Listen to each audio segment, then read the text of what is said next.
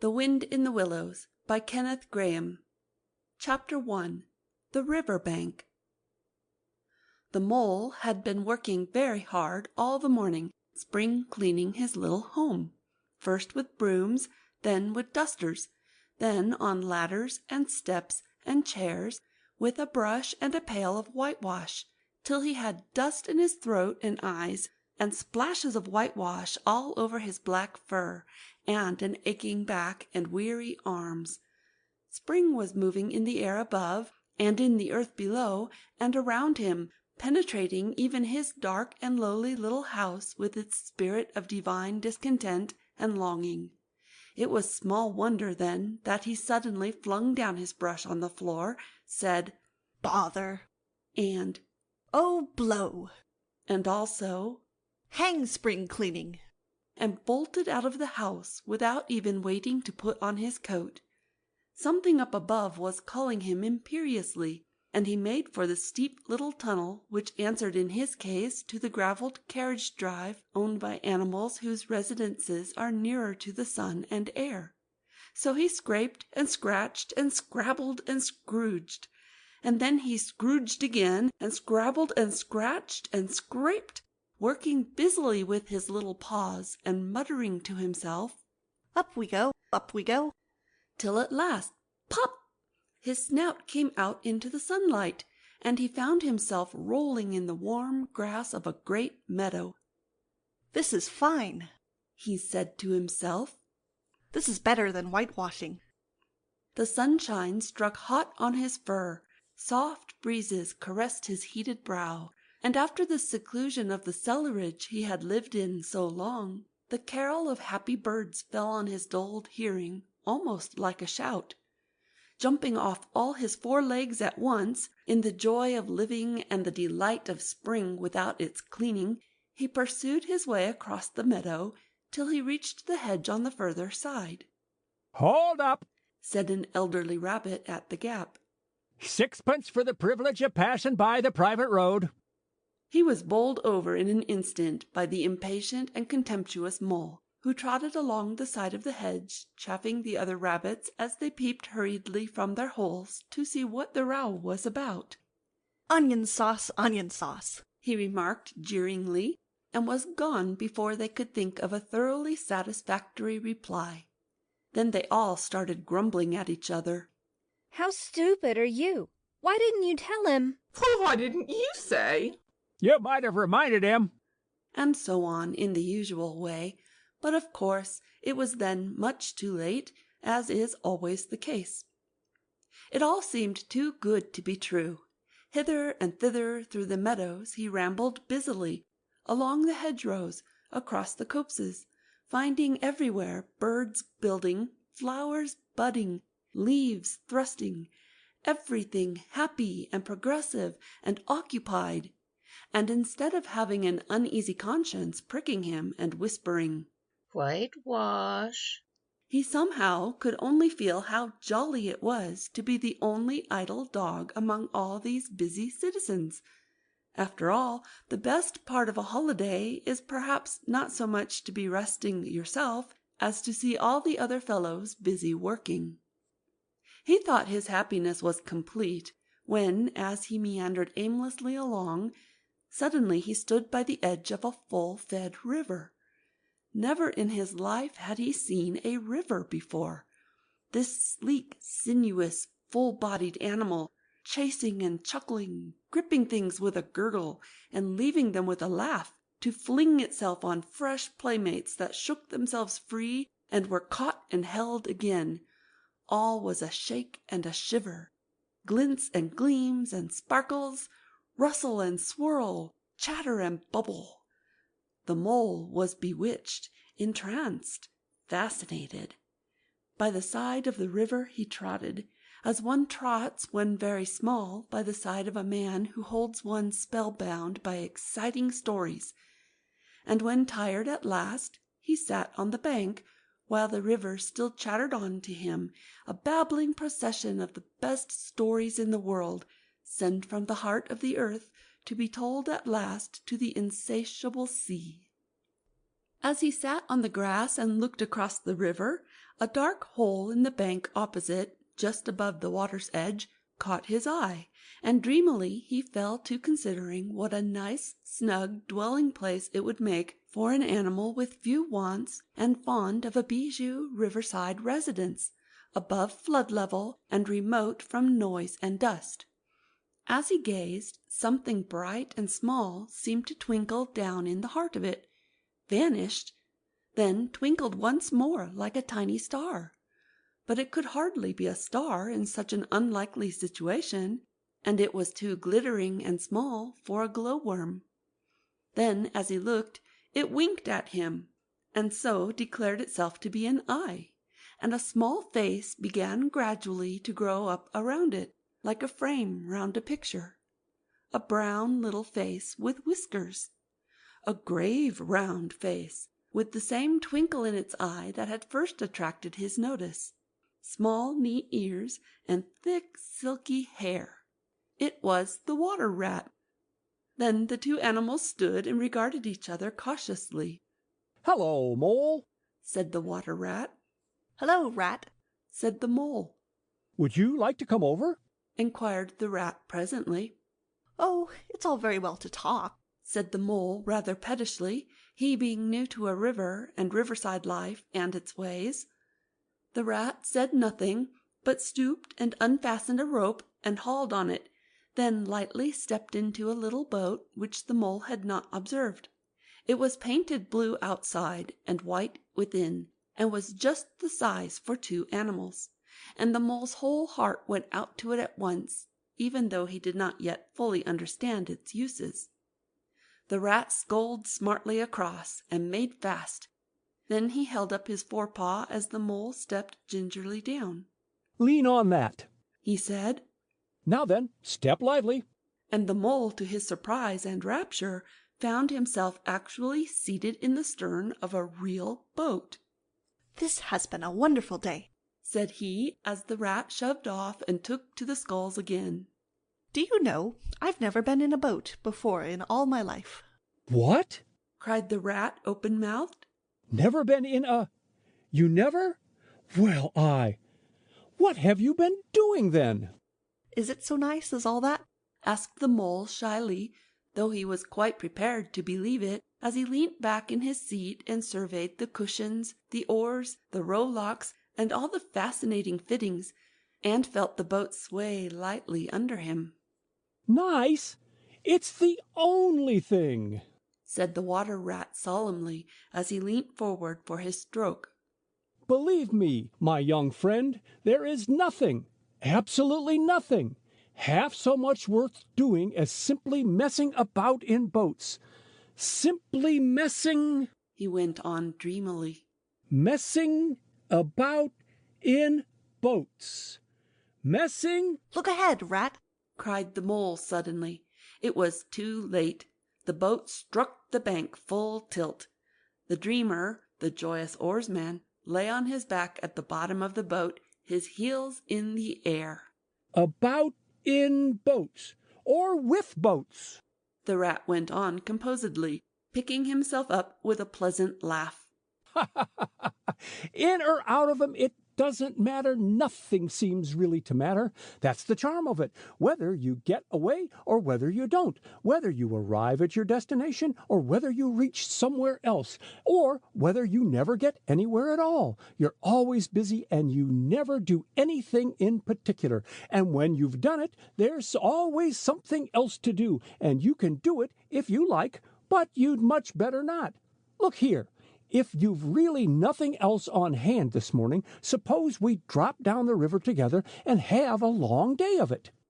The mole waggled his toes from sheer happiness, spread his chest with a sigh of full contentment, and leaned back blissfully into the soft cushions. What a day I'm having, he said. Let us start at once. "Hold hard a minute, then," said the rat. He looped the painter through a ring in his landing stage, climbed up into his hole above, and after a short interval reappeared staggering under a fat wicker luncheon basket. "Shove that under your feet," he observed to the mole, as he passed it down into the boat. Then he untied the painter and took the skulls again. What's inside it? Asked the mole, wriggling with curiosity. There's cold chicken inside it, Replied the rat briefly. cold tongue, cold ham, cold beef, pickled gherkins, salad, French rolls, crust sandwiches, potted meat, ginger beer, lemonade, soda water. Oh, stop! Stop! Cried the mole in ecstasies. This is too much. Do you really think so? Inquired the rat seriously. It's only what I always take on these little excursions, and the other animals are always telling me that I'm a mean beast and cut it very fine. The mole never heard a word he was saying. Absorbed in the new life he was entering upon, intoxicated with the sparkle, the ripple, the scents and the sounds and the sunlight, he trailed a paw in the water and dreamed long, waking dreams. The water rat, like the good little fellow he was, sculled steadily on and forbore to disturb him. I like your clothes awfully, old chap, he remarked after some half an hour or so had passed. I'm going to get a black velvet smoking suit myself some day, as soon as I can afford it. I beg your pardon, said the mole, pulling himself together with an effort. You must think me very rude, but all this is so new to me. So, this is a river. The river, corrected the rat. And you really live by the river? What a jolly life. by it and with it and on it and in it, said the rat.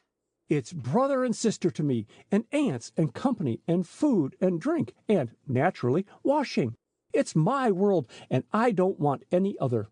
What it hasn't got is not worth having, and what it doesn't know is not worth knowing.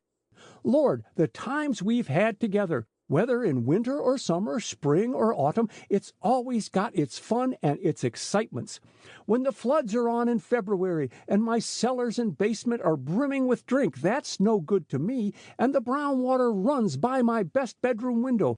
Or again, when it all drops away and shows patches of mud that smells like plum cake, and the rushes and the weed clog the channels, and I can potter about dry shod over most of the bed of it and find fresh food to eat, and things careless people have dropped out of boats.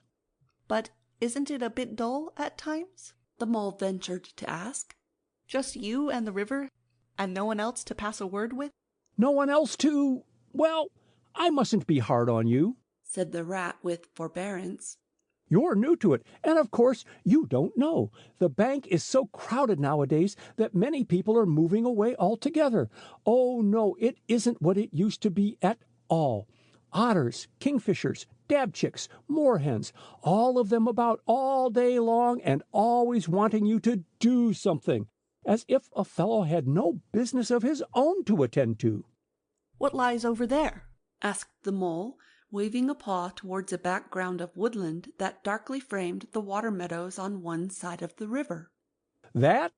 Oh, that's just the wild wood, said the rat shortly. We don't go there very much, we river bankers. Aren't they very nice people in there? Said the mole a trifle nervously. Well, replied the rat. Let me see. The squirrels are all right, and the rabbits, some of them. But rabbits are a mixed lot. And then there's Badger, of course. He lives right in the heart of it. Wouldn't live anywhere else either, if you paid him to do it. Dear old Badger. Nobody interferes with him. They'd better not, he added significantly. Why, who should interfere with him? Asked the mole. Well, of course, there are others, explained the rat in a hesitating sort of way. Weasels and stoats and foxes and so on. They're all right in a way. I'm very good friends with them. Past the time of day when we meet and all that. But they break out sometimes. There's no denying it. And then, well, you can't really trust them, and that's the fact. The mole knew well that it is quite against animal etiquette to dwell on possible trouble ahead, or even to allude to it, so he dropped the subject. And beyond the wildwood again? He asked. Where it's all blue and dim, and one sees what may be hills, or perhaps they mayn't, and something like the smoke of towns, or is it only cloud drift? Beyond the wild wood comes the wide world, said the rat. and that's something that doesn't matter either to you or me. I've never been there, and I'm never going, nor you either. If you've got any sense at all, don't ever refer to it again, please. Now then, here's our backwater at last, where we're going to lunch. Leaving the main stream, they now passed into what seemed at first sight like a little landlocked lake.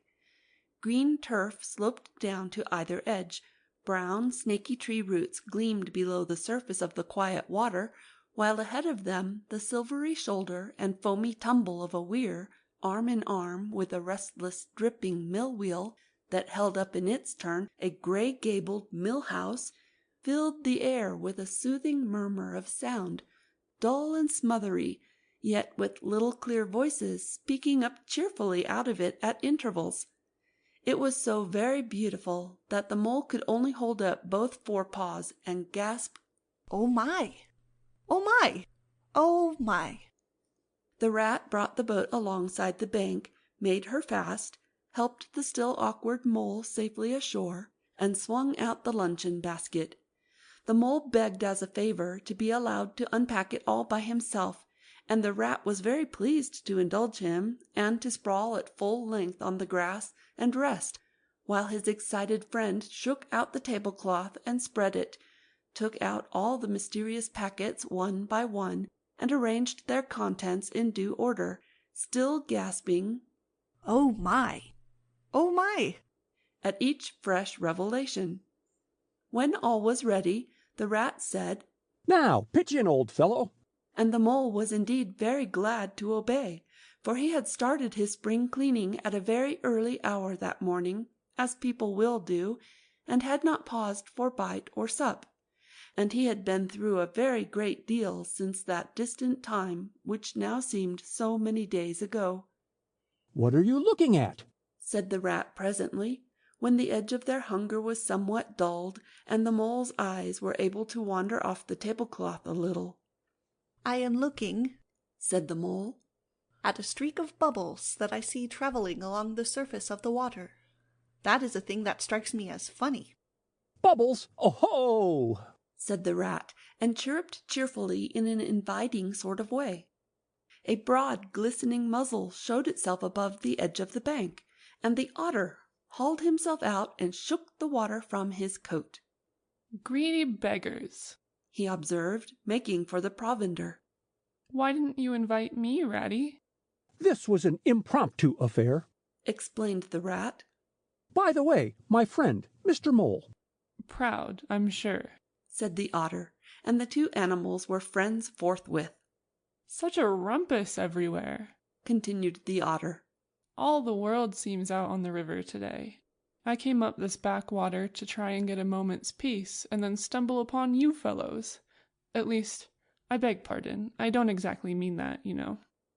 There was a rustle behind them, proceeding from a hedge wherein last year's leaves still clung thick, and a stripy head, with high shoulders behind it, peered forth on them. Come on, old Badger, shouted the rat. The badger trotted forward a pace or two, then grunted, Company, and turned his back and disappeared from view. That's just the sort of fellow he is, observed the disappointed rat. Simply hates society. Now we shan't see any more of him today. Well, tell us, who's out on the river? Toad's out, for one, replied the otter. In his brand new wager boat. New togs, new everything. The two animals looked at each other and laughed. Once it was nothing but sailing, said the rat. Then he tired of that and took to punting. Nothing would please him but to punt all day and every day, and a nice mess he made of it. Last year it was houseboating, and we all had to go and stay with him in his houseboat and pretend we liked it. He was going to spend the rest of his life in a houseboat. It's all the same. Whatever he takes up, he gets tired of it and starts on something fresh. Such a good fellow, too, remarked the otter reflectively. But no stability, especially in a boat. From where they sat they could get a glimpse of the main stream across the island that separated them, and just then a wager boat flashed into view, the rower, a short, stout figure, splashing badly and rolling a good deal, but working his hardest. The Rat stood up and hailed him, but Toad, for it was he, shook his head and settled sternly to his work. "He'll be out of the boat in a minute if he rolls like that," said the Rat, sitting down again. Of course he will, chuckled the Otter. Did I ever tell you that good story about Toad and the lock keeper? It happened this way. Toad— An errant mayfly swerved unsteadily athwart the current, in the intoxicated fashion affected by young bloods of mayflies seeing life. A swirl of water and a cloop, and the mayfly was visible no more. Neither was the Otter. The Mole looked down. The voice was still in his ears, but the turf whereon he had sprawled was clearly vacant. Not an otter to be seen, as far as the distant horizon. But again there was a streak of bubbles on the surface of the river. The Rat hummed a tune, and the Mole recollected that animal etiquette forbade any sort of comment on the sudden disappearance of one's friends at any moment, for any reason or no reason whatever. "Well, well," said the Rat. "I suppose we ought to be moving. I wonder which of us had better pack the luncheon basket." He did not speak as if he was frightfully eager for the treat. "Oh, please let me," said the Mole. So, of course, the Rat let him. Packing the basket was not quite such pleasant work as unpacking the basket. It never is. But the Mole was bent on enjoying everything, and although just when he had got the basket packed and strapped up tightly he saw a plate staring up at him from the grass, and when the job had been done again the Rat pointed out a fork which anybody ought to have seen, and last of all, behold, the mustard pot, which he had been sitting on, without knowing it. Still, somehow, the thing got finished at last without much loss of temper. The afternoon sun was getting low as the Rat sculled gently homewards in a dreamy mood, murmuring poetry things over to himself, and not paying much attention to Mole. But the Mole was very full of lunch, and self-satisfaction, and pride, and already quite at home in a boat, so he thought, and was getting a bit restless besides, and presently he said, "Ratty, please, I want to row now." The Rat shook his head with a smile. "Not yet, my young friend," he said. "Wait till you've had a few lessons. It's not so easy as it looks." The Mole was quiet for a minute or two, but he began to feel more and more jealous of Rat, sculling so strongly and so easily along, and his pride began to whisper that he could do it every bit as well. He jumped up and seized the sculls so suddenly that the Rat, who was gazing out over the water and saying more poetry things to himself, was taken by surprise and fell backwards off his seat with his legs in the air for a second time, while the triumphant Mole took his place and grabbed the sculls with entire confidence. "Stop it, you silly ass!" cried the Rat from the bottom of the boat. "You can't do it. You'll have us over." The Mole flung his sculls back with a flourish, and made a great dig at the water. He missed the surface altogether. His legs flew up above his head, and he found himself lying on top of the prostrate Rat. Greatly alarmed, he made a grab at the side of the boat, and the next moment, sploosh! Over went the boat, and he found himself struggling in the river. Oh my, how cold the water was, and oh, how very wet it felt! How it sang in his ears as he went down, down, down! How bright and welcome the sun looked as he rose to the surface, coughing and spluttering! How black was his despair when he felt himself sinking again! Then a firm paw gripped him by the back of his neck. It was the Rat, and he was evidently laughing. The Mole could feel him laughing right down his arm and through his paw, and so into the Mole's neck.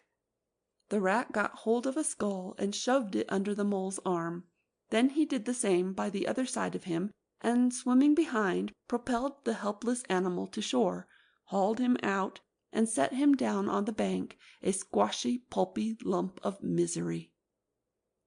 When the rat had rubbed him down a bit, and wrung some of the wet out of him, he said, "Now then, old fellow, trot up and down the towing path as hard as you can till you're warm and dry again, while I dive for the luncheon basket."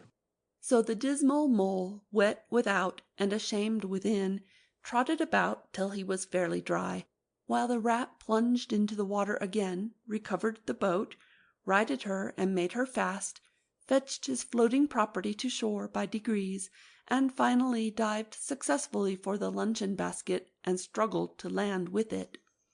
When all was ready for a start once more, the mole, limp and dejected, took his seat in the stern of the boat, and as they set off, he said in a low voice, broken with emotion, "Ratty, my generous friend, I am very sorry indeed for my foolish and ungrateful conduct. My heart quite fails me when I think how I might have lost that beautiful luncheon basket. Indeed, I have been a complete ass, and I know it.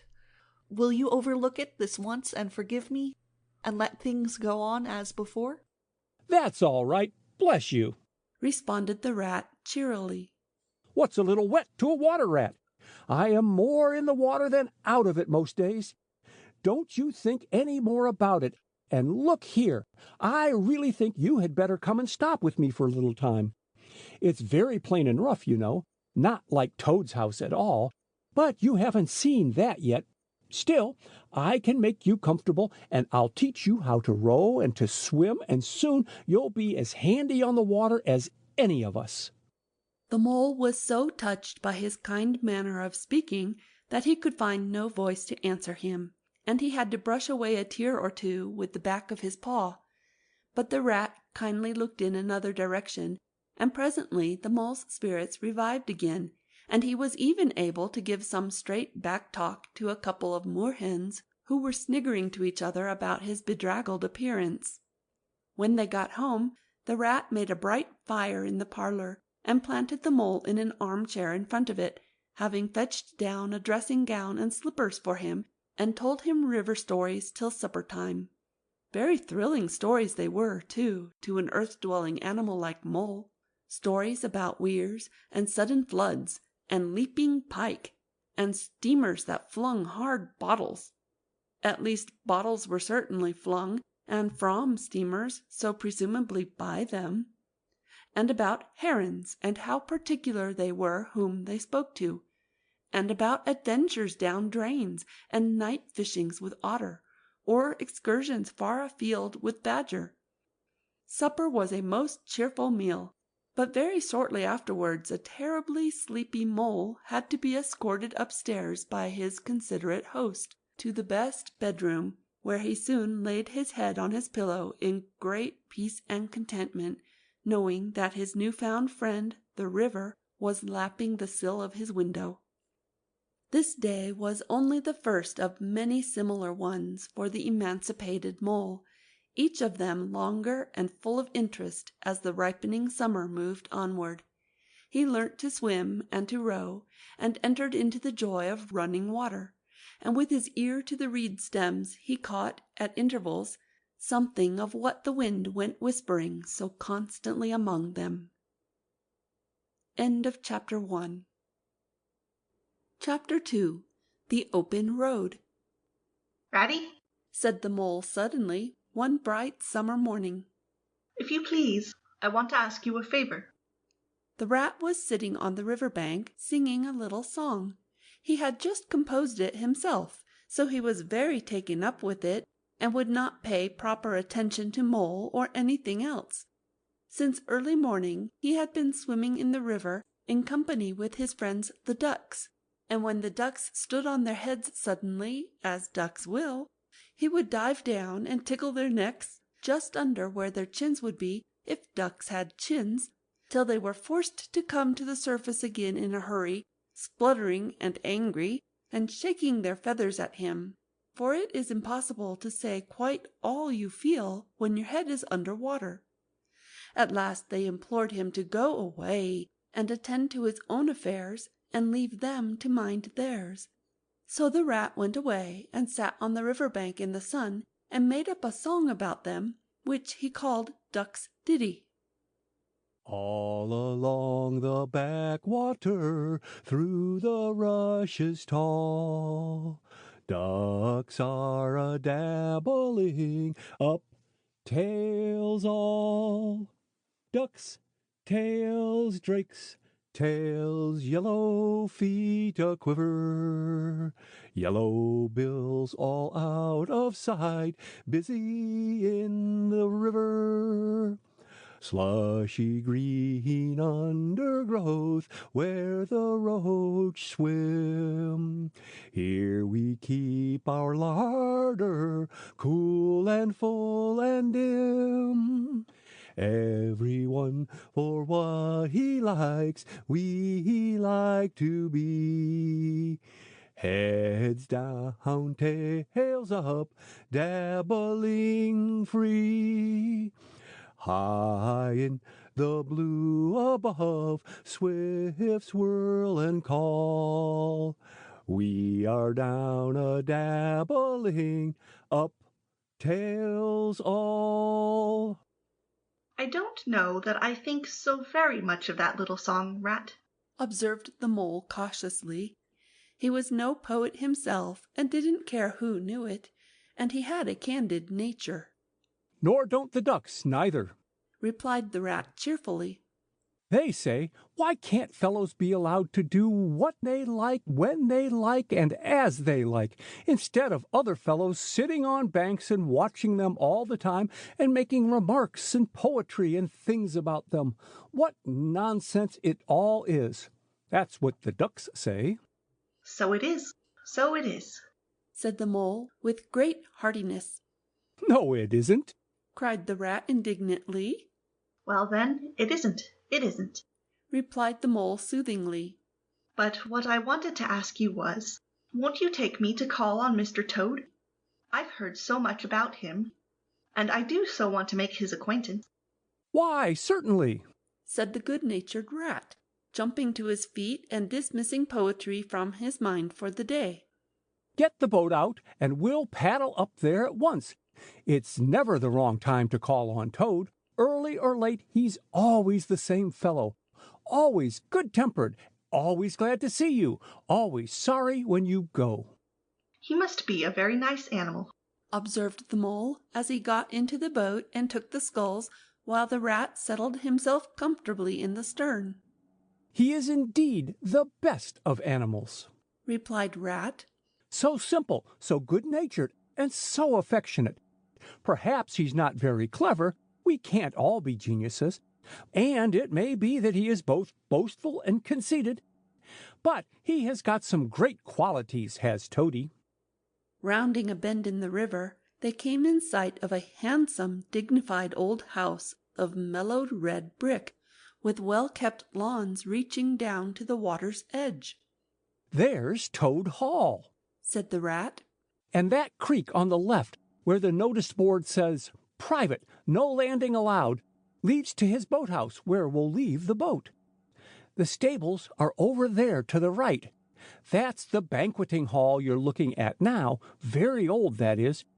Toad is rather rich, you know, and this is really one of the nicest houses in these parts, though we never admit as much to Toad. They glided up the creek, and the mole shipped his sculls as they passed into the shadow of a large boathouse. Here they saw many handsome boats, slung from the cross-beams or hauled up on a slip, but none in the water, and the place had an unused and a deserted air. The rat looked around him. I understand, said he. Boating is played out. He's tired of it, and done with it. I wonder what new fad he has taken up now. Come along, and let's look him up. We shall hear all about it quite soon enough. They disembarked and strolled across the gay flower-decked lawns in search of Toad, whom they presently happened upon resting in a wicker garden-chair with a preoccupied expression of face and a large map spread out on his knees. "Hooray!" he cried, jumping up on seeing them. This is splendid. He shook the paws of both of them warmly, never waiting for an introduction to the mole. How kind of you! He went on, dancing round them. I was just going to send a boat down the river for you, Ratty, with strict orders that you were to be fetched up here at once. Whatever you were doing, I want you badly, both of you. Now what will you take? Come inside and have something. You don't know how lucky it is you're turning up just now.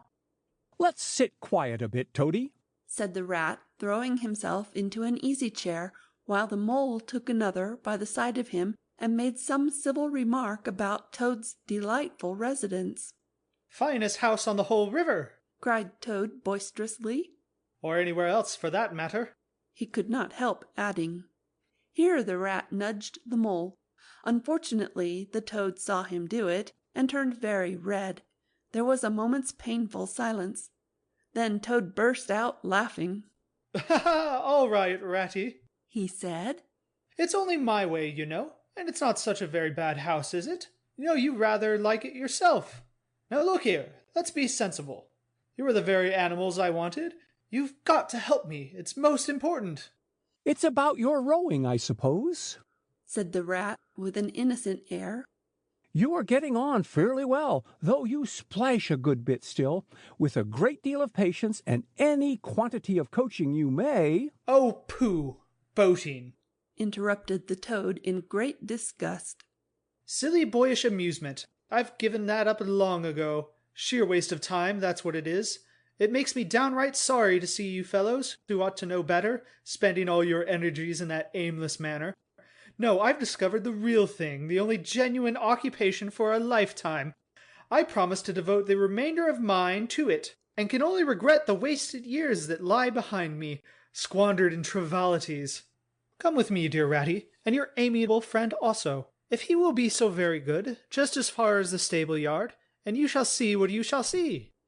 He led the way to the stable-yard accordingly, the rat following with a most mistrustful expression, and there, drawn out of the coach-house into the open, they saw a gypsy caravan, shining with newness, painted a canary yellow picked out with green, and red wheels. There you are, cried the toad, straddling and expanding himself. There's real life for you, embodied in that little cart. The open road, the dusty highway, the heath, the common, the hedgerows, the rolling downs. Camps, villages, towns, cities. Here today and up off somewhere else tomorrow.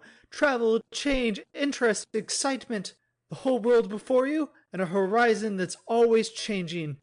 And mind, this is the very finest cart of its sort that was ever built, without any exception. Come inside and look at the arrangements. Planned 'em all myself, I did. The mole was tremendously interested and excited, and followed him eagerly up the steps and into the interior of the caravan. The rat only snorted and thrust his hands deep into his pockets, remaining where he was. It was indeed very compact and comfortable. Little sleeping bunks, a little table that folded up against the wall, a cooking stove, lockers, bookshelves, a bird cage with a bird in it, and pots, pans, jugs, and kettles of every size and variety. All complete, said the toad triumphantly, pulling open a locker. You see, biscuits, potted lobster, sardines, everything you could possibly want. Soda water here, baccy there, letter paper, bacon, jam, cards, and dominoes. You'll find, he continued, as they descended the steps again, you'll find that nothing whatever has been forgotten when we make our start this afternoon. I beg your pardon, said the rat slowly, as he chewed a straw. But did I overhear you say something about we and start and this afternoon? Now, you dear good old Ratty, said Toad imploringly, don't begin talking in that stiff and sniffy sort of way, because you know you've got to come. I can't possibly manage without you, so please consider it settled, and don't argue. It's the one thing I can't stand. You surely don't mean to stick to your dull, fusty old river all your life, and just live in a hole in a bank in a boat? I want to show you the world. I'm going to make an animal of you, my boy. I don't care, said the rat doggedly. I'm not coming, and that's flat. and I am going to stick to my old river and live in a hole and boat as I've always done. And what's more, Mole's going to stick to me and do as I do. Aren't you, Mole?" Of course I am, said the mole loyally. I'll always stick to you, Rat. And what you say is to be, has got to be.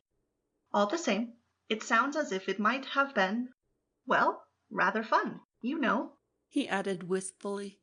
Poor Mole!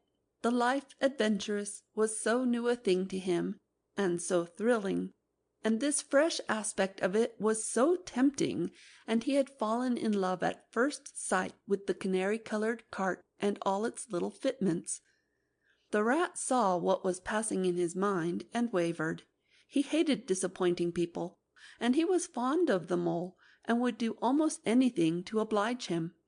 Toad was watching both of them closely. "Come along in and have some lunch," he said diplomatically. "and we'll talk it over. We needn't decide anything in a hurry. Of course, I don't really care. I only want to give pleasure to you fellows. Live for others, that's my motto in life." During luncheon, which was excellent, of course, as everything at Toad Hall always was, the Toad simply let himself go. Disregarding the rat, he proceeded to play upon the inexperienced mole as on a harp. Naturally a voluble animal, and always mastered by his imagination, he painted the prospects of the trip, and the joys of the open life and the roadside, in such glowing colours that the mole could hardly sit in his chair for excitement. Somehow it soon seemed taken for granted by all three of them that the trip was a settled thing, and the rat, though still unconvinced in his mind, allowed his good nature to override his personal objections. He could not bear to disappoint his two friends, who were already deep in schemes and anticipations, planning out each day's separate occupation for several weeks ahead. When they were quite ready, the now triumphant Toad led his companions to the paddock, and set them to capture the old grey horse, who, without having been consulted, and to his own extreme annoyance, had been told off by Toad for the dustiest job in this dusty expedition. He frankly preferred the paddock, and took a deal of catching. Meantime, Toad packed the lockers still tighter with necessaries, and hung nose-bags, nets of onions, bundles of hay, and baskets from the bottom of the cart. At last the horse was caught and harnessed, and they set off, all talking at once, each animal either trudging by the side of the cart or sitting on the shaft, as the humour took him. It was a golden afternoon. The smell of the dust they kicked up was rich and satisfying. Out of thick orchards on either side the road, birds called and whistled to them cheerily. Good-natured wayfarers, passing them, gave them "Good day," or stopped to say nice things about their beautiful cart, and rabbits, sitting at their front doors in the hedgerows, held up their forepaws and said, "Oh my! Oh my! Oh my!" Late in the evening, tired and happy and miles from home, they drew up on a remote common far from habitations, turned the horse loose to graze, and ate their simple supper sitting on the grass by the side of the cart.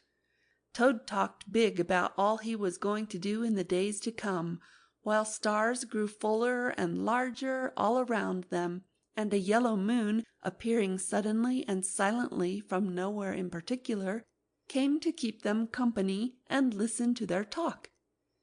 At last they turned into their little bunks in the cart, and Toad, kicking out his legs sleepily, said, "Well, good night, you fellows.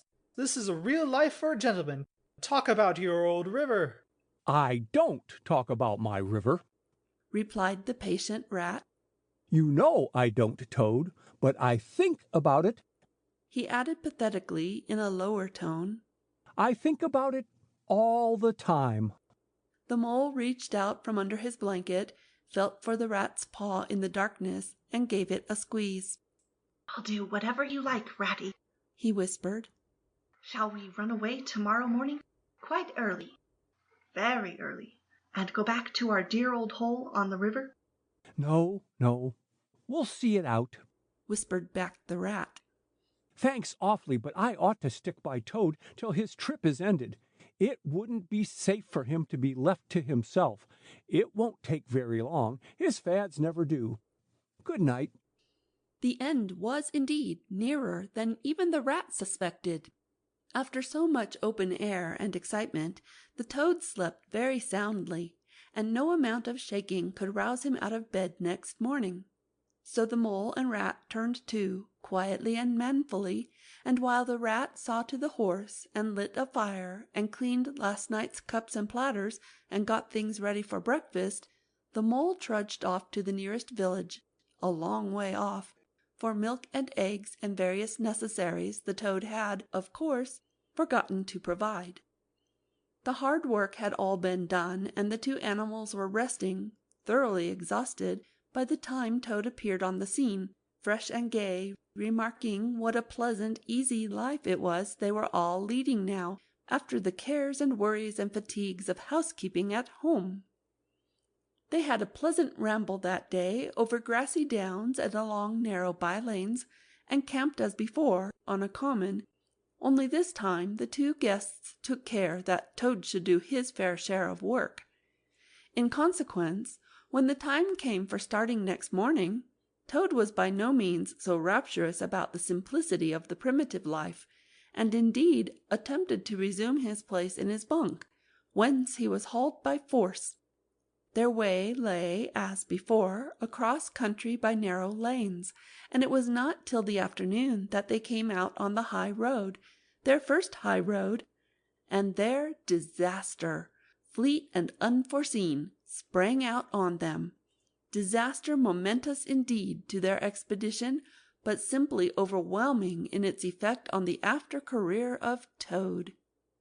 They were strolling along the high road easily, the mole by the horse's head, talking to him, since the horse had complained that he was being frightfully left out of it, and nobody considered him in the least. The toad and the water rat walking behind the cart, talking together. At least Toad was talking, and Rat was saying at intervals, "Yes, precisely. And what did you say to him?" and thinking all the time of something very different, when far behind them they heard a faint warning hum, like the drone of a distant bee. Glancing back, they saw a small cloud of dust with a dark centre of energy advancing on them at incredible speed, while from out the dust a faint "bow, bow" wailed like an uneasy animal in pain. Hardly regarding it, they turned to resume their conversation, when in an instant, as it seemed, the peaceful scene was changed, and with a blast of wind and a whirl of sound that made them jump for the nearest ditch, it was on them. The "bow, bow" rang with a brazen shout in their ears. They had a moment's glimpse of an interior of glittering plate glass and rich morocco, and the magnificent motor car, immense, breath-snatching, passionate, with its pilot tense and hugging his wheel, possessed all earth and air for the fraction of a second, flung an enveloping cloud of dust that blinded and enwrapped them utterly, and then dwindled to a speck in the far distance, changed back into a droning bee once more. The old grey horse, dreaming, as he plodded along, of his quiet paddock, in a new raw situation as this, simply abandoned himself to his natural emotions, rearing, plunging, backing steadily, in spite of all the mole's efforts at his head, and all the mole's lively language directed at his better feelings. He drove the cart backwards towards the deep ditch at the side of the road. It wavered an instant, then there was a heart-rending crash, and the canary-coloured cart, their pride and their joy, lay on its side in the ditch, an irredeemable wreck. The rat danced up and down in the road, simply transported with passion. "You villains!" he shouted, shaking both fists. "You scoundrels! You highwaymen! You road hogs! I'll have the law of you! I'll report you! I'll take you through all the courts!" His homesickness had quite slipped away from him, and for the moment he was the skipper of the canary-colored vessel driven on a shoal by the reckless jockeying of rival mariners, and he was trying to recollect all the fine and biting things he used to say to masters of steam launches when their wash, as they drove too near the bank, used to flood his parlor carpet at home. Toad sat straight down in the middle of the dusty road, his legs stretched out before him, and stared fixedly in the direction of the disappearing motor car. He breathed short. His face wore a placid, satisfied expression, and at intervals he faintly murmured, The mole was busy trying to quiet the horse, which he succeeded in doing after a time. Then he went to look at the cart on its side in the ditch. It was indeed a sorry sight. Panels and windows smashed, axles hopelessly bent, one wheel off, sardine tins scattered over the wide world, and the bird in the bird-cage sobbing pitifully and calling to be let out. The rat came to help him, but their united efforts were not sufficient to right the cart. Hi, Toad, they cried. Come and bear a hand, can't you? The toad never answered a word or budged from his seat in the road, so they went to see what was the matter with him. They found him in a sort of trance, a happy smile on his face, his eyes still fixed on the dusty wake of their destroyer. At intervals he was still heard to murmur,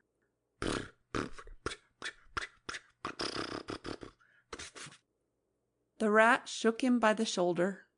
Are you coming to help us, Toad? He demanded sternly. Glorious, stirring sight, murmured Toad, never offering to move.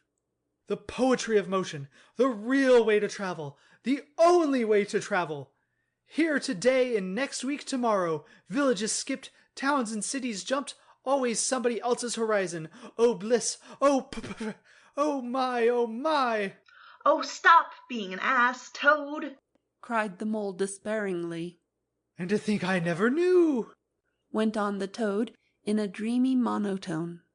All those wasted years that lie behind me, I never knew, never even dreamt. But now that I know, now that I fully realize, oh, what a flowery track lies spread before me, henceforth. What dust clouds shall spring up behind me as I speed on my reckless way?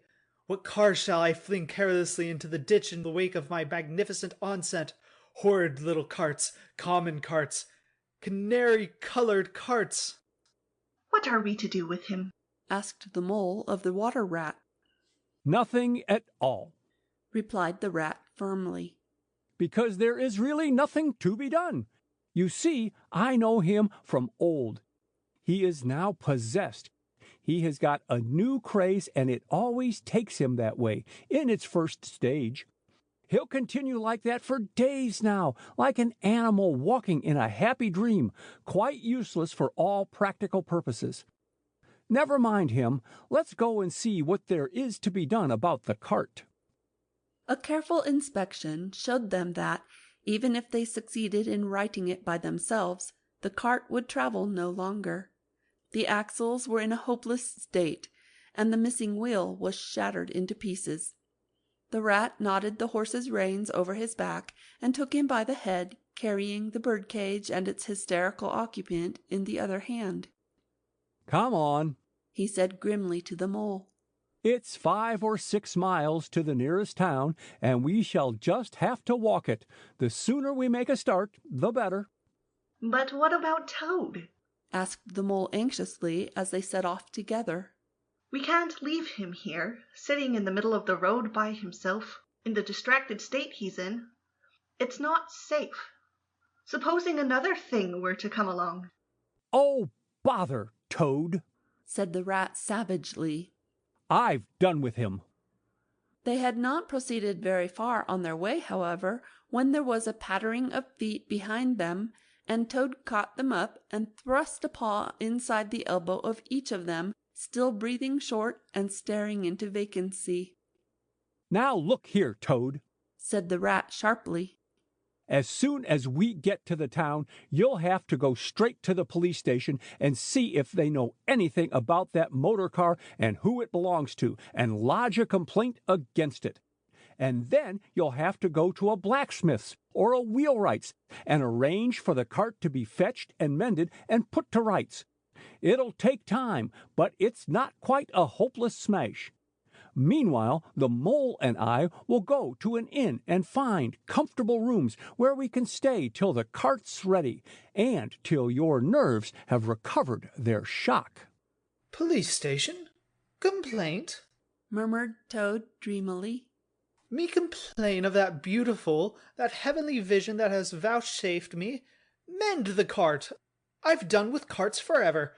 I never want to see the cart or hear of it again. Oh, Ratty, you can't think how obliged I am to you for consenting to come on this trip. I wouldn't have gone without you, and then I might never have seen that swan, that sunbeam, that thunderbolt. I might have never heard that entrancing sound, or smelt that bewitching smell. I owe it to you all, my best of friends. The rat turned from him in despair. You see what it is? He said to the mole, addressing him across Toad's head. He's quite hopeless. I give it up. When we get to the town, we'll go to the railway station, and with luck, we may pick up a train there that will get us back to Riverbank tonight. And if ever you catch me going a-pleasuring with this provoking animal again... He snorted, and during the rest of that weary trudge addressed his remarks exclusively to Mole. On reaching the town, they went straight to the station and deposited Toad in the second-class waiting-room, giving a porter 2 pence to keep a strict eye on him. They then left the horse at an inn stable, and gave what directions they could about the cart and its contents.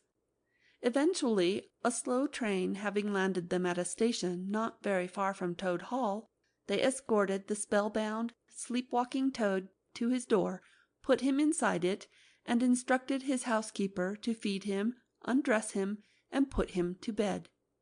Then they got out their boat from the boat-house, sculled down the river home, and at a very late hour sat down to supper in their own cosy riverside parlour, to the rat's great joy and contentment.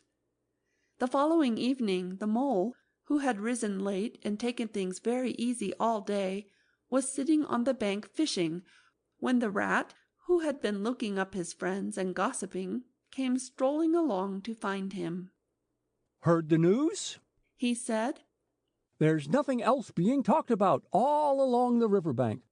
Toad went up to town by an early train this morning, and he has ordered a large and very expensive motor car. End of Chapter 2. Chapter 3. The Wild Wood. The mole had long wanted to make the acquaintance of the badger. He seemed, by all accounts, to be such an important personage, and, though rarely visible, to make his unseen influence felt by everybody about the place. But whenever the mole mentioned his wish to the water rat, he always found himself put off. It's all right, the rat would say. Badger'll turn up some day or other. He's always turning up, and then I'll introduce you. The best of fellows, but you must not take him only as you find him, but when you find him. Couldn't you ask him here? Dinner or something? Said the mole. He wouldn't come, replied the rat simply. Badger hates society and invitations and dinner and all that sort of thing. Well, then supposing we go and call on him, suggested the mole. Oh, I'm sure he wouldn't like that at all, said the rat, quite alarmed. He's so very shy, he'd be sure to be offended. I've never even ventured to call on him at his own home myself, though I know him so well. Besides, we can't. It's quite out of the question, because he lives in the very middle of the wild wood. Well, supposing he does, said the mole. You told me the wildwood was all right, you know. Oh, I know, so it is, replied the rat evasively. But I think we won't go there just now. Not just yet. It's a long way, and he wouldn't be at home at this time of year anyhow, and he'll be coming along some day if you'll wait quietly."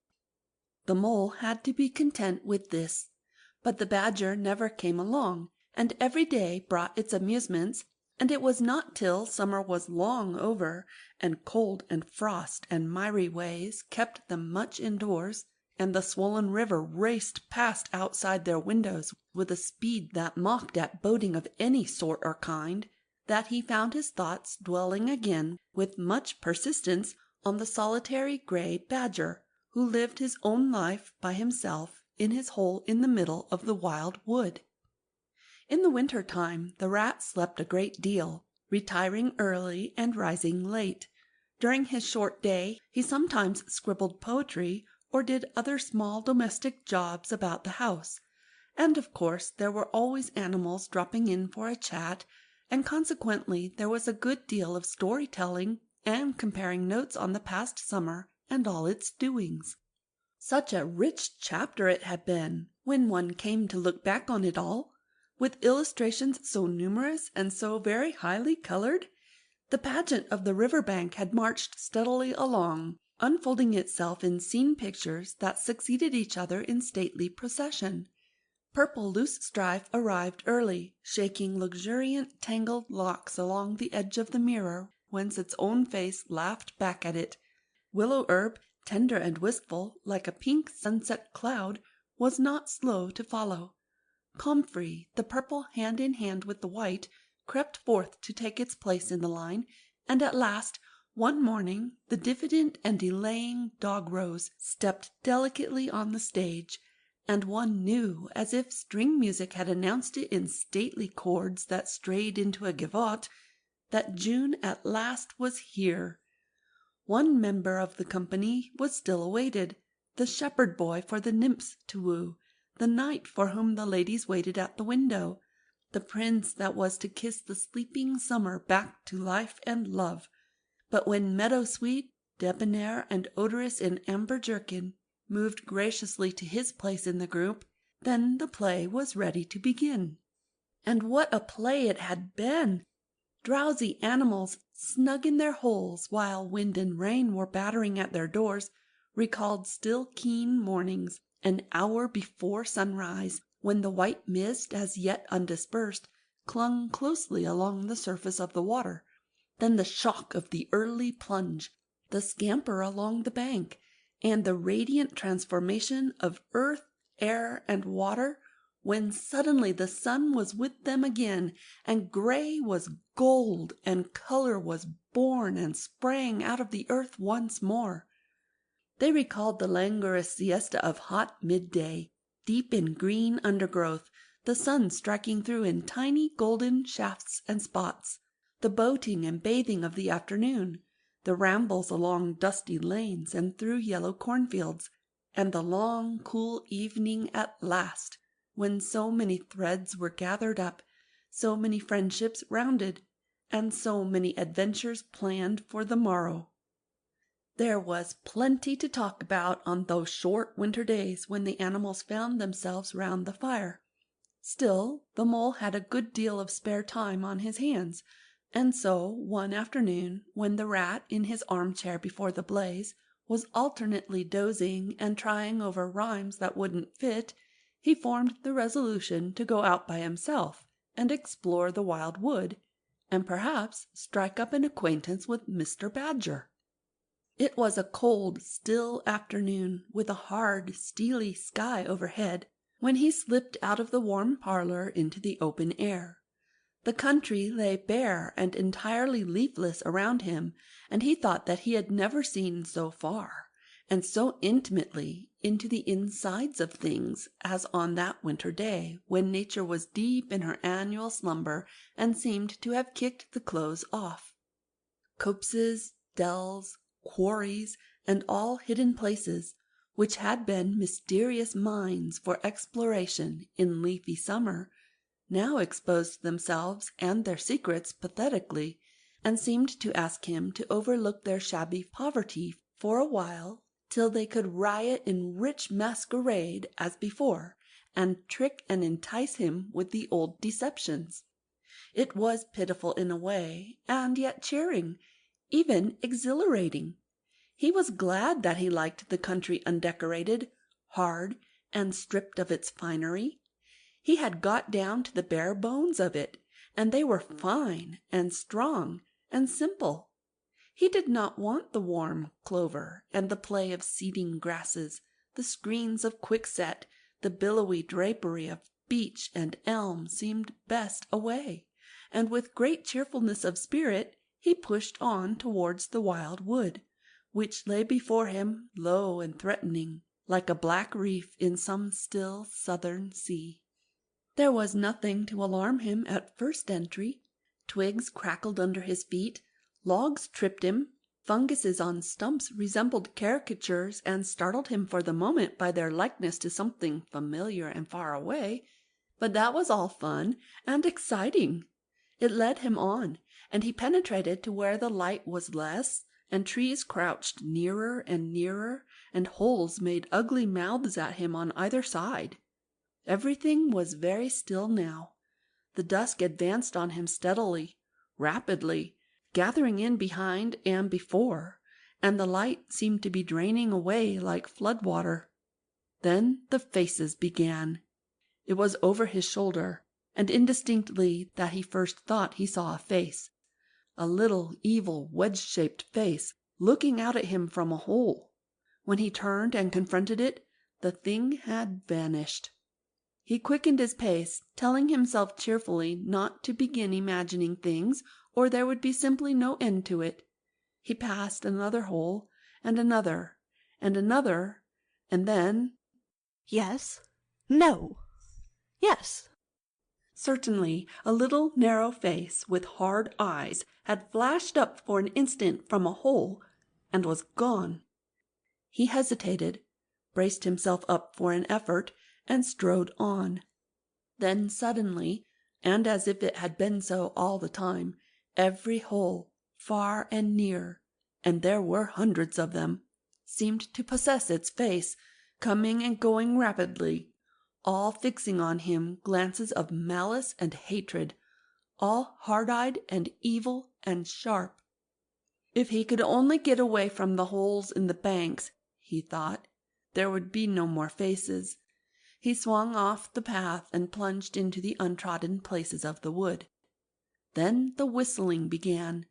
Very faint and shrill it was, and far behind him, when he first heard it, but somehow it made him hurry forward.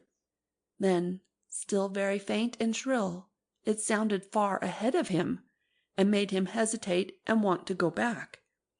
As he halted in indecision, it broke out on either side, and seemed to be caught up and passed on throughout the whole length of the wood to its farthest limit. They were up and alert and ready, evidently, whoever they were, and he was alone and unarmed, and far from any help, and the night was closing in. Then the pattering began. He thought it was only falling leaves at first, so slight and delicate was the sound of it. Then as it grew, it took a regular rhythm, and he knew it for nothing else but the pat-pat-pat of little feet still a very long way off. Was it in front or behind? It seemed to be first one and then the other, then both. It grew and it multiplied till from every quarter, as he listened anxiously, leaning this way and that, it seemed to be closing in on him.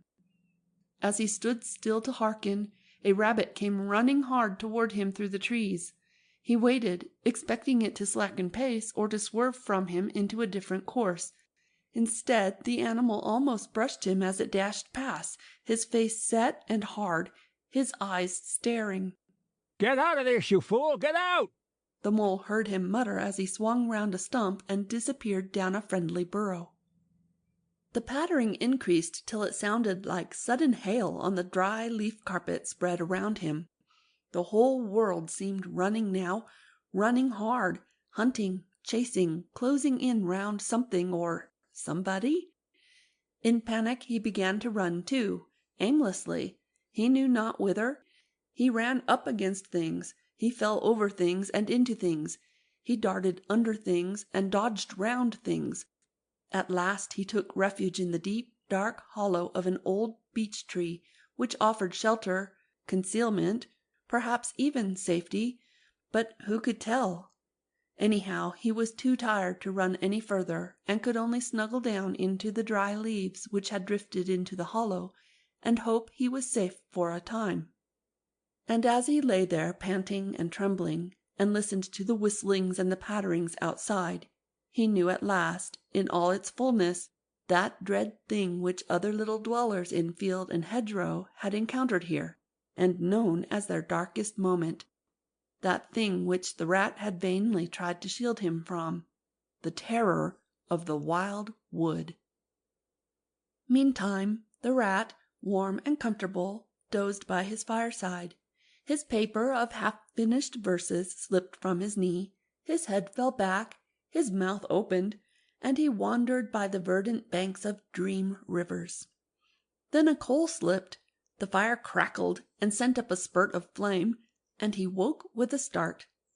Remembering what he had been engaged upon, he reached down to the floor for his verses, pored over them for a minute, and then looked round for the mole to ask him if he knew a good rhyme for something or other. But the mole was not there. He listened for a time. The house seemed very quiet. Then he called, "Molly!" several times, and receiving no answer, got up and went out into the hall. The mole's cap was missing from its accustomed peg. His goloshes, which always lay by the umbrella stand, were also gone.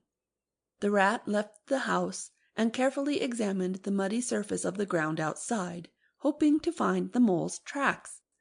There they were, sure enough. The goloshes were new, just bought for the winter, and the pimples on their soles were fresh and sharp. He could see the imprints of them in the mud, running along straight and purposeful, leading direct to the wild wood. The rat looked very grave, and stood in deep thought for a minute or two. Then he re-entered the house, strapped a belt round his waist, shoved a brace of pistols into it, took up a stout cudgel that stood in a corner of the hall, and set off for the wild wood at a smart pace. It was already getting towards dusk when he reached the first fringe of trees, and plunged without hesitation into the wood, looking anxiously on either side for any sign of his friend. Here and there wicked little faces popped out of holes, but vanished immediately at sight of the valorous animal, his pistols, and the great ugly cudgel in his grasp. And the whistling and pattering, which he had heard quite plainly on his first entry, died away and ceased, and all was very still. He made his way manfully through the length of the wood to its furthest edge. Then, forsaking all paths, he set himself to traverse it, laboriously working over the whole ground, and all the time calling out cheerfully, "Molly! Molly! Molly! Where are you? It's me! It's old Rat!" He had patiently hunted through the wood for an hour or more, when at last, to his joy, he heard a little answering cry. Guiding himself by the sound, he made his way through the gathering darkness to the foot of an old beech tree with a hole in it, and from out of the hole came a feeble voice saying, "Ratty, is that really you?" The rat crept into the hollow, and there he found the mole, exhausted and still trembling. "Oh, Rat!" he cried. "I've been so frightened, you can't think." "Oh, I quite understand," said the rat soothingly. "You shouldn't really have gone and done it, Mole. I did my best to keep you from it. We riverbankers, we hardly ever come here by ourselves. If we have to come, we come in couples at least. Then we're generally all right.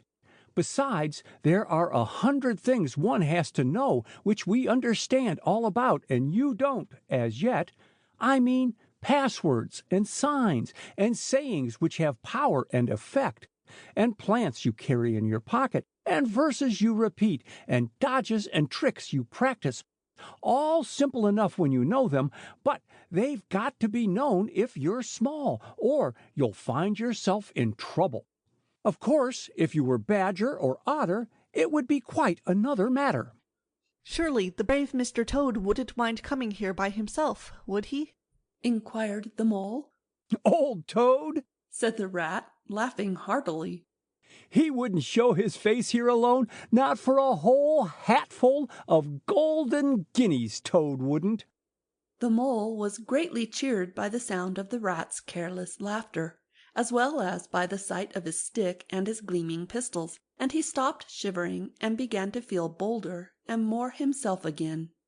Now then, said the Rat presently, we really must pull ourselves together and make a start for home while there's still a little light left.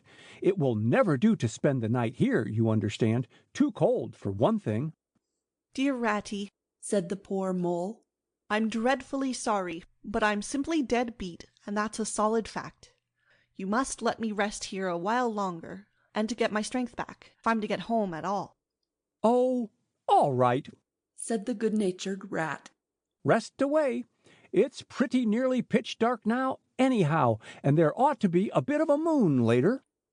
So the Mole got well into the dry leaves and stretched himself out, and presently dropped off into sleep, though of a broken and troubled sort, while the Rat covered himself up too, as best he might, for warmth, and lay patiently waiting, with a pistol in his paw.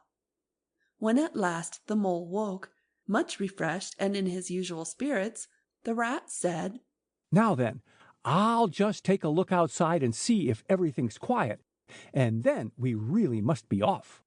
He went to the entrance of their retreat and put his head out. Then the Mole heard him saying quietly to himself, Hello, hello. Here is a go. What's up, Ratty? asked the Mole. Snow is up, replied the Rat briefly. Or rather, down. It's snowing hard. The Mole came and crouched beside him, and looking out, saw the wood that had been so dreadful to him in quite a changed aspect. Holes, hollows, pools, pitfalls, and other black menaces to the wayfarer were vanishing fast, and a gleaming carpet of fairy was springing up everywhere that looked too delicate to be trodden upon by rough feet. A fine powder filled the air and caressed the cheek with a tingle in its touch, and the black boles of the trees showed up in a light that seemed to come from below. Well, well, it can't be helped, said the Rat after pondering. We must make a start and take our chance, I suppose. The worst of it is, I don't exactly know where we are, and now this snow makes everything look so very different. It did indeed. The Mole would not have known that it was the same wood. However, they set out bravely, and took the line that seemed most promising, holding on to each other and pretending with invincible cheerfulness that they recognized an old friend in every fresh tree that grimly and silently greeted them, or saw openings, gaps, or paths with a familiar turn in them, in the monotony of white space and black tree trunks that refused to vary. An hour or two later, they had lost all count of time. They pulled up, dispirited, weary, and hopelessly at sea, and sat down on a fallen tree trunk to recover their breath and consider what was to be done. They were aching with fatigue and bruised with tumbles. They had fallen into several holes and got wet through. The snow was getting so deep that they could hardly drag their little legs through it, and the trees were thicker and more like each other than ever. There seemed to be no end to this wood, and no beginning, and no difference in it, and worst of all, no way out. We can't sit here very long, said the Rat. We shall have to make another push for it and do something or other. The cold is too awful for anything, and the snow will soon be too deep for us to wade through. He peered about him and considered. Look here, he went on. This is what occurs to me. There's a sort of dell down here in front of us, where the ground seems all hilly and humpy and hummocky.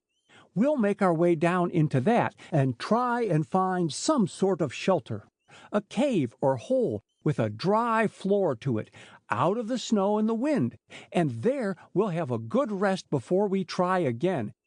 for we're both of us pretty dead beat. Besides, the snow may leave off, or something may turn up." So once more they got on their feet and struggled down into the dell, where they hunted about for a cave, or some corner that was dry and a protection from the keen wind and the whirling snow. They were investigating one of the hummocky bits the rat had spoken of, when suddenly the mole tripped up and fell forward on his face with a squeal. Yeah! Oh, my leg! He cried. Oh, my poor shin! And he sat up on the snow and nursed his leg in both his front paws. "Poor old mole," said the rat kindly. "You don't seem to be having much luck today, do you? Let's have a look at the leg. Yes," he went on, going down on his knees to look. "you've cut your shin, sure enough. Wait till I get my handkerchief, and I'll tie it up for you." I must have tripped over a hidden branch or a stump, said the mole miserably. Oh my! Oh my! "It's a very clean cut," said the rat, examining it again attentively. "That was never done by a branch or a stump. Looks as if it was made by a sharp edge of something in metal. Funny." He pondered a while and examined the humps and slopes that surrounded them.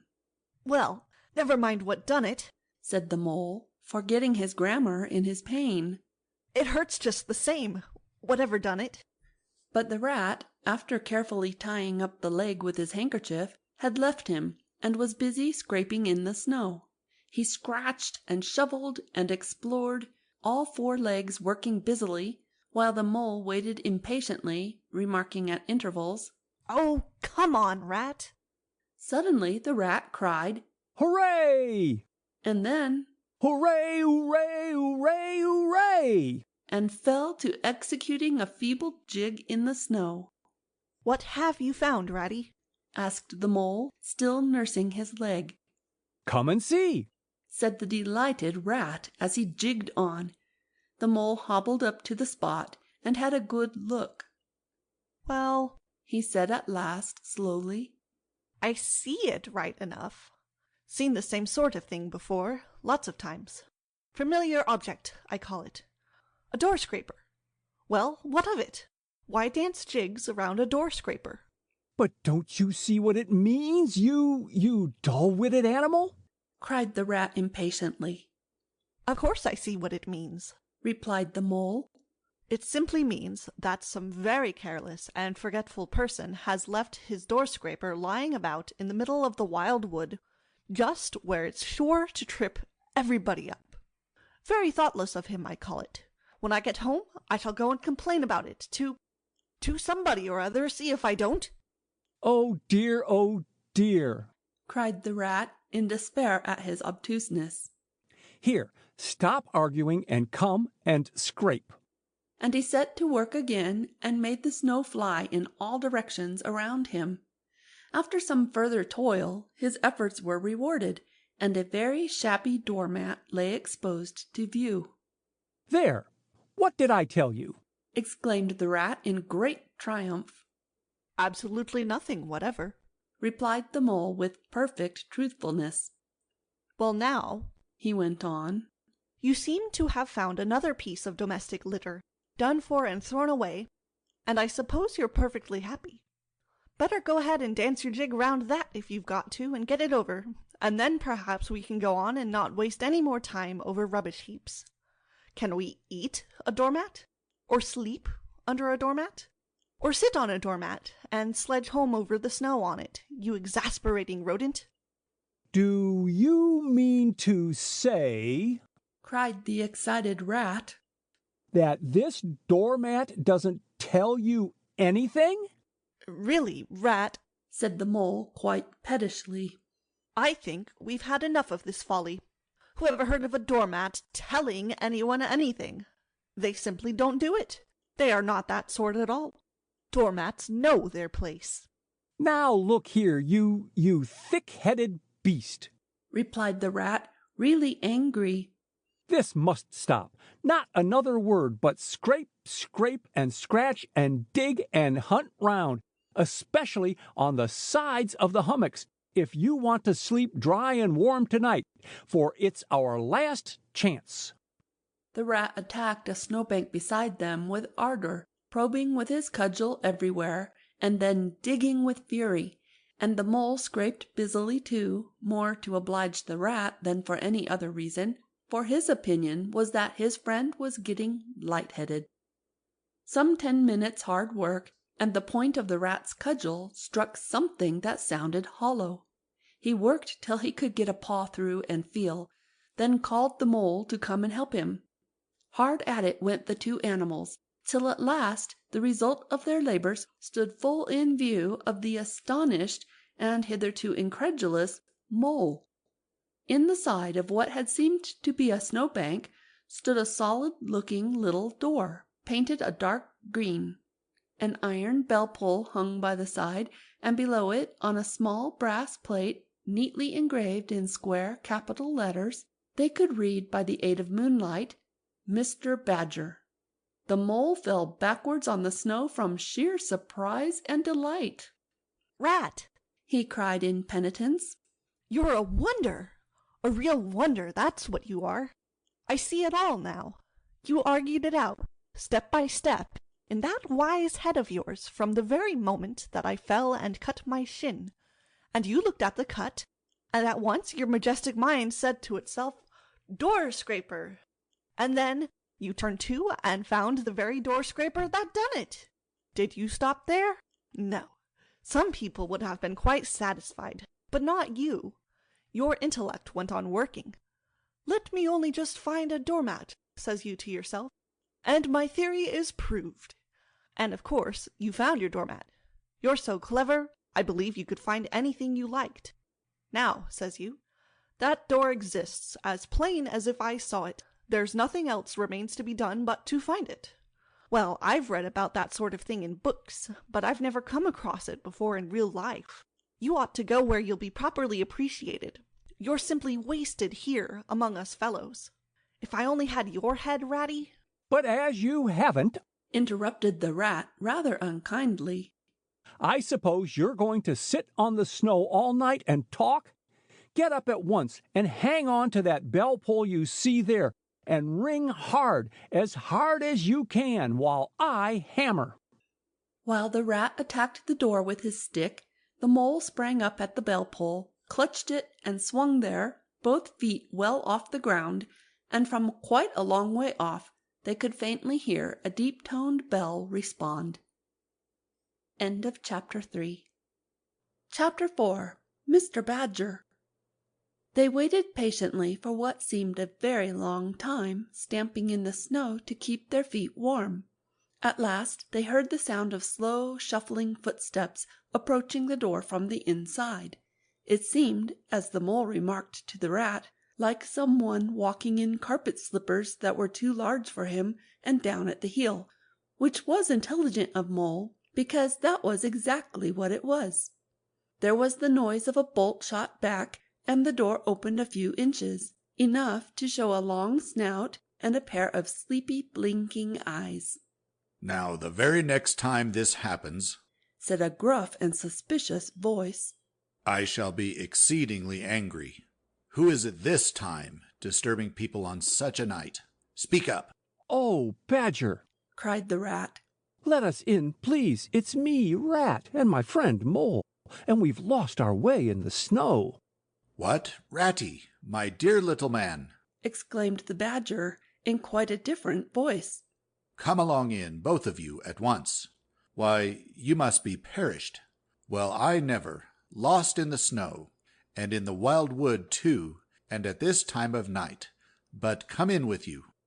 The two animals tumbled over each other in their eagerness to get inside, and heard the door shut behind them with great joy and relief. The Badger, who wore a long dressing-gown, and whose slippers were indeed very down at heel, carried a fat candlestick in his paw, and had probably been on his way to bed when their summons sounded. He looked kindly down on them, and patted both their heads. "This is not the sort of night for small animals to be out," he said paternally. "I'm afraid you've been up to some of your pranks again, Ratty. But come along, come into the kitchen. There's a first-rate fire there, and supper and everything."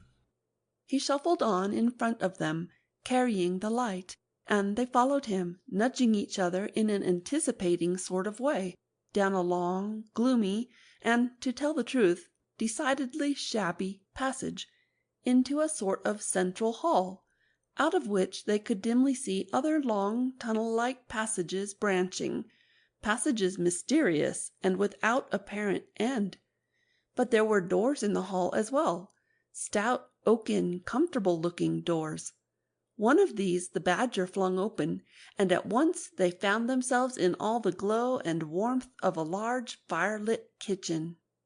The floor was well-worn red brick, and on the wide hearth burnt a fire of logs between two attractive chimney-corners tucked away in the wall, well out of any suspicion of draught.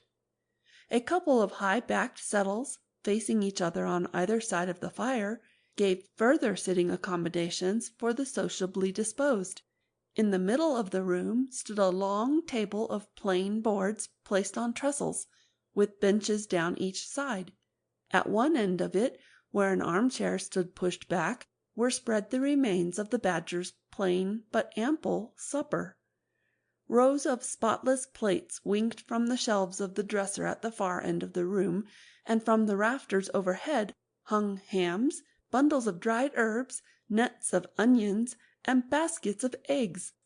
It seemed a place where heroes could fitly feast after victory, where weary harvesters could line up in scores along the table and keep their harvest home with mirth and song, or where 2 or 3 friends of simple tastes could sit about as they pleased, and eat and smoke and talk in comfort and contentment.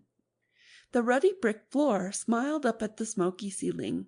The oaken settles, shiny with long wear, exchanged cheerful glances with each other.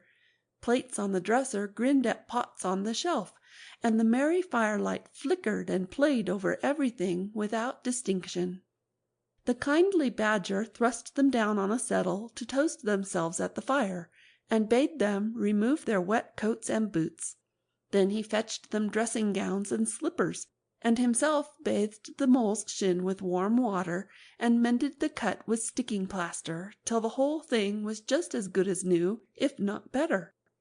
In the embracing light and warmth, warm and dry at last, with weary legs propped up in front of them, and a suggestive clink of plates being arranged on the table behind, it seemed to the storm-driven animals, now in safe anchorage, that the cold and trackless wild wood just left outside was miles and miles away, and all that they had suffered in it a half-forgotten dream.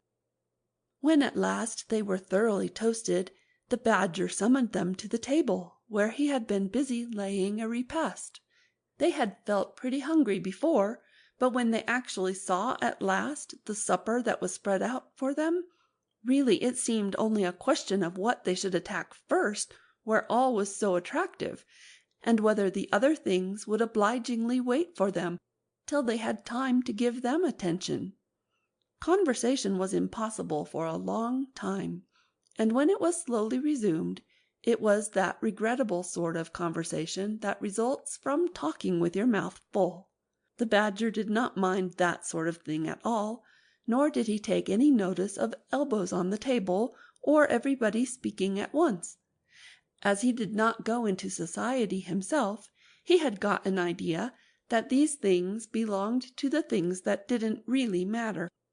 We know, of course, that he was wrong, and took too narrow a view, because they do matter very much, though it would take too long to explain why. He sat in his armchair at the head of the table, and nodded gravely at intervals as the animals told their story, and he did not seem surprised or shocked at anything, and he never said, "I told you so," or "Just what I always said," or remarked that they ought to have done so-and-so, or ought not to have done something else. The mole began to feel very friendly towards him. When supper was really finished at last, and each animal felt that his skin was now as tight as was decently safe, and that by this time he didn't care a hang for anybody or anything, they gathered round the glowing embers of the great wood fire, and thought how jolly it was to be sitting up so late, and so independent, and so full. And after they had chatted for a time about things in general, the Badger said heartily, "Now then, tell us the news from your part of the world. How's old Toad going on?" "Oh, from bad to worse," said the Rat gravely, while the Mole, cocked up on a settle and basking in the firelight, his heels higher than his head, tried to look properly mournful. "Another smash-up only last week, and a bad one. You see, he will insist on driving himself, and he's hopelessly incapable. If he'd only employ a decent, steady, well-trained animal, pay him good wages, and leave everything to him, he'd get on all right. But no, he's convinced he's a heaven-born driver, and nobody can teach him anything, and all the rest follows." "How many has he had?" inquired the Badger gloomily. "Smashes or machines?" asked the Rat. "Oh, well, after all, it's the same thing with Toad. This is the 7th. As for the others, you know that coach house of his? Well, it's piled up, literally piled up to the roof, with fragments of motor cars, none of them bigger than your hat. That accounts for the other 6, so far as they can be accounted for." He's been in hospital 3 times, put in the Mole. "And as for the fines he's had to pay, it's simply awful to think of." "Yes, and that's part of the trouble," continued the Rat. "Toad's rich, we all know, but he's not a millionaire, and he's a hopelessly bad driver, and quite regardless of law and order. Killed or ruined, it's got to be one of the 2 things, sooner or later. Badger, we're his friends. Oughtn't we to do something?" The Badger went through a bit of hard thinking. "Now look here," he said at last, rather severely. "Of course you know I can't do anything now." His 2 friends assented, quite understanding his point. No animal, according to the rules of animal etiquette, is ever expected to do anything strenuous or heroic or even moderately active during the off-season of winter. All are sleepy, some actually asleep. All are weather-bound, more or less, and all are resting from arduous days and nights, during which every muscle in them has been severely tested, and every energy kept at full stretch. "Very well, then," continued the Badger. "But when once the year has really turned, and the nights are shorter, and halfway through them one rouses and feels fidgety and wanting to be up and doing by sunrise, if not before, you know." Both animals nodded gravely. They knew. "Well, then," went on the Badger, "we, that is, you and me and our friend the Mole here, we'll take Toad seriously in hand. We'll stand no nonsense whatever. We'll bring him back to reason, by force if need be. We'll make him be a sensible Toad. You're asleep, Rat." "Not me," said the Rat, waking up with a jerk. "He's been asleep 2 or 3 times since supper," said the Mole, laughing. He himself was feeling quite wakeful and even lively, though he didn't know why. The reason was, of course, that he being naturally an underground animal by birth and breeding, the situation of Badger's house exactly suited him and made him feel at home, while the Rat, who slept every night in a bedroom the windows of which opened on a breezy river, naturally felt the atmosphere still and oppressive. "Well, it's time we were all in bed," said the Badger, getting up and fetching flat candlesticks. "Come along, you 2, and I'll show you your quarters. And take your time tomorrow morning. Breakfast at any hour you please." He conducted the 2 animals to a long room that seemed half bedchamber and half loft. The Badger's winter stores, which indeed were visible everywhere, took up half the room. Piles of apples, turnips, and potatoes, baskets full of nuts, and jars of honey. But the two little white beds on the remainder of the floor looked soft and inviting, and the linen on them, though coarse, was clean and smelt beautifully of lavender, and the mole and the water rat, shaking off their garments in some 30 seconds, tumbled in between the sheets in great joy and contentment. In accordance with the kindly Badger's injunctions, the two tired animals came down to breakfast very late next morning, and found a bright fire burning in the kitchen, and two young hedgehogs sitting on a bench at the table, eating oatmeal porridge out of wooden bowls. The hedgehogs dropped their spoons, rose to their feet, and ducked their heads respectfully as the two entered. "There, sit down, said the rat pleasantly. and go on with your porridge. Where have you youngsters come from? Lost your way in the snow, I suppose?" "Yes, please, sir," said the elder of the two hedgehogs respectfully. "me and little Billy here. We was trying to find our way to school. Mother would have us go, was the weather ever so, and of course we lost ourselves, sir. And Billy he got frightened, and took and cried, being so young and faint-hearted, and at last we happened up against Mr. Badger's back door, and made so bold as to knock, sir. For Mr. Badger, he's a kind-hearted gentleman, as everybody knows." "I understand," said the rat, cutting himself some rashers from a side of bacon, while the mole dropped some eggs into a saucepan. "And what's the weather like outside? You needn't sir me quite so much," he added. "Oh, terrible bad, sir. Terrible deep the snow is," said the hedgehog. "No getting out for the likes of you gentlemen today." "Where's Mr. Badger?" inquired the mole as he warmed the coffee pot before the fire. "The master's gone into his study, sir," replied the hedgehog.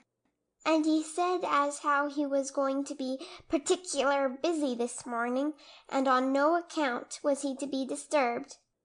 This explanation, of course, was thoroughly understood by everyone present.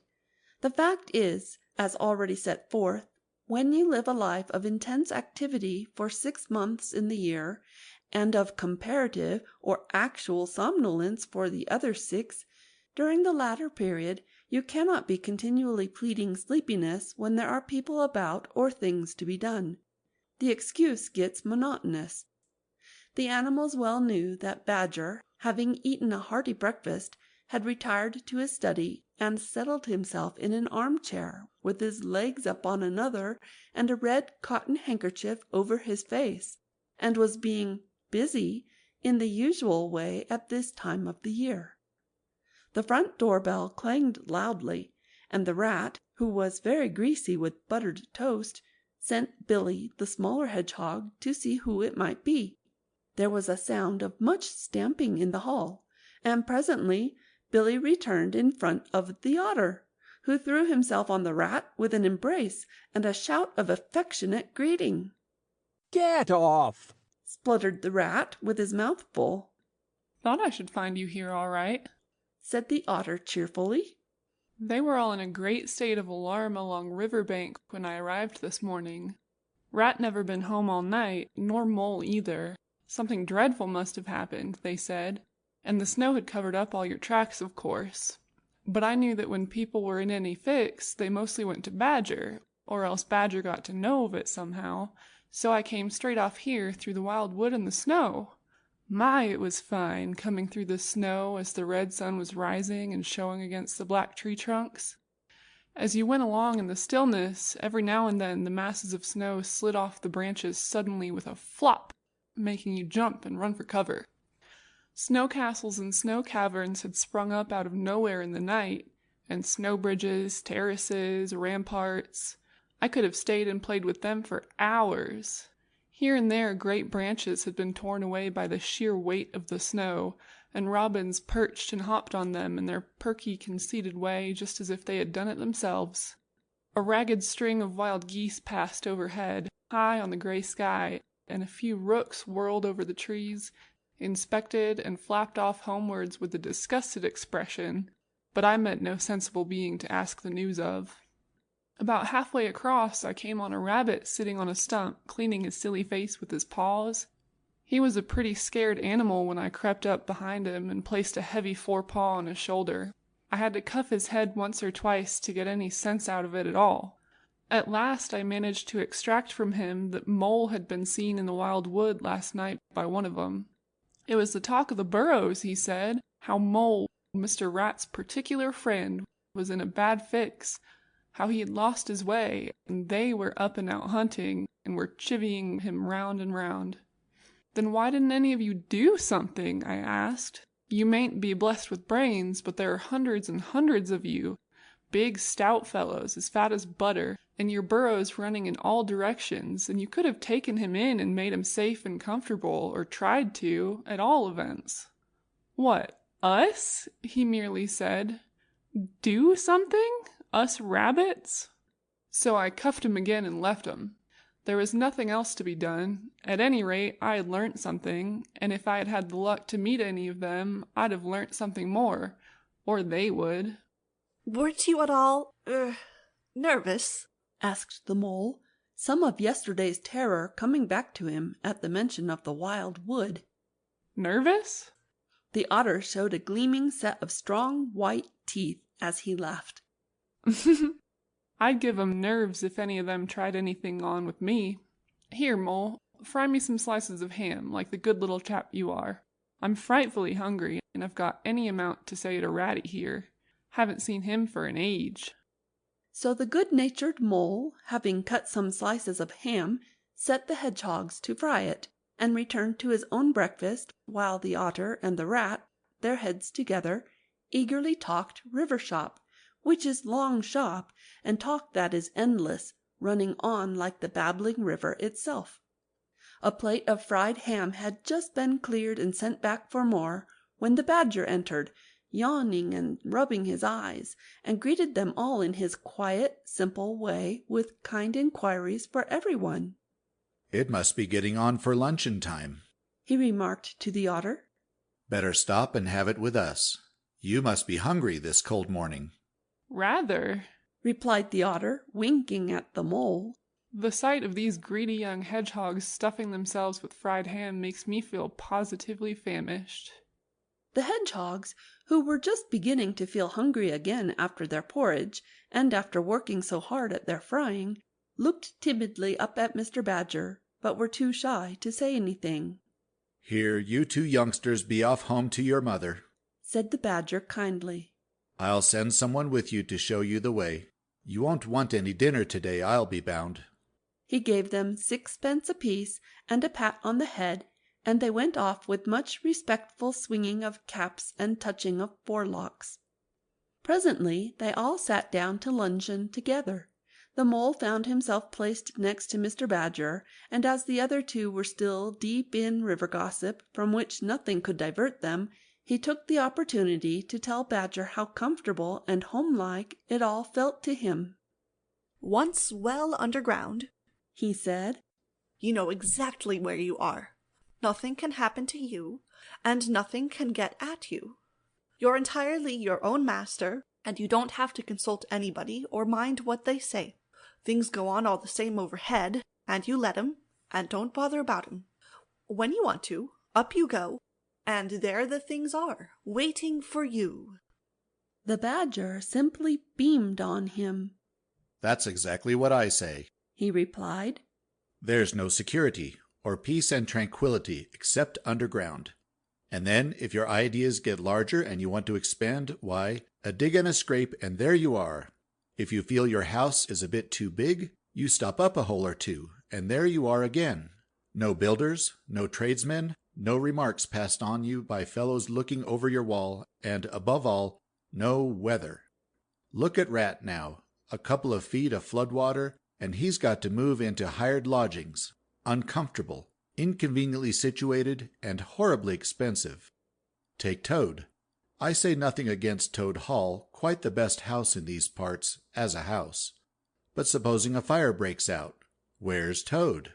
Supposing tiles are blown off, or walls sink, or crack, or windows get broken, where's Toad? Supposing the rooms are draughty, I hate a draught myself, Where's Toad? No, up and out of doors is good enough to roam about and get one's living in, but underground to come back to at last. That's my idea of home." The mole assented heartily, and the badger in consequence got very friendly with him. "When lunch is over," he said, "I'll take you all round this little place of mine. I can see you'll appreciate it. You understand what domestic architecture ought to be, you do."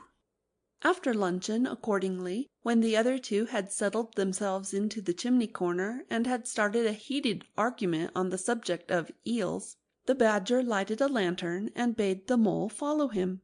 Crossing the hall, they passed down one of the principal tunnels, and the wavering light of the lantern gave glimpses on either side of rooms both large and small, some mere cupboards, others nearly as broad and imposing as Toad's dining hall. A narrow passage at right angles led them into another corridor, and here the same thing was repeated. The mole was staggered at the size, the extent, the ramifications of it all, at the length of the dim passages, the solid vaultings of the crammed store chambers, the masonry everywhere, the pillars, the arches, the pavements. "How on earth, Badger," he said at last, "did you ever find time and strength to do all this? It's astonishing." "It would be astonishing indeed," said the badger simply, "if I had done it. But as a matter of fact, I did none of it, only cleaned out the passages and chambers as far as I had need of them. There's lots more of it, all round about. I see you don't understand, and I must explain it to you. Well, very long ago, on the spot where the wild wood waves now, before ever it had planted itself and grown up to what it now is, there was a city of people, you know. Here, where we are standing, they lived and walked and talked and slept and carried on their business. Here they stabled their horses and feasted. From here they rode out to fight or drove out to trade. They were a powerful people, and rich, and great builders. They built to last, for they thought their city would last forever." "But what has become of them all?" asked the mole. "Who can tell?" said the badger. "People come, they stay for a while, they flourish, they build, and they go. It is their way. But we remain. There were badgers here, I've been told, long before that same city ever came to be, and now there are badgers here again. We are an enduring lot, and we may move out for a time, but we wait and are patient, and back we come. And so it will ever be." "Well, and when they went at last, those people?" said the mole. "When they went," continued the badger, "the strong winds and persistent rains took the matter in hand, patiently, ceaselessly, year after year. Perhaps we badgers, too, in our small way, helped a little. Who knows? It was all down, down, down, gradually, ruin and leveling and disappearance. Then it was all up, up, up, gradually, as seeds grew to saplings, and saplings to forest trees, and bramble and fern came creeping in to help. Leaf mold rose and obliterated. Streams in their winter freshets brought sand and soil to clog and to cover, and in course of time our home was ready for us again, and we moved in. Up above us, on the surface, the same thing happened.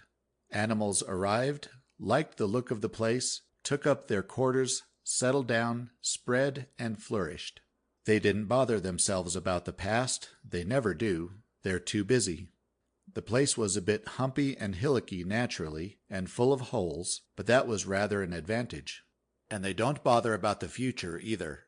The future when perhaps the people will move in again, for a time, as may very well be.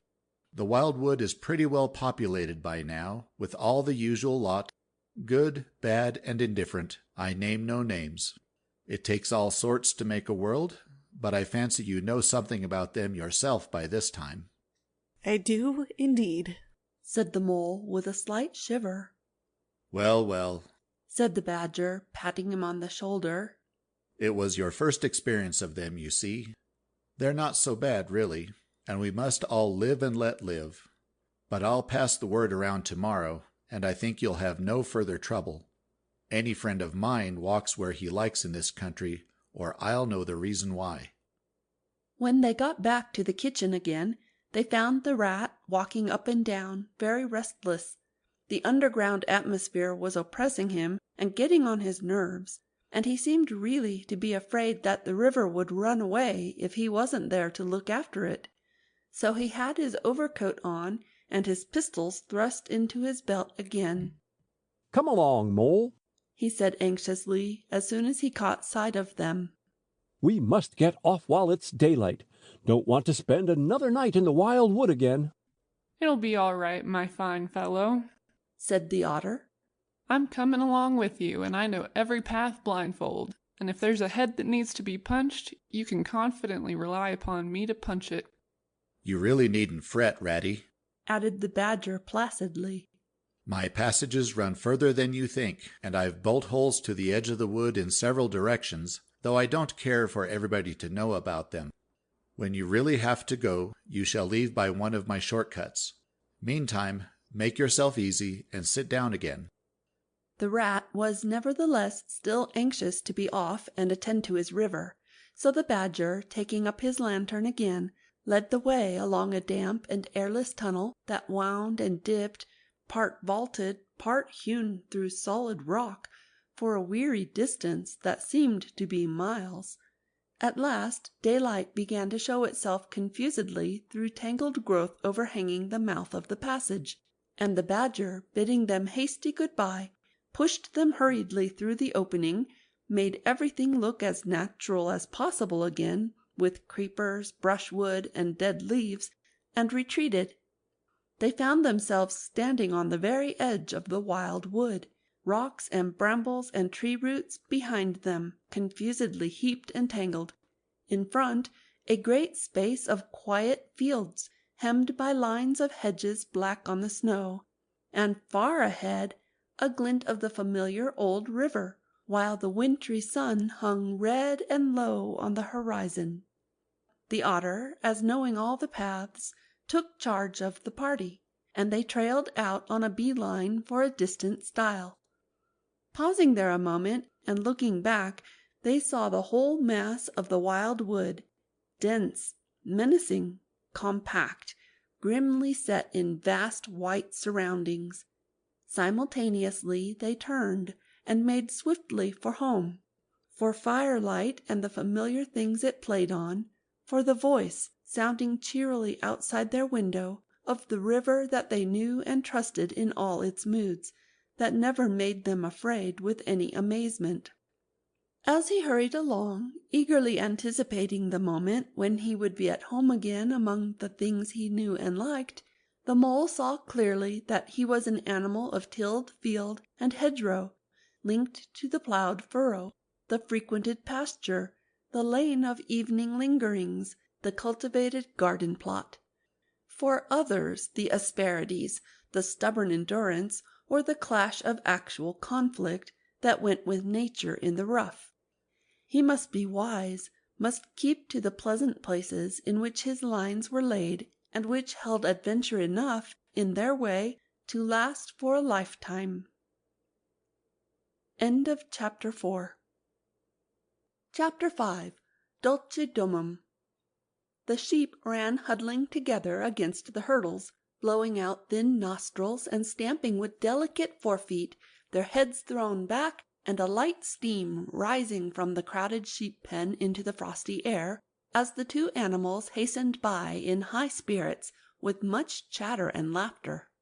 They were returning across country after a long day's outing with Otter, hunting and exploring on the wide uplands where certain streams tributary to their own river had their first small beginnings, and the shades of the short winter day were closing in on them, and they had still some distance to go. Plodding at random across the plough, they had heard the sheep and had made for them, and now, leading from the sheep-pen, they found a beaten track that made walking a lighter business, and responded, moreover, to that small inquiring something which all animals carry inside them, saying unmistakably, "Yes, quite right. This leads home." It looks as if we're coming to a village. said the mole somewhat dubiously, slackening his pace as the track that had in time become a path and then had developed into a lane now handed them over to the charge of a well-metalled road. The animals did not hold with villages, and their own highways, thickly frequented as they were, took an independent course, regardless of church, post office, or public house. "Oh, never mind," said the rat. "At this season of year they're all safe indoors by this time, sitting round the fire, men, women, and children, dogs and cats and all. We shall slip through all right, without any bother or unpleasantness, and we can have a look at them through their windows if you like, and see what they're doing." The rapid nightfall of mid-December had quite beset the little village as they approached it on soft feet over a first thin fall of powdery snow. Little was visible but squares of a dusky orange-red on either side of the street, where the firelight or lamplight of each cottage overflowed through the casements into the dark world without. Most of the low latticed windows were innocent of blinds, and to the lookers in from outside, the inmates, gathered round the tea-table, absorbed in handiwork, or talking with laughter and gesture, had each that happy grace which is the last thing the skilled actor shall capture, the natural grace which goes with perfect unconsciousness of observation. Moving at will from one theatre to another, the two spectators, so far from home themselves, had something of wistfulness in their eyes as they watched a cat being stroked, a sleepy child picked up and huddled off to bed, or a tired man stretch and knock out his pipe on the end of a smouldering log. But it was from one little window, with its blind drawn down, a mere blank transparency on the night, that the sense of home and the little curtained world within walls, the larger stressful world of outside nature shut out and forgotten, most pulsated. Close against the white blind hung a birdcage, clearly silhouetted, every wire, perch, and appurtenance distinct and recognizable, even to yesterday's dull-edged lump of sugar.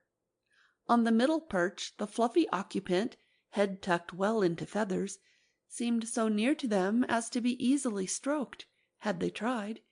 Even the delicate tips of his plumped-out plumage penciled plainly on the illuminated screen. As they looked, the sleepy little fellow stirred uneasily, woke, shook himself, and raised his head. They could see the gape of his tiny beak as he yawned in a bored sort of way, looked round, and then settled his head into his back again, while the ruffled feathers gradually subsided into perfect stillness. Then a gust of bitter wind took them in the back of the neck. A small sting of frozen sleet on the skin woke them as from a dream, and they knew their toes to be cold, and their legs tired, and their own home distant a weary way. Once beyond the village, where the cottages ceased abruptly, on either side of the road they could smell through the darkness the friendly fields again, and they braced themselves for the last long stretch, the home stretch, the stretch that we know is bound to end, some time, in the rattle of the door-latch, the sudden firelight, and the sight of familiar things greeting us as long-absent travellers from far oversea. They plodded along steadily and silently, each of them thinking his own thoughts. The moles ran a good deal on supper, as it was pitch dark, and it was all a strange country for him as far as he knew, and he was following obediently in the wake of the rat, leaving the guidance entirely to him. As for the rat, he was walking a little way ahead, as his habit was, his shoulders humped, his eyes fixed on the straight grey road in front of him. So he did not notice poor Mole when suddenly the summons reached him and took him like an electric shock. We others, who have long lost the more subtle of the physical senses, have not even proper terms to express an animal's intercommunications with his surroundings, living or otherwise, and have only the word smell, for instance, to include the whole range of delicate thrills which murmur in the nose of the animal night and day, summoning, warning, inciting, repelling. It was one of these mysterious fairy calls from out the void that suddenly reached Mole in the darkness, making him tingle through and through with its very familiar appeal, even while yet he could not clearly remember what it was. He stopped dead in his tracks, his nose searching hither and thither in its efforts to recapture the fine filament, the telegraphic current that had so strongly moved him. A moment, and he had caught it again, and with it this time came recollection in fullest flood. Home! That was what they meant, those caressing appeals, those soft touches wafted through the air, those invisible little hands pulling and tugging all one way. Why, it must be quite close by him at that moment, his old home that he had hurriedly forsaken and never sought again, that day when he first found the river. And now it was sending out its scouts and its messengers to capture him and bring him in. Since his escape on that bright morning, he had hardly given it a thought, so absorbed had he been in his new life, in all its pleasures, its surprises, its fresh and captivating experiences. Now, with a rush of old memories, how clearly it stood up before him in the darkness. Shabby indeed, and small and poorly furnished, and yet his, the home he had made for himself, the home he had been so happy to get back to after his day's work. And the home had been happy with him, too, evidently, and was missing him, and wanted him back, and was telling him so through his nose, sorrowfully, reproachfully, but with no bitterness or anger, only with plaintive reminder that it was there and wanted him. The call was clear, the summons was plain. He must obey it instantly and go. Ratty, he called, full of joyful excitement. Hold on! Come back! I want you! Quick! Oh, come along, Mole, do, replied the rat cheerfully, still plodding along. Please stop, Ratty, pleaded the poor mole in anguish of heart. You don't understand. It's my home, my old home. I've just come across the smell of it, and it's close by here, really quite close. And I must go to it. I must. Oh, come back, Ratty, please. Please come back. The rat was by this time very far ahead, too far to hear clearly what the mole was calling, too far to catch the sharp note of painful appeal in his voice, and he was much taken up with the weather, for he too could smell something suspiciously like approaching snow. Mole, we mustn't stop now, really, he called back. We'll come back tomorrow, whatever it is you found, but I daren't stop now. It's late, and the snow's coming on again, and I'm not sure of the way. And I want your nose, Mole, so come on quick, there's a good fellow. And the rat pressed forward on his way without waiting for an answer. Poor Mole stood alone in the road, his heart torn asunder, and a big sob gathering somewhere low down inside him, to leap up to the surface presently, he knew, in passionate escape. But even under such a test as this, his loyalty to his friend stood firm. Never for a moment did he dream of abandoning him. Meanwhile, the wafts from his old home pleaded, whispered, conjured, and finally claimed him imperiously. He dared not tarry longer within their magic circle. With a wrench that tore his very heartstrings, he set his face down the road and followed submissively in the track of the rat, while faint, thin little smells, still dogging his retreating nose, reproached him for his new friendship and his callous forgetfulness. With an effort he caught up to the unsuspecting rat, who began chattering cheerfully about what they would do when they got back, and how jolly a fire of logs in the parlor would be, and what a supper he meant to eat, never noticing his companion's silence and distressful state of mind. At last, however, when they had gone some considerable way further, and were passing some tree trunks at the edge of a copse that bordered the road, he stopped and said kindly, Look here, Mole, old chap, you seem dead tired, no talk left in you, and your feet dragging like lead. We'll sit down here for a minute and rest. The snow has held off so far, and the best part of our journey is over." The mole subsided forlornly on a tree stump and tried to control himself, for he felt it surely coming. The sob he had fought with so long refused to be beaten. Up and up it forced its way to the air, and then another, and others thick and fast, till poor Mole at last gave up the struggle and cried freely and helplessly and openly, now that he knew it was all over, and he had lost what he could hardly be said to have found. The rat, astonished and dismayed at the violence of Mole's paroxysm of grief, did not dare to speak for a while. At last he said, very quietly and sympathetically, "What is it, old fellow? Whatever can be the matter? Tell us your trouble, and let me see what I can do." Poor Mole found it difficult to get any words out between the upheavals of his chest that followed one upon another so quickly, and held back speech and choked it as it came. "I know it's a shabby, dingy little place," he sobbed forth at last, brokenly.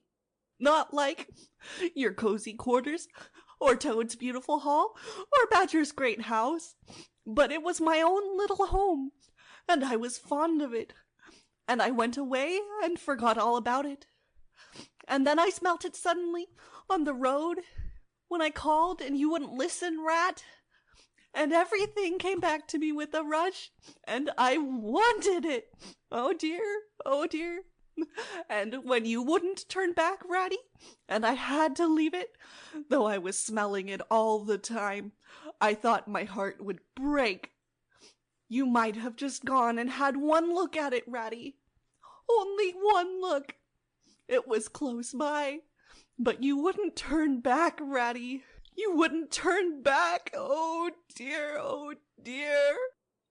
Recollection brought fresh waves of sorrow, and sobs again took full charge of him, preventing further speech. The rat stared straight in front of him, saying nothing, only patting Mole gently on the shoulder. After a time he muttered gloomily, "I see it all now. What a pig I have been. A pig, that's me, just a pig. A plain pig." He waited till Mole's sobs became gradually less stormy and more rhythmical. He waited till at last sniffs were frequent and sobs only intermittent. Then he rose from his seat, and remarking carelessly, "Well, now we'd really better be getting on, old chap," set off up the road again, over the toilsome way they had come. "Wherever are you going to, Ratty?" cried the tearful Mole, looking up in alarm. "We're going to find that home of yours, old fellow," replied the rat pleasantly. "So you'd better come along, for it will take some finding, and we shall want your nose." "Oh, come back, Ratty, do!" cried the Mole, getting up and hurrying after him. "It's no good, I tell you. It's too late, and too dark, and the place is too far off, and the snow's coming, and I never meant to let you know I was feeling that way about it. It was all an accident and a mistake. And think of Riverbank, and your supper." "Hang Riverbank, and supper too," said the rat heartily. "I tell you, I'm going to find this place now if I stay out all night. So cheer up, old chap, and take my arm, and we'll very soon be back there again." Still snuffling, pleading, and reluctant, Mole suffered himself to be dragged back along the road by his imperious companion, who, by a flow of cheerful talk and anecdote, endeavored to beguile his spirits back and make the weary way seem shorter. When at last it seemed to the rat that they must be nearing that part of the road where the Mole had been held up, he said, "Now, no more talking. Business! Use your nose and give your mind to it." They moved on in silence for some little way, when suddenly the rat was conscious, through his arm that was linked in Mole's, of a faint sort of electric thrill that was passing down that animal's body. Instantly he disengaged himself, fell back a pace, and waited, all attention. The signals were coming through. Mole stood a moment rigid, while his uplifted nose, quivering slightly, felt the air. Then a short, quick run forward, a fault, a check, a try back, and then a slow, steady, confident advance. The rat, much excited, kept close to his heels as the mole, with something of the air of a sleep-walker, crossed a dry ditch, scrambled through a hedge, and nosed his way over a field open and trackless and bare in the faint starlight. Suddenly, without giving warning, he dived, but the rat was on the alert, and promptly followed him down the tunnel to which his unerring nose had faithfully led him. It was close and airless, and the earthy smell was strong, and it seemed a long time to Rat ere the passage ended and he could stand erect and stretch and shake himself. The mole struck a match, and by its light the rat saw that they were standing in an open space, neatly swept and sanded underfoot, and directly facing them was Mole's little front door, with Mole End painted in Gothic lettering over the bell-pull at the side. Mole reached down a lantern from a nail on the wall and lit it, and the rat, looking round him, saw that they were in a sort of forecourt. A garden seat stood on one side of the door, and on the other a roller. For the mole, who was a tidy little animal when at home, could not stand having his ground kicked up by other animals into little runs that ended in earth heaps. On the walls hung wire baskets with ferns in them, alternating with brackets carrying plaster statuary, Garibaldi, and the infant Samuel, and Queen Victoria, and other heroes of modern Italy. Down on one side of the forecourt ran a skittle alley, with benches along it and little wooden tables marked with rings that hinted at beer mugs. In the middle was a small round pond, containing goldfish and surrounded by a cockleshell border. Out of the center of the pond rose a fanciful erection clothed in more cockleshells and topped by a large silvered glass ball that reflected everything all wrong and had a very pleasing effect. Mole's face beamed at the sight of all these objects so dear to him, and he hurried Rat through the door, lit a lamp in the hall, and took one glance round his old home. He saw the dust lying thick on everything, saw the cheerless, deserted look of the long-neglected house, and its narrow, meagre dimensions, its worn and shabby contents, and collapsed again on a hall chair, his nose to his paws. "Oh, Ratty!" he cried dismally. "Why did I ever do it? Why did I bring you to this poor, cold little place on a night like this, when you might have been at Riverbank by this time, toasting your toes before a blazing fire, with all your own nice things about you?" The rat paid no heed to his doleful self-reproaches. He was running here and there, opening doors, inspecting rooms and cupboards, and lighting lamps and candles and sticking them up everywhere. "What a capital little house this is!" he called out cheerily. "So compact, so well planned, everything here and everything in its place. We'll make a jolly night of it. The first thing we want is a good fire.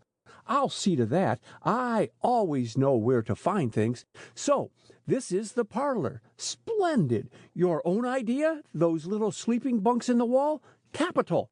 Now, I'll fetch the wood and the coals, and you get a duster, Mole. You'll find one in the drawer of the kitchen table, and try and smarten things up a bit. Bustle about, old chap." Encouraged by his inspiriting companion, the mole roused himself and dusted and polished with energy and heartiness, while the rat, running to and fro with armfuls of fuel, soon had a cheerful blaze roaring up the chimney. He hailed the mole to come and warm himself, but Mole promptly had another fit of the blues, dropping down on a couch in dark despair and burying his face in his duster. "Rat," he moaned, "how about your supper, you poor, cold, hungry, weary animal? I've nothing to give you. Nothing. Not a crumb." "What a fellow you are for giving in," said the rat reproachfully. Why, only just now I saw a sardine opener on the kitchen dresser, quite distinctly, and everybody knows that means there are sardines about somewhere in the neighborhood. Rouse yourself, pull yourself together, and come with me and forage." They went and foraged accordingly, hunting through every cupboard and turning out every drawer. The result was not so very depressing after all, though of course it might have been better. A tin of sardines, a box of Captain's biscuits nearly full, and a German sausage encased in silver paper. "There's a banquet for you," observed the Rat as he arranged the table. "I know some animals who would give their ears to be sitting down to supper with us tonight." No bread, groaned the Mole dolorously. no butter, no... "No pâté de foie gras, no champagne," continued the Rat, grinning. "And that reminds me, what's that little door at the end of the passage? Your cellar, of course. Every luxury in this house. Just you wait a minute." He made for the cellar door, and presently reappeared, somewhat dusty, with a bottle of beer in each paw and another under each arm. "Self-indulgent beggar you seem to be, Mole," he observed. "Deny yourself nothing. This is really the jolliest little place I ever was in. Now, wherever did you pick up those prints? Make the place look so homelike they do. No wonder you're so fond of it, Mole. Tell us all about it and how you came to make it what it is." Then, while the Rat busied himself fetching plates and knives and forks and mustard which he mixed in an egg cup, the Mole, his bosom still heaving with the stress of his recent emotion, related, somewhat shyly at first, but with more freedom as he warmed to his subject, how this was planned, and how that was thought out, and how this was got through a windfall from an ant, and that was a wonderful find and a bargain, and this other thing was bought out of laborious savings, and a certain amount of going without. His spirits finally quite restored, he must needs go and caress his possessions, and take a lamp and show off their points to his visitor, and expatiate on them, quite forgetful of the supper they both so much needed. Rat, who was desperately hungry, but strove to conceal it, nodding seriously, examining with a puckered brow, and saying, "Wonderful," and "Most remarkable," at intervals, when the chance for an observation was given him. At last the Rat succeeded in decoying him to the table, and had just got seriously to work with the sardine opener, when sounds were heard from the forecourt without, sounds like the scuffling of small feet in the gravel, and a confused murmur of tiny voices, while broken sentences reached them. "Now all in a line. Hold the lantern up a bit, Tommy. Clear your throats first. No coughing after I say 1, 2, 3. Where's young Bill? Here, come on, do. We're all awaiting." "What's up?" inquired the Rat, pausing in his labours. "I think it must be the field mice," replied the Mole, with a touch of pride in his manner. "They go round carol singing regularly at this time of the year. They're quite an institution in these parts, and they never pass me over. They come to Mole End last of all, and I used to give them hot drinks and supper too sometimes when I could afford it. It will be like old times to hear them again." "Let's have a look at them," cried the Rat, jumping up and running to the door. It was a pretty sight, and a seasonable one, that met their eyes when they flung the door open. In the forecourt, lit by the dim rays of a horn lantern, some 8 or 10 little field mice stood in a semicircle, red worsted comforters round their throats, their forepaws thrust deep into their pockets, their feet jigging for warmth. With bright, beady eyes, they glanced shyly at each other, sniggering a little, sniffing and applying coat sleeves a good deal. As the door opened, one of the elder ones that carried the lantern was just saying, "Now then, 1, 2, 3. And forthwith their shrill little voices uprose on the air, singing one of the old-time carols that their forefathers composed in fields that were fallow and held by frost. or when snowbound in chimney corners, and handed down to be sung in the miry street to lamp-lit windows at Yule time.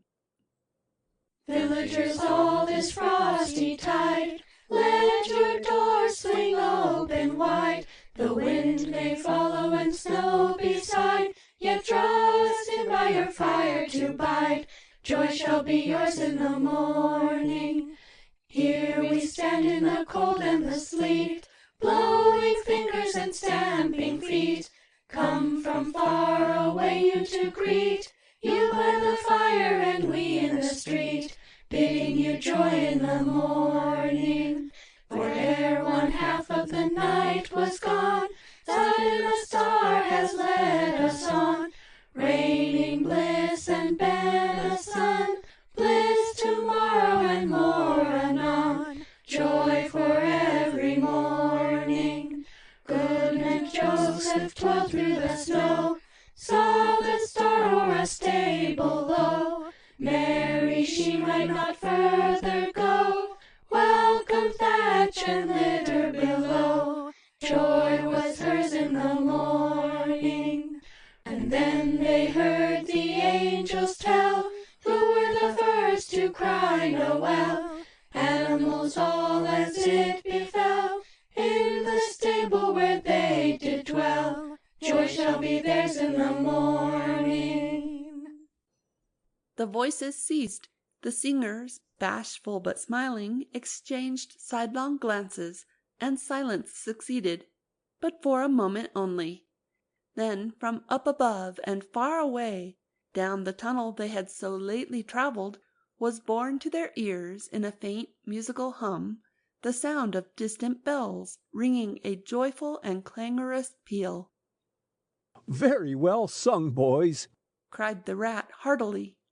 And now come along in, all of you, and warm yourselves by the fire, and have something hot. Yes, come along, field mice, cried the Mole eagerly. This is quite like old times. Shut the door after you. Pull up that settle to the fire. Now you just wait a minute while we...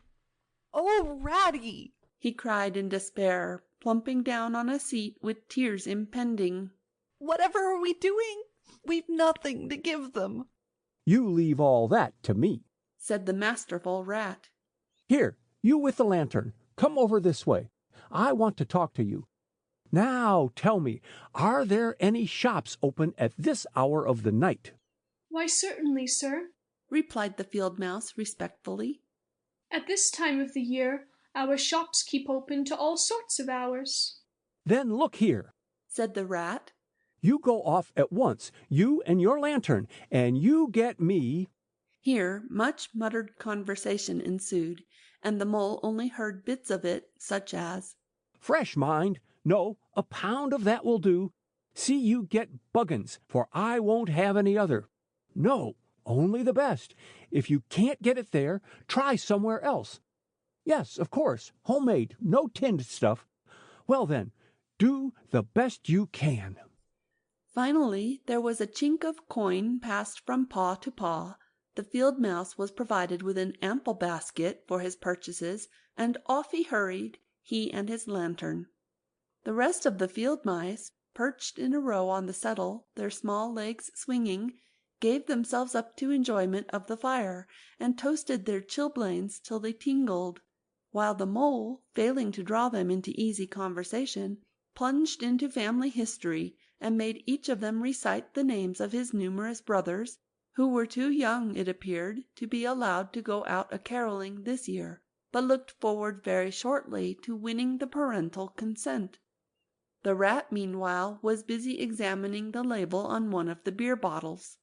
I perceive this to be old Burton, he remarked approvingly.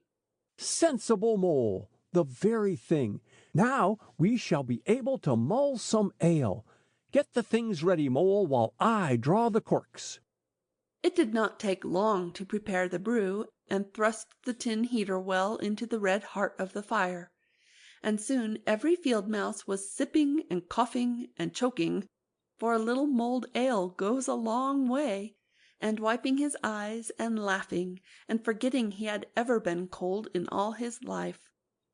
They act plays too, these fellows, the mole explained to the rat. Make them up all by themselves, and act them afterwards. And very well they do it, too. They gave us a capital one last year, about a field mouse who was captured at sea by a Barbary corsair, and made to row in a galley. And when he escaped and got home again, his lady-love had gone into a convent. Here, you were in it, I remember. Get up and recite a bit. The field mouse addressed got up on his legs, giggled shyly, looked round the room, and remained absolutely tongue-tied. His comrades cheered him on, Mole coaxed and encouraged him, and the rat went so far as to take him by the shoulders and shake him. But nothing could overcome his stage fright. They were all busily engaged on him, like watermen applying the Royal Humane Society's regulations to a case of long submersion, when the latch clicked, the door opened, and the field mouse with the lantern reappeared, staggering under the weight of his basket. There was no more talk of play-acting once the very real and solid contents of the basket had been tumbled out onto the table. Under the generalship of Rat, everybody was set to do something or to fetch something. In a very few minutes supper was ready, and Mole, as he took the head of the table in a sort of a dream, saw a lately barren board set thick with savoury comforts, saw his little friends' faces brighten and beam as they fell to without delay, and then let himself loose, for he was famished indeed, on the provender so magically provided, thinking what a happy homecoming this had turned out after all. As they ate, they talked of old times, and the field mice gave him the local gossip up to date, and answered as well as they could the 100 questions he had to ask them. The rat said little or nothing, only taking care that each guest had what he wanted, and plenty of it, and that Mole had no trouble or anxiety about anything. They clattered off at last, very grateful and showering wishes of the season, with their jacket pockets stuffed with remembrances for the small brothers and sisters at home. When the door had closed on the last of them, and the chink of the lanterns had died away, Mole and Rat kicked the fire up, drew their chairs in, brewed themselves a last nightcap of mulled ale, and discussed the events of the long day. At last the rat, with a tremendous yawn, said, "Mole chap, I'm ready to drop. Sleepy is simply not the word. That your bunk over on that side? Very well then, I'll take this. What a ripping little house this is. Everything so handy." He clambered into his bunk and rolled himself well up in the blankets, and slumber gathered him forthwith, as a swath of barley is folded into the arms of the reaping machine. The weary Mole also was glad to turn in without delay, and soon had his head on his pillow in great joy and contentment. But ere he closed his eyes, he let them wander round his old room, mellow in the glow of the firelight that played or rested on familiar and friendly things which had long been unconsciously a part of him, and now smilingly received him back without rancour. He was now in just the frame of mind that the tactful rat had quietly worked to bring about in him. He saw clearly how plain and simple, how narrow even, it all was, but clearly too how much it all meant to him, and the special value of some such anchorage in one's existence. He did not at all want to abandon the new life and its splendid spaces, to turn his back on sun and air and all they offered him, and creep home and stay there. The upper world was all too strong. It called to him still, even down there, and he knew he must return to the larger stage. But it was good to think he had this to come back to, this place which was all his own, these things which were so glad to see him again and could always be counted upon for the same simple welcome. End of Chapter 5. Chapter 6. Mr. Toad. It was a bright morning in the early part of summer. The river had resumed its wonted banks and its accustomed pace, and a hot sun seemed to be pulling everything green and bushy and spiky up out of the earth towards him, as if by strings. The mole and the water rat had been up since dawn, very busy on matters connected with boats and the opening of the boating season, painting and varnishing, mending paddles, repairing cushions, hunting for missing boat hooks, and so on, and were finishing breakfast in their little parlour and eagerly discussing their plans for the day, when a heavy knock sounded at the door. "Bother!" said the rat, all over egg. "See who it is, Mole, like a good chap, since you've finished." The mole went to attend the summons, and the rat heard him utter a cry of surprise. Then he flung the parlour door open and announced with much importance, "Mr. Badger!" This was a wonderful thing indeed, that the badger should pay a formal call on them, or indeed on anybody. He generally had to be caught, if you wanted him badly, as he slipped quietly along a hedgerow of an early morning or a late evening, or else hunted up in his own house in the middle of the wood, which was a serious undertaking. The badger strode heavily into the room, and stood looking at the two animals with an expression full of seriousness. The rat let his egg spoon fall on the tablecloth, and sat open-mouthed. "The hour has come," said the badger at last, with great solemnity.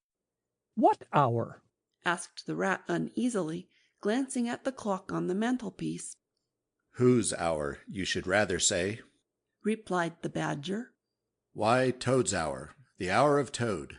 I said I would take him in hand as soon as the winter was well over, and I'm going to take him in hand today." "Toad's hour, of course!" cried the mole delightedly. "Hooray! I remember now.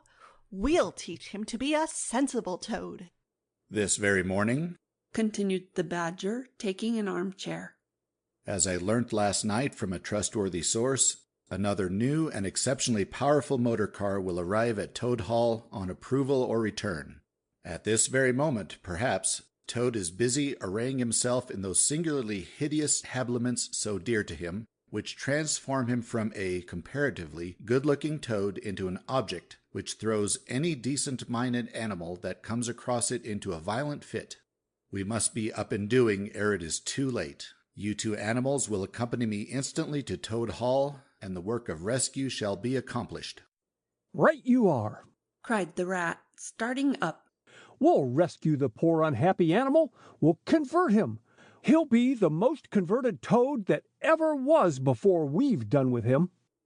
They set off up the road on their mission of mercy, Badger leading the way. Animals, when in company, walk in a proper and sensible manner, in single file, instead of sprawling all across the road and being of no use or support to each other in case of sudden trouble or danger. They reached the carriage drive of Toad Hall to find, as the badger had anticipated, a shiny new motor car of great size, painted a bright red, Toad's favorite color, standing in front of the house. As they neared the door, it was flung open, and Mr. Toad, arrayed in goggles, cap, gaiters, and enormous overcoat, came swaggering down the steps, drawing on his gauntleted gloves. "Hello! Come on, you fellows!" he cried cheerfully on catching sight of them. "You're just in time to come with me for a jolly... jolly..." His hearty accents faltered and fell away as he noticed the stern, unbending look on the countenances of his silent friends, and his invitation remained unfinished. The badger strode up the steps. "Take him inside," he said sternly to his companions. Then, as Toad was hustled through the door, struggling and protesting, he turned to the chauffeur in charge of the new motor car. "I'm afraid you won't be wanted today," he said. "Mr. Toad has changed his mind. He will not require the car. Please understand that this is final. You needn't wait." Then he followed the others inside and shut the door. "Now then," he said to the Toad when the four of them stood together in the hall. "first of all, Take those ridiculous things off. Shan't, replied Toad with great spirit. What is the meaning of this gross outrage? I demand an instant explanation. Take them off him, then, you two, ordered the Badger briefly. They had to lay Toad out on the floor, kicking and calling all sorts of names, before they could get to work properly. Then the Rat sat on him, and the Mole got his motor clothes off him, bit by bit, and they stood him up on his legs again. A good deal of his blustering spirit seemed to have evaporated with the removal of his fine panoply. Now that he was merely Toad, and no longer the terror of the highway, he giggled feebly, and looked from one to the other appealingly, seeming quite to understand the situation. You knew it must come to this sooner or later, Toad, the Badger explained severely. You've disregarded all the warnings we've given you. You've gone on squandering the money your father left you, and you're getting us animals a bad name in the district by your furious driving and your smashes and your rows with the police. Independence is all very well, but we animals never allow our friends to make fools of themselves beyond a certain limit, and that limit you've reached. Now, you're a good fellow in many respects, and I don't want to be too hard on you. I'll make one more effort to bring you to reason. You will come with me into the smoking room, and there you will hear some facts about yourself, and we'll see whether you come out of that room the same Toad that you went in. He took Toad firmly by the arm, led him into the smoking room, and closed the door behind them. That's no good, said the Rat contemptuously. Talking to Toad'll never cure him. He'll say anything. They made themselves comfortable in armchairs and waited patiently. Through the closed door they could just hear the long continuous drone of the Badger's voice, rising and falling in waves of oratory, and presently they noticed that the sermon began to be punctuated at intervals by long-drawn sobs, evidently proceeding from the bosom of Toad, who was a soft-hearted and affectionate fellow, very easily converted, for the time being, to any point of view. After some 3/4 of an hour, the door opened, and the Badger reappeared, solemnly leading by the paw a very limp and dejected Toad. His skin hung baggily about him, his legs wobbled, and his cheeks were furrowed by the tears so plentifully called forth by the Badger's moving discourse. Sit down there, Toad, said the Badger kindly, pointing to a chair. My friends, he went on, I am pleased to inform you that Toad has at last seen the error of his ways. He is truly sorry for his misguided conduct in the past, and he has undertaken to give up motor cars entirely and forever. I have his solemn promise to that effect. That is very good news, said the Mole gravely. Very good news indeed, observed the Rat dubiously. If only. He was looking very hard at Toad as he said this, and could not help thinking he perceived something vaguely resembling a twinkle in that animal's still sorrowful eye. There's only one thing more to be done, continued the gratified Badger. Toad, I want you to solemnly repeat before your friends here what you fully admitted to me in the smoking room just now. First, you are sorry for what you've done, and you've seen the folly of it all? There was a long, long pause. Toad looked desperately this way and that, while the other animals waited in grave silence. At last he spoke. No, he said, a little sullenly, but stoutly. I'm not sorry, and it wasn't folly at all. It was simply glorious. What? cried the Badger, greatly scandalized. You backsliding animal. Didn't you tell me just now, in there? Oh, yes, in there, said Toad impatiently. I'd have said anything in there. You're so eloquent, dear Badger, and so moving, so convincing, and put all your points so frightfully well. You can do what you like with me in there, and you know it. But I've been searching my mind since and going over things in it, and I find that I am not a bit sorry or repentant really, so it's not earthly good saying I am, now is it? Then you don't promise, said the Badger, never to touch a motor car again? Certainly not. replied Toad emphatically. On the contrary, I faithfully promise that the very first motor car I see, off I go in it. Told you so, didn't I? Observed the Rat to the Mole. Very well, then, said the Badger firmly, rising to his feet. Since you won't yield to persuasion, we'll try what force can do. I feared it would come to this all along. You've often asked us three to come and stay with you, Toad, in this handsome house of yours.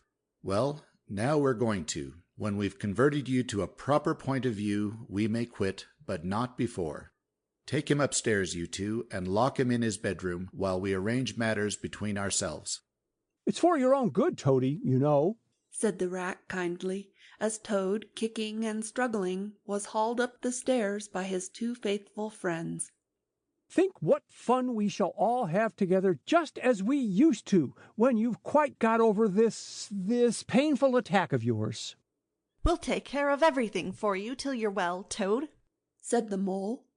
And we'll see your money isn't wasted, as it has been. No more of those regrettable incidents with the police, Toad, said the Rat, as they thrust him into his bedroom. And no more weeks in the hospital being ordered about by female nurses, Toad, added the Mole, turning the key on him. They descended the stair, Toad shouting abuse at them through the keyhole, and the three friends then met in conference on the situation. It's going to be a tedious business, said the Badger, sighing. I've never seen Toad so determined. However, we will see it out. He must never be left an instant unguarded. We shall have to take it in turns to be with him till the poison has worked itself out of his system. They arranged watches accordingly. Each animal took it in turns to sleep in Toad's room at night, and they divided the day up between them. At first, Toad was undoubtedly very trying to his careful guardians. When his violent paroxysms possessed him, he would arrange bedroom chairs in rude resemblance of a motor car, and would crouch on the foremost of them, bent forward and staring fixedly ahead, making uncouth and ghastly noises, till the climax was reached, when, turning a complete somersault, he would lie prostrate amidst the ruins of the chairs, apparently completely satisfied for the moment. As time passed, however, these painful seizures grew gradually less frequent, and his friends strove to divert his mind into fresh channels. But his interest in other matters did not seem to revive, and he grew apparently languid and depressed. One fine morning, the Rat, whose turn it was to go on duty, went upstairs to relieve Badger, whom he found fidgeting to be off and stretch his legs in a long ramble round his wood and down his earths and burrows. Toad's still in bed, he told the Rat outside the door. Can't get much out of him except, "Oh, leave him alone. He wants nothing. Perhaps he'll be better presently. It may pass off in time. Don't be unduly anxious." And so on. Now, you look out, Rat. When Toad's quiet and submissive and playing at being the hero of a Sunday school prize, then he's at his artfullest. There's sure to be something up. I know him. Well, now, I must be off. How are you today, old chap? Inquired the Rat cheerfully as he approached Toad's bedside. He had to wait some minutes for an answer. At last a feeble voice replied, Thank you so much, dear Ratty. So good of you to inquire. But first tell me how you are yourself and the excellent Mole. Oh, we're all right, replied the Rat. Mole, he added incautiously, is going out for a runaround with Badger. They'll be out till luncheon time, so you and I will spend a pleasant morning together, and I'll do my best to amuse you. Now, jump up, there's a good fellow, and don't lie moping there on a fine morning like this. Dear kind Rat, murmured Toad. How little you realize my condition, and how very far I am from jumping up now, if ever. But do not trouble about me. I hate being a burden to my friends, and I do not expect to be one much longer. Indeed, I almost hope not. Well, I hope not, too, said the Rat heartily. You've been a fine bother to us all this time, and I'm glad to hear it's going to stop. And in weather like this, and the boating season just beginning. It's too bad of you, Toad. It isn't the trouble we mind, but you're making us miss such an awful lot."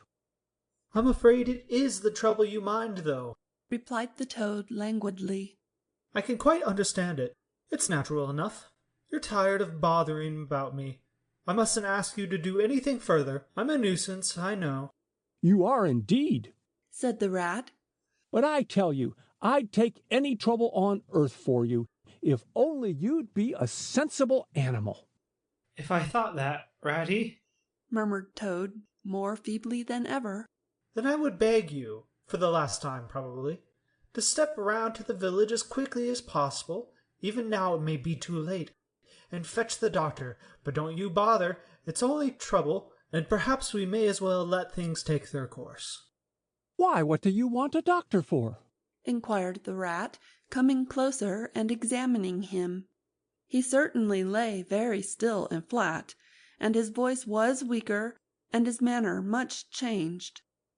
"Surely you have noticed of late," murmured Toad. "But no, why should you? Noticing things is only a trouble. To-morrow indeed, you may be saying to yourself, 'Oh, if only I had noticed sooner, if only I had done something.' But no, it's a trouble. Never mind, forget that I asked." "Look here, old man," said the Rat, beginning to get rather alarmed. "Of course I'll fetch a doctor to you if you really think you want him, but you can hardly be bad enough for that yet. Let's talk about something else." "I fear, dear friend," said Toad with a sad smile, "that talk can only do little in a case like this, or doctors either for that matter. Still, one must grasp at the slightest straw. And, by the way, while you are out about it, I hate to give you additional trouble, but I happen to remember that you will pass the door. Would you mind at the same time asking the lawyer to step up? It would be a convenience to me, and there are moments, perhaps I should say there is a moment, when one must face disagreeable tasks at whatever cost to exhausted nature." "A lawyer? Oh, he must be really bad," the affrighted Rat said to himself as he hurried from the room, not forgetting, however, to lock the door carefully behind him. Outside he stopped to consider. The other two were far away, and he had no one to consult. "It's best to be on the safe side," he said on reflection. "I've known Toad fancy himself frightfully bad before, without the slightest reason, but I've never heard him ask for a lawyer. If there's nothing really the matter, the doctor will tell him he's an old ass and cheer him up, and that will be something gained. I'd better humor him and go. It won't take very long." So he ran off to the village on his errand of mercy. The Toad, who had hopped lightly out of bed as soon as he heard the key turned in the lock, watched him eagerly from the window till he disappeared down the carriage drive. Then, laughing heartily, he dressed as quickly as possible in the smartest suit he could lay hands on at the moment, filled his pockets with cash, which he took from a small drawer in the dressing-table, and next, knotting the sheets from his bed together and tying one end of the improvised rope round the central mullion of the handsome Tudor window which formed such a feature of his bedroom, he scrambled out, slid lightly to the ground, and, taking the opposite direction to the Rat, marched off light-heartedly, whistling a merry tune. It was a gloomy luncheon for Rat when the Badger and the Mole at length returned, and he had to face them at table with his pitiful and unconvincing story. The Badger's caustic, not to say brutal, remarks may be imagined, and therefore passed over. But it was painful to the Rat that even the Mole, though he took his friend's side as far as possible, could not help saying, "You've been a bit of a duffer this time, Ratty. Toad, too, of all animals." "He did it awfully well," said the crestfallen Rat. "He did you awfully well," rejoined the Badger hotly. "However, talking won't mend matters. He's got clear away for the time, that's certain, and the worst of it is, he'll be so conceited with what he'll think is his cleverness that he may commit any folly. One comfort is we're free now and needn't waste any more of our precious time doing sentry go. But we'd better continue to sleep at Toad Hall for a while longer. Toad may be brought back at any moment, on a stretcher or between two policemen. So spoke the Badger, not knowing what the future held in store, or how much water, and of how turbid a character, was to run under bridges before Toad should sit at ease again in his ancestral home. Meanwhile, Toad, gay and irresponsible, was walking briskly along the high road, some miles from home. At first he had taken by paths, and crossed many fields, and changed his course several times, in case of pursuit. But now, feeling by this time safe from recapture, and the sun smiling brightly on him, and all nature joining in a chorus of approval to the song of self-praise that his own heart was singing to him, he almost danced along the road in his satisfaction and conceit. Smart piece of work, that, he remarked to himself, chuckling. Brain against brute force, and brain came out on the top, as it's bound to do. Poor old Ratty! My, won't he catch it when the Badger gets back? A worthy fellow, Ratty, with many good qualities, but very little intelligence and absolutely no education. I must take him in hand some day and see if I can make something of him. Filled full of conceited thoughts such as these, he strode along, his head in the air, till he reached a little town, where the sign of the Red Lion, swinging across the road halfway down the main street, reminded him that he had not breakfasted that day, and that he was exceedingly hungry after his long walk. He marched into the inn, ordered the best luncheon that could be provided at so short a notice, and sat down to eat it in the coffee-room. He was about halfway through his meal when an only too familiar sound, approaching down the street, made him start and fall a-trembling all over.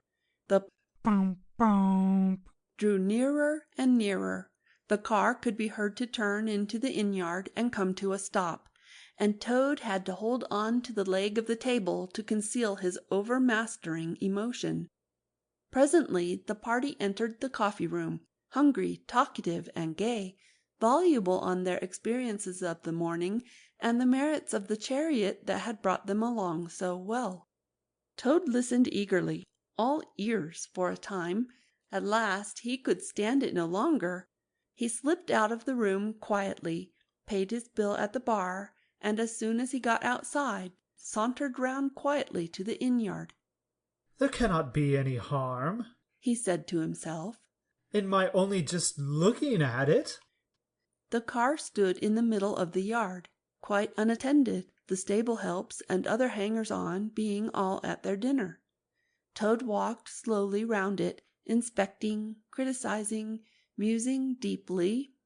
I wonder, he said to himself presently, I wonder if this sort of car starts easily.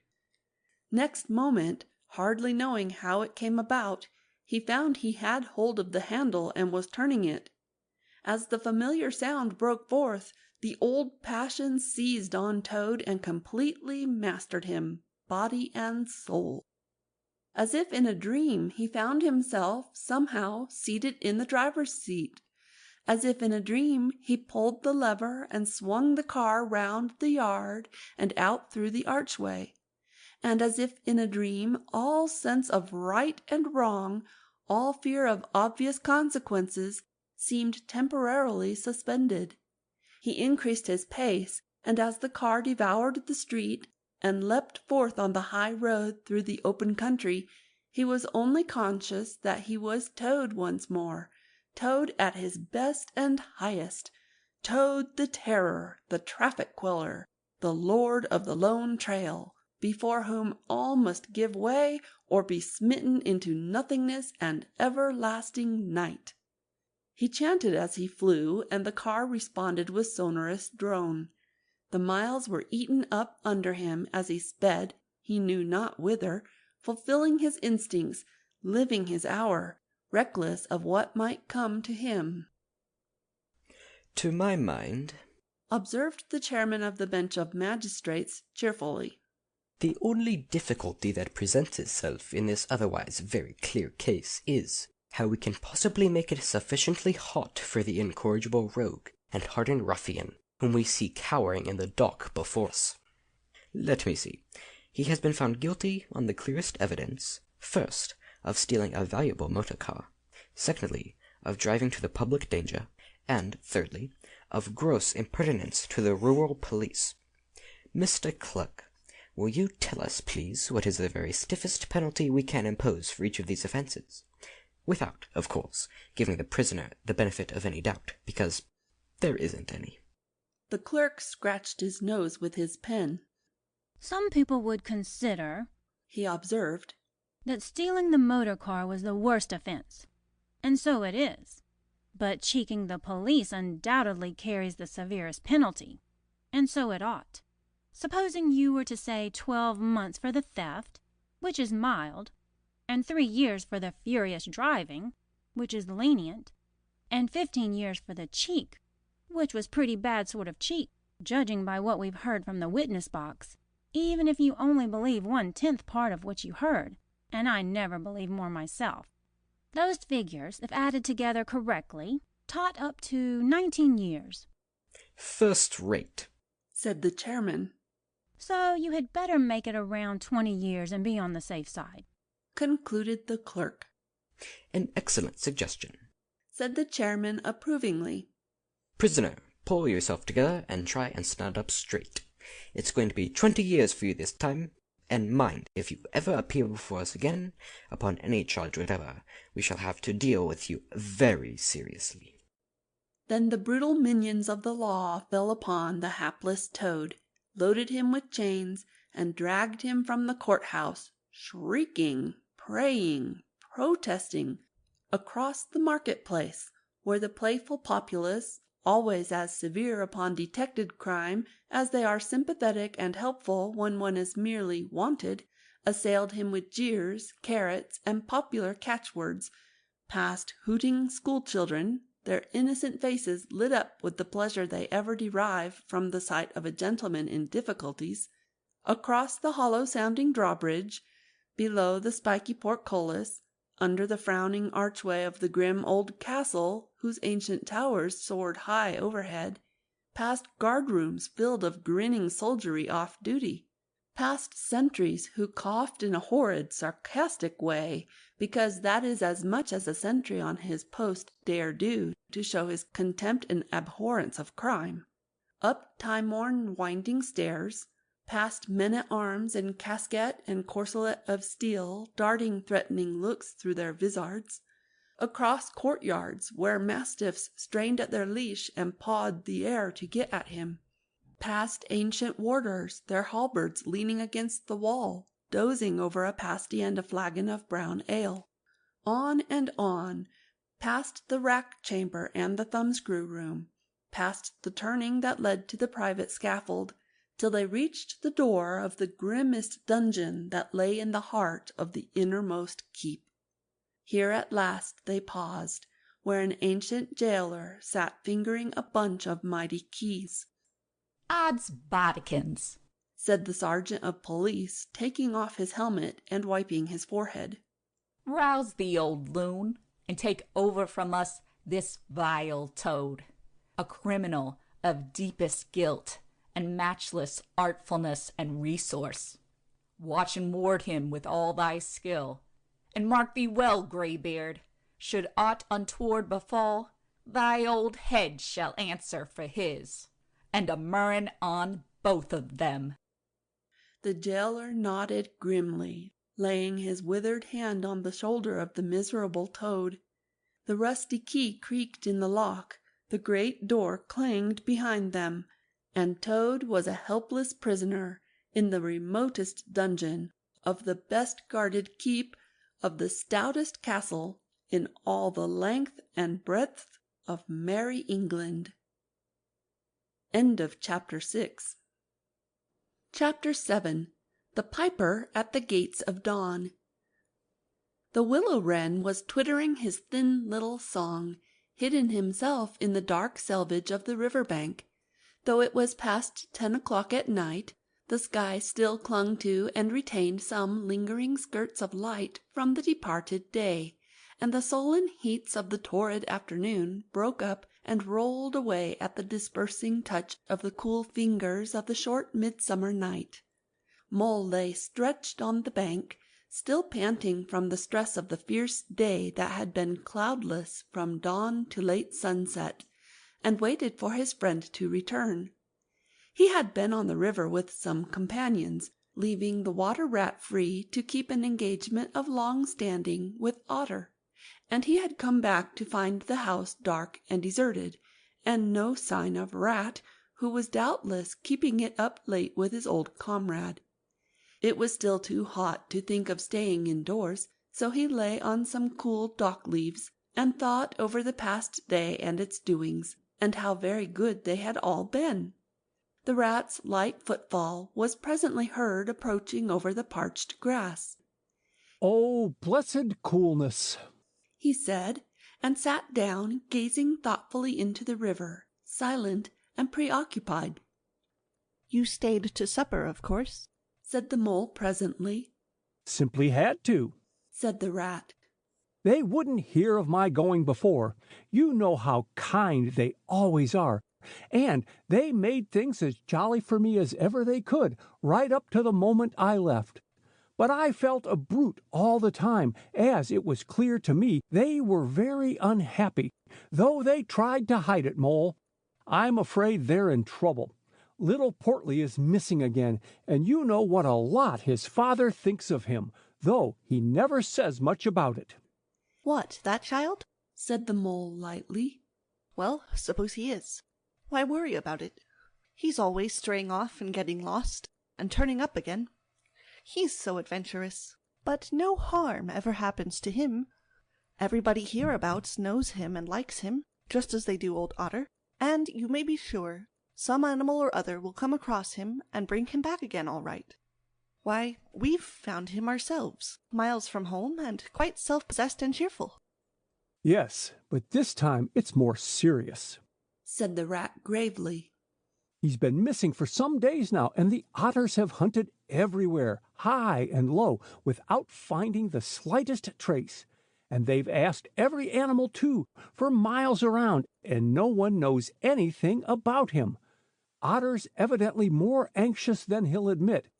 I got out of him that young Portly hasn't learnt to swim very well yet, and I can see he's thinking of the weir. There's a lot of water coming down still, considering the time of year, and the place always had a fascination for the child. And then there are, well, traps and things, you know. Otter's not the fellow to be nervous about any son of his before it's time, and now he is nervous. When I left, he came out with me, said he wanted some air, and talked about stretching his legs. But I could see it wasn't that, so I drew him out and pumped him, and got it all from him at last. He was going to spend the night watching by the ford. You know the place where the old ford used to be in bygone days before they built the bridge?" "I know it well," said the mole. "But why should Otter choose to watch there?" "Well, it seems that it was there he gave Portly his first swimming lesson," continued the rat. "from that shallow, gravelly spit near the bank, and it was there he used to teach him fishing. And there young Portly caught his first fish, of which he was so very proud. The child loved the spot, and Otter thinks that if he came wandering back from wherever he is, if he is anywhere by this time, poor little chap, he might make for the ford he was so fond of. Or if he came across it, he'd remember it well, and stop there and play, perhaps. So Otter goes there every night and watches, on the chance, you know, just on the chance." They were silent for a time, both thinking of the same thing. The lonely, heart-sore animal crouched by the ford, watching and waiting the long night through, on the chance. "Well, well," said the rat presently. "I suppose we ought to be thinking about turning in." But he never offered to move. "Rat," said the mole, "I simply can't go and turn in, and go to sleep, and do nothing, even though there doesn't seem to be anything to be done. We'll get the boat out and paddle upstream. The moon will be up in an hour or so, and then we will search as well as we can. Anyhow, it will be better than going to bed and doing nothing." "Just what I was thinking myself," said the rat. "It's not the sort of night for bed, anyhow, and daybreak is not so very far off, and then we may pick up some news of him from early risers as we go along." They got the boat out, and the rat took the sculls, paddling with caution. Out in midstream there was a clear, narrow track that faintly reflected the sky, but wherever shadows fell on the water from bank, bush, or tree, they were as solid to all appearance as the banks themselves, and the mole had to steer with judgment accordingly. Dark and deserted as it was, the night was full of small noises, song and chatter and rustling, telling of the busy little population who were up and about, plying their trades and vocations through the night till sunshine should fall on them at last and send them off to their well-earned repose. The water's own noises, too, were more apparent than by day, its gurglings and cloops more unexpected and near at hand, and constantly they started at what seemed a sudden clear call from an actual articulate voice. The line of the horizon was clear and hard against the sky, and in one particular quarter it showed black against a silvery climbing phosphorescence that grew and grew. At last, over the rim of the waiting earth, the moon lifted with slow majesty till it swung clear of the horizon and rode off, free of moorings. And once more they began to see surfaces, meadows widespread, and quiet gardens, and the river itself from bank to bank, all softly disclosed, all washed clean of mystery and terror, all radiant again as by day, but with a difference that was tremendous. Their old haunts greeted them again in other raiment, as if they had slipped away and put on this pure new apparel, and come quietly back, smiling as they shyly waited to see if they would be recognized again under it. Fastening their boat to a willow, the friends landed in this silent silver kingdom, and patiently explored the hedges, the hollow trees, the runnels and their little culverts, the ditches and dry waterways. Embarking again and crossing over, they worked their way up the stream in this manner, while the moon, serene and detached in a cloudless sky, did what she could, though so far off, to help them in their quest, till her hour came, and she sank earthwards reluctantly and left them, and mystery once more held field and river. Then a change began slowly to declare itself. The horizon became clearer. Field and tree came more into sight, and somehow with a different look. The mystery began to drop away from them. A bird piped suddenly and was still, and a light breeze sprang up and set the reeds and bulrushes rustling. Rat, who was in the stern of the boat while Mole sculled, sat up suddenly and listened with a passionate intentness. Mole, who with gentle strokes was just keeping the boat moving while he scanned the banks with care, looked at him with curiosity. "It's gone," sighed the rat, sinking back in his seat again.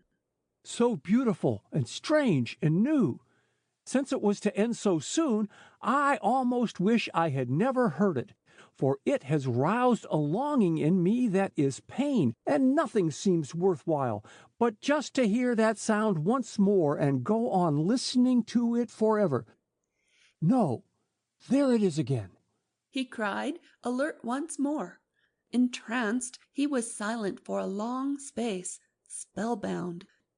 "Now it passes on, and I begin to lose it," he said presently. "Oh, Mole, the beauty of it, the merry bubble and joy, the thin, clear, happy call of the distant piping. Such music I never dreamed of, and the call in it is stronger even than the music is sweet. Row on, Mole, row, for the music and the call must be for us." The mole, greatly wondering, obeyed. "I hear nothing myself," he said. but the wind playing in the reeds and rushes and osiers. The rat never answered, if indeed he heard. Rapt, transported, trembling, he was possessed in all his senses by this new divine thing that caught up his helpless soul and swung and dandled it, a powerless but happy infant in a strong sustaining grasp. In silence Mole rowed steadily, and soon they came to a point where the river divided, a long backwater branching off to one side. With a slight movement of his head, Rat, who had long dropped the rudder lines, directed the rower to take the backwater. The creeping tide of light gained and gained, and now they could see the color of the flowers that gemmed the water's edge. "Clearer and nearer still!" cried the rat joyously. "Now you must surely hear it. Ah, at last, I see you do."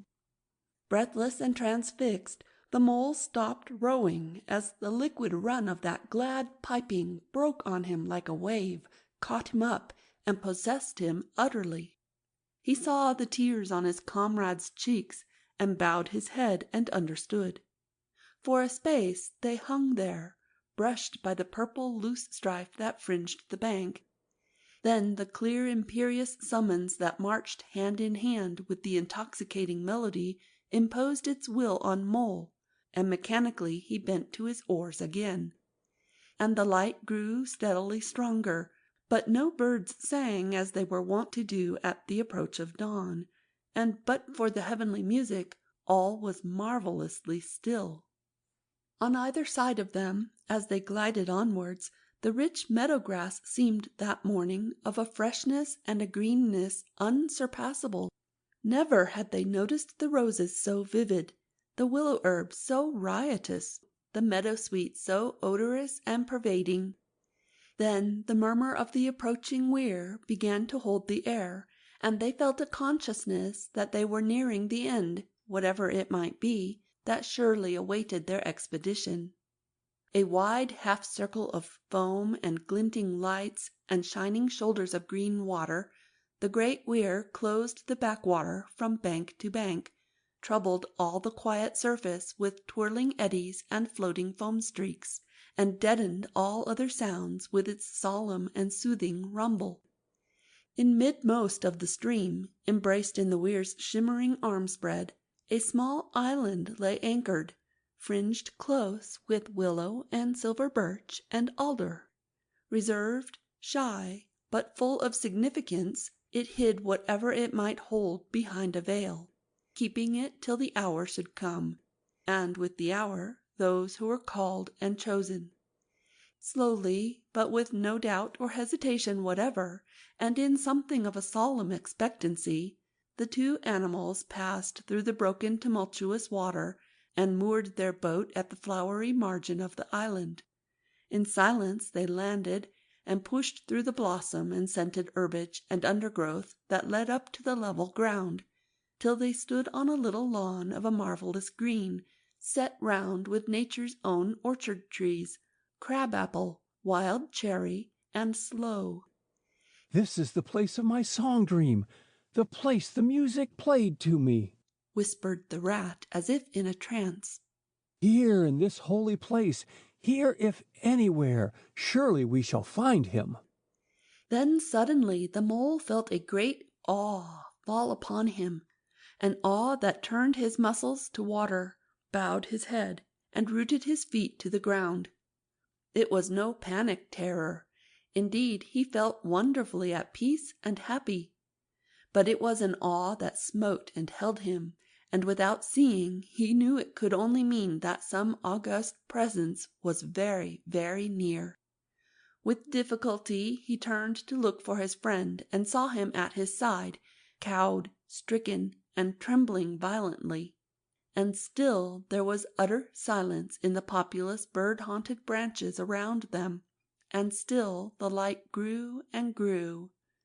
Perhaps he would never have dared to raise his eyes, but that, though the piping was now hushed, the call and the summons seemed still dominant and imperious.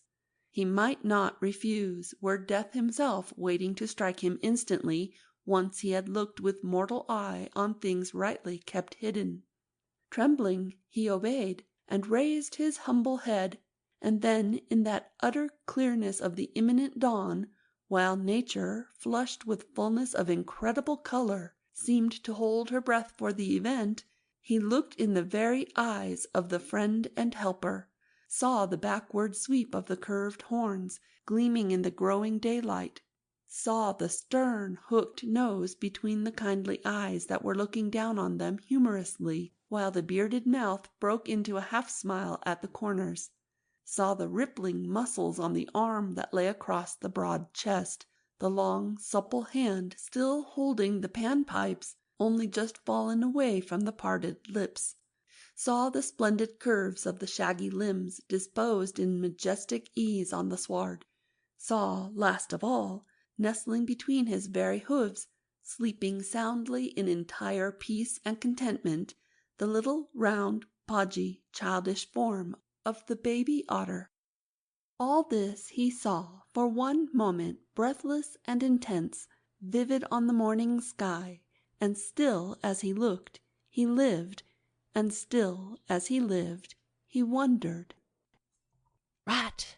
he found breath to whisper, shaking. "Are you afraid?" "Afraid?" murmured the rat, his eyes shining with unutterable love. "Afraid? Of him? Oh, never, never! And yet, oh, Mole, I am afraid."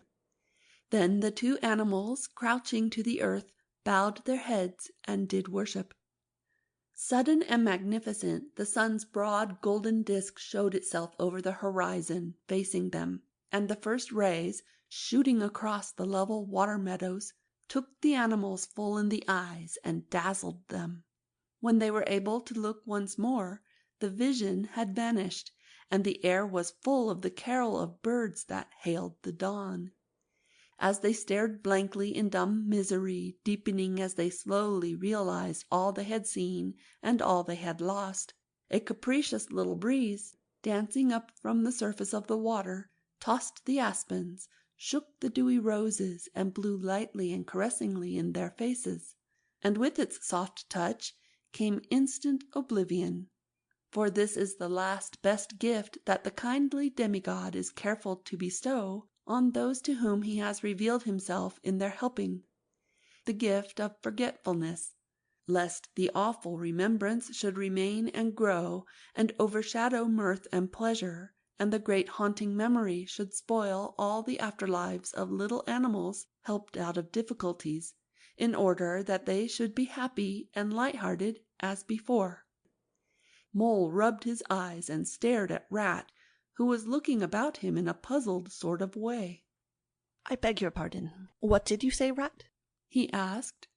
"I think I was only remarking," said Rat slowly, "that this was the right sort of place, and that here, if anywhere, we should find him.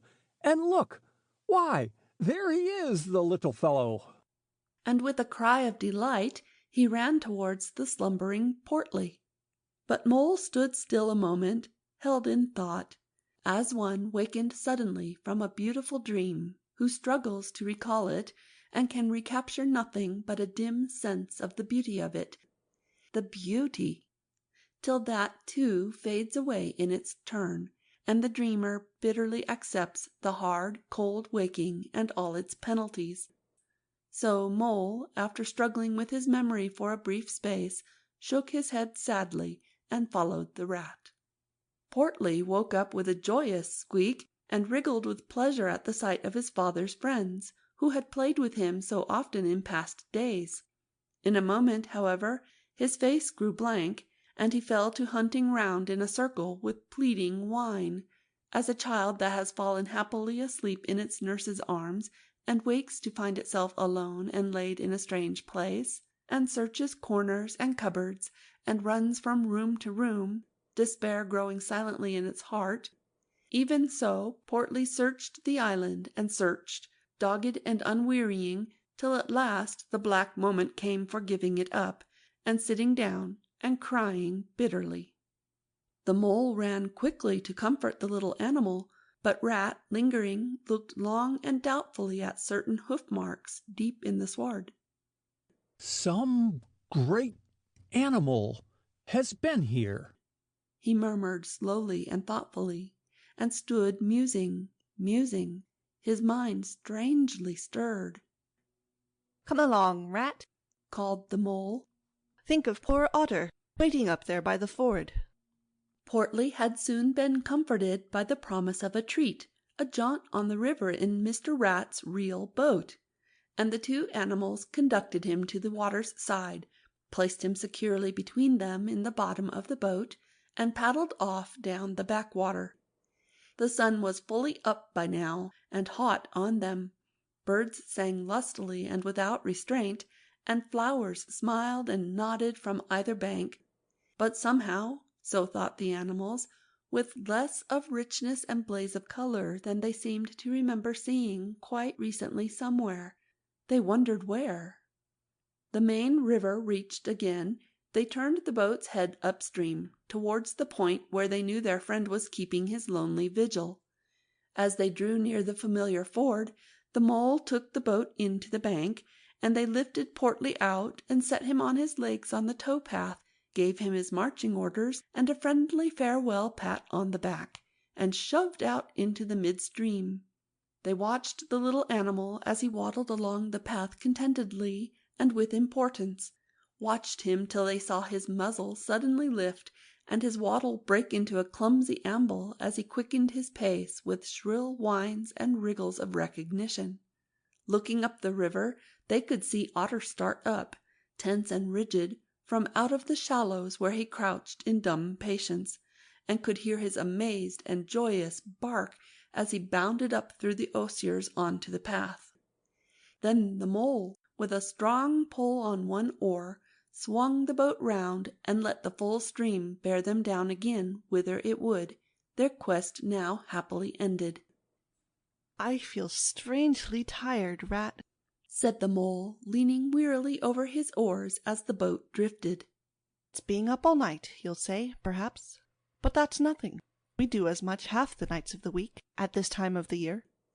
No, I feel as if I have been through something very exciting and rather terrible, and it was just over. And yet nothing particular has happened. Or something very surprising and splendid and beautiful, murmured the Rat, leaning back and closing his eyes. I feel just as you do, Mole, simply dead tired, though not body tired. It's lucky we've got the stream with us to take us home. Isn't it jolly to feel the sun again, soaking into one's bones, and hark to the wind playing in the reeds? It's like music, far away music, said the Mole, nodding drowsily.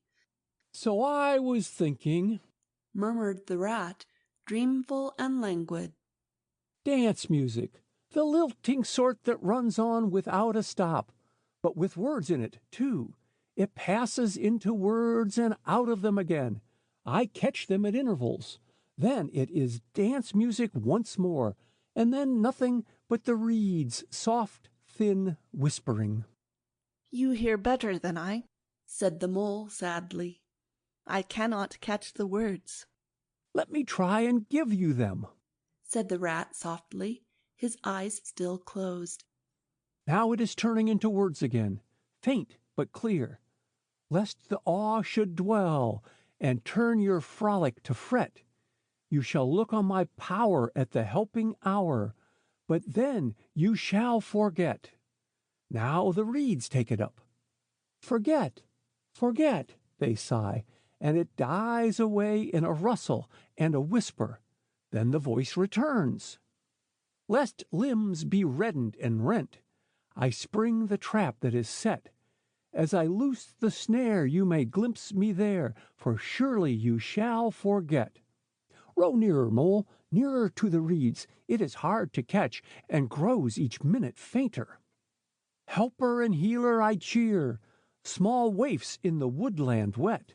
Strays I find in it, wounds I bind in it, bidding them all forget. Nearer, Mole, nearer. No, it's no good. The song has died away into reed talk. But what do the words mean?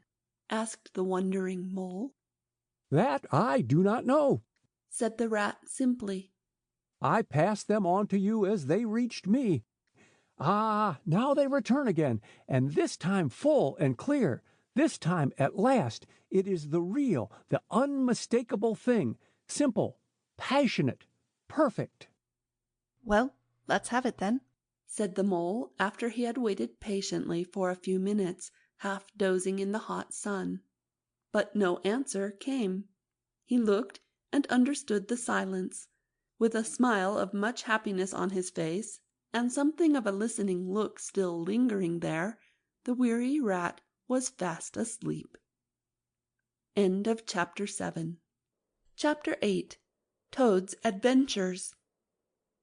When Toad found himself immured in a dank and noisome dungeon, and knew that all the grim darkness of a medieval fortress lay between him and the outer world of sunshine and well-metalled high roads where he had lately been so happy, disporting himself as if he had bought up every road in England, he flung himself at full length on the floor and shed bitter tears, and abandoned himself to dark despair.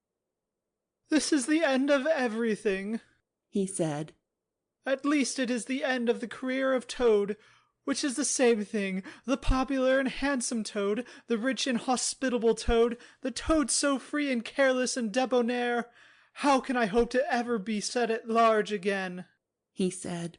"Who have been in prison so justly for stealing so handsome a motor car in such an audacious manner, and for such a lurid and imaginative cheek bestowed upon such a number of fat, red-faced policemen?" Here his sobs choked him. "Stupid animal that I was," he said. "Now I must languish in this dungeon till people who were proud to say they knew me have forgotten the very name of Toad. Oh, wise old Badger," he said. "Oh, clever, intelligent Rat and sensible Mole. What sound judgment, what a knowledge of men and matters you possess. Oh, unhappy and forsaken Toad." With lamentations such as these, he passed his days and nights for several weeks, refusing his meals or intermediate light refreshments, though the grim and ancient jailer, knowing that Toad's pockets were well lined, frequently pointed out that many comforts, and indeed luxuries, could by arrangement be sent in, at a price, from outside. Now the jailer had a daughter, a pleasant wench and good-hearted, who assisted her father in the lighter duties of his post. She was particularly fond of animals, and besides her canary, whose cage hung on a nail in the massive wall of the keep by day, to the great annoyance of prisoners who relished an after-dinner nap, and was shrouded in an antimacassar on the parlour table at night, she kept several piebald mice and a restless revolving squirrel. This kind-hearted girl, pitying the misery of Toad, said to her father one day, "Father, I can't bear to see that poor beast so unhappy, and getting so thin. You let me have managing of him. You know how fond of animals I am. I'll make him eat from my hand, and sit up, and do all sorts of things." Her father replied that she could do what she liked with him. He was tired of Toad and his sulks and his airs and his meanness. So that day she went on her errand of mercy, and knocked at the door of Toad's cell. "Now cheer up, Toad," she said coaxingly on entering, "and sit up and dry your eyes, and be a sensible animal. And do try to eat a bit of dinner. See, I've brought you some of mine, hot from the oven." It was Bubble and Squeak between two plates, and its fragrance filled the narrow cell. The penetrating smell of cabbage reached the nose of Toad as he lay prostrate in his misery on the floor, and gave him the idea for a moment that perhaps life was not such a blank and desperate thing as he had imagined. But still he wailed and kicked with his legs, and refused to be comforted. So the wise girl retired for the time, but of course a good deal of the smell of hot cabbage remained behind, as it will do, and Toad, between his sobs, sniffed and reflected, and gradually began to think new and inspiring thoughts of chivalry and poetry and deeds still to be done, of broad meadows and cattle browsing in them, raked by sun and wind, of kitchen gardens and straight herb borders and warm snapdragon beset by bees, and of the comforting clink of dishes set down on the table at Toad Hall, and the scrape of chair legs on the floor as every one pulled himself close up to his work. The air of the narrow cell took a rosy tinge. He began to think of his friends, and how they would surely be able to do something, of lawyers, and how they would have enjoyed his case, and what an ass he had been not to get in a few. And lastly, he thought of his own great cleverness and resource, and all that he was capable of if he only gave his great mind to it, and the cure was almost complete. When the girl returned, some hours later, she carried a tray with a cup of fragrant tea steaming on it, and a plate piled up with very hot buttered toast, cut thick, very brown on both sides, with the butter running through the holes in it in great golden drops, like honey from the honeycomb. The smell of that buttered toast simply talked to Toad, and with no uncertain voice.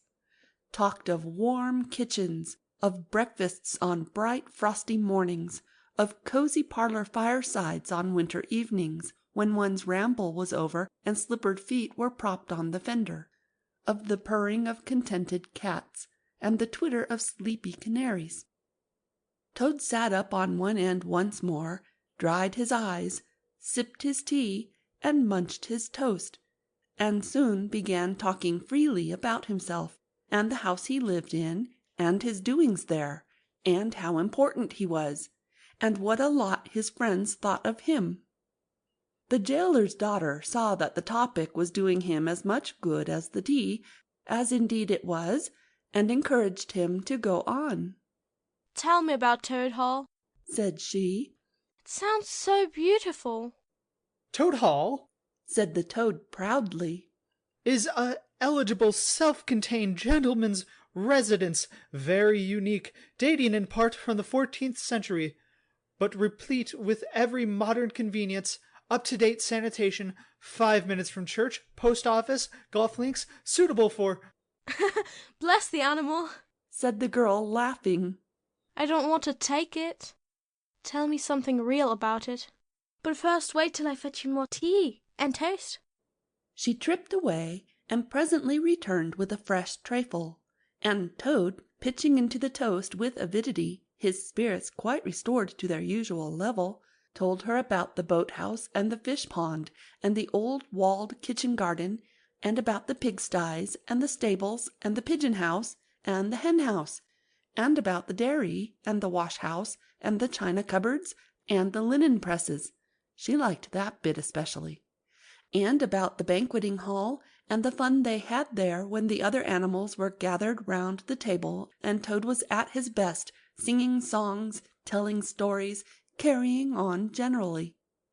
Then she wanted to know about his animal friends, and was very interested in all he had to tell her about them, and how they lived, and what they did to pass their time. Of course, she did not say she was fond of animals as pets, because she had the sense to see that Toad would be extremely offended. When she said good night, having filled his water jug and shaken up his straw for him, Toad was very much the same sanguine, self-satisfied animal that he had been of old.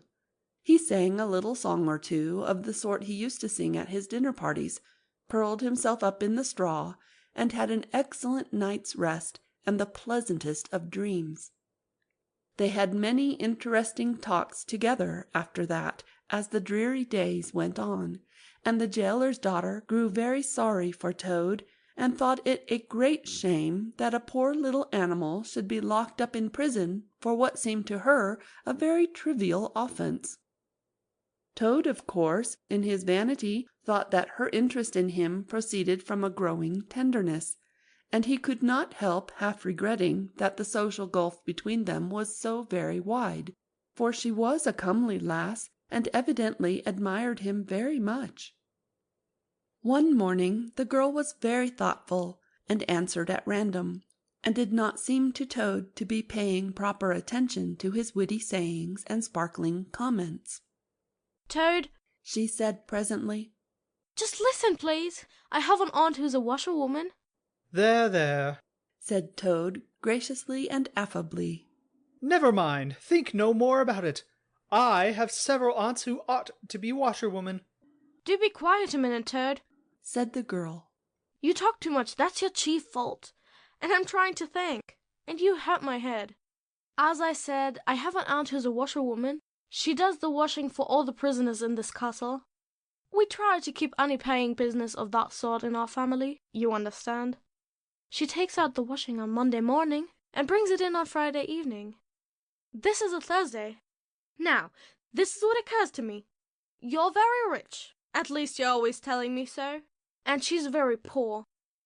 A few pounds wouldn't make any difference to you, and it would mean a lot to her. Now, I think if she were properly approached, squared, I believe is the word you animals use, you could come to some arrangement by which she would let you have her dress, and bonnet and so on, and you could escape from the castle as the official washerwoman. You're very alike in many respects, particularly about the figure." We're not, said the Toad in a huff. I have a very elegant figure for what I am. "So has my aunt," replied the girl, "for what she is. But have it your own way, you horrid, proud, and ungrateful animal, when I'm sorry for you and trying to help you." Yes, that's all right. Thank you very much indeed, said the Toad hurriedly. But look here, you wouldn't surely have Mr. Toad of Toad Hall going about the country disguised as a washerwoman? "Then you can stop here as Toad," replied the girl with much spirit. "I suppose you want to go off in a coach and four."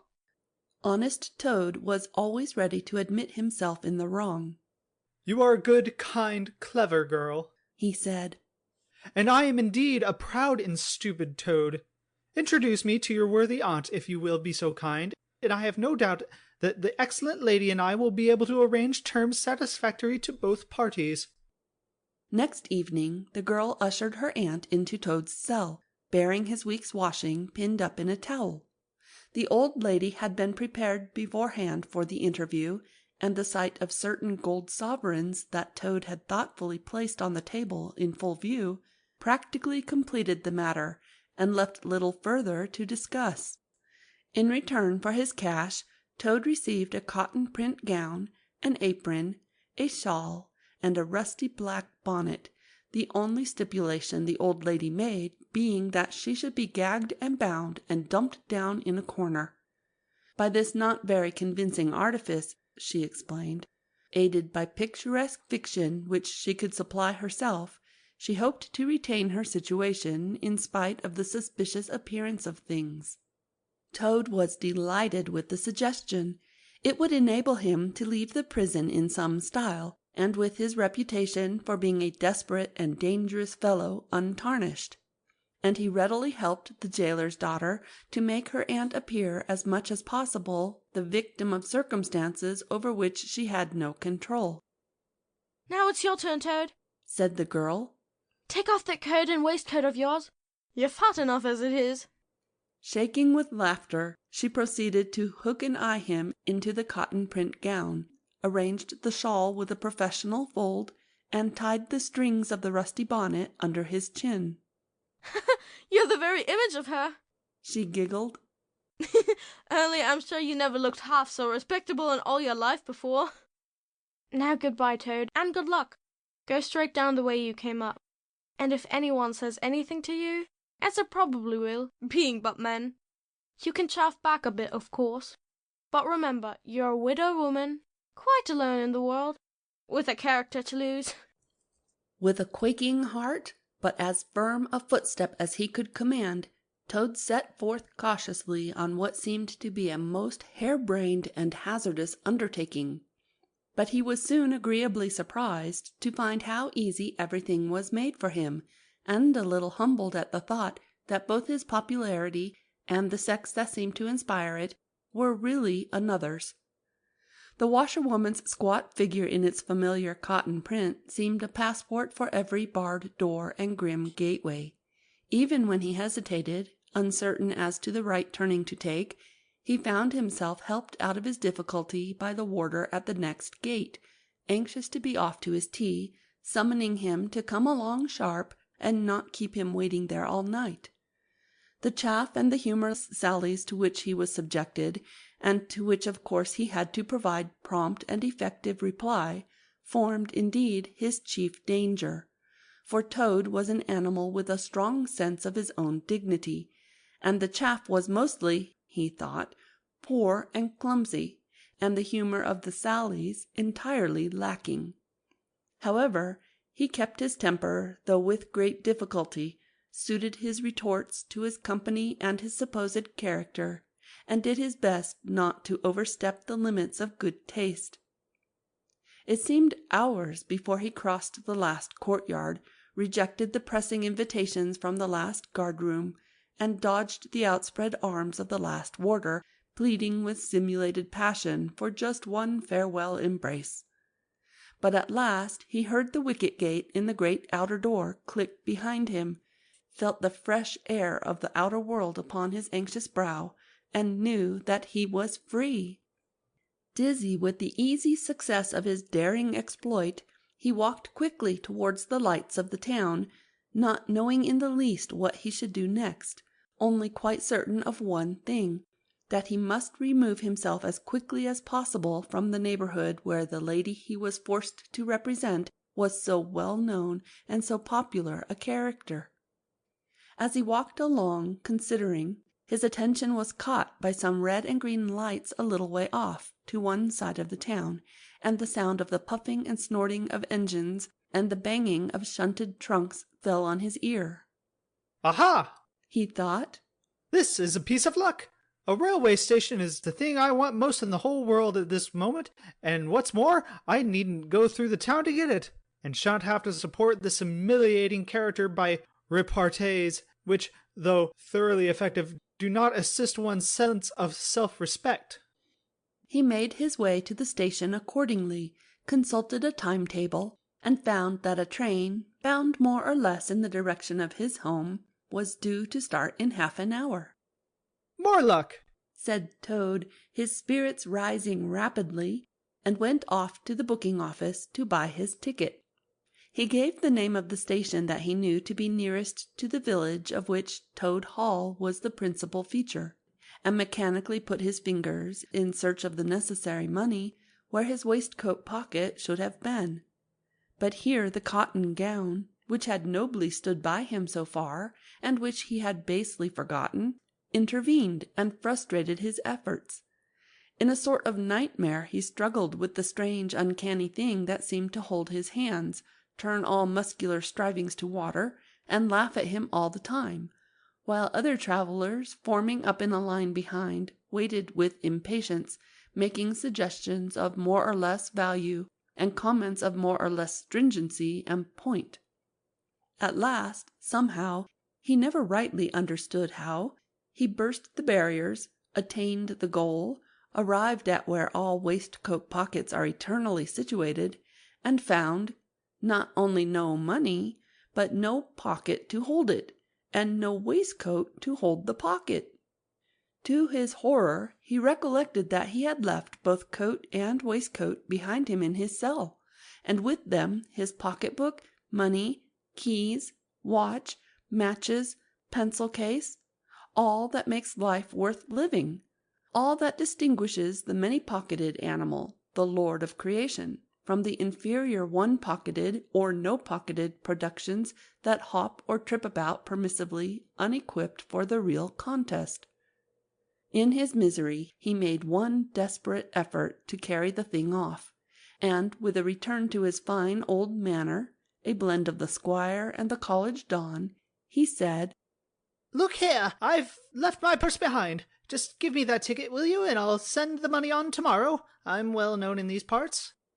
The clerk stared at him and the rusty black bonnet a moment, and then laughed. "Ha ha ha! I should think you were pretty well known in these parts," he said, "if you've tried this game on often." Here, stand away from the window. Please, madame, you're obstructing the other passengers." An old gentleman who had been prodding him in the back for some moments here thrust him away, and, what was worse, addressed him as his good woman, which angered Toad more than anything that had occurred that evening. Baffled and full of despair, he wandered blindly down the platform where the train was standing, and tears trickled down each side of his nose. It was hard, he thought, to be within sight of safety and almost home, and to be balked by the want of a few wretched shillings and by the pettifogging mistrustfulness of paid officials. Very soon his escape would be discovered. The hunt would be up.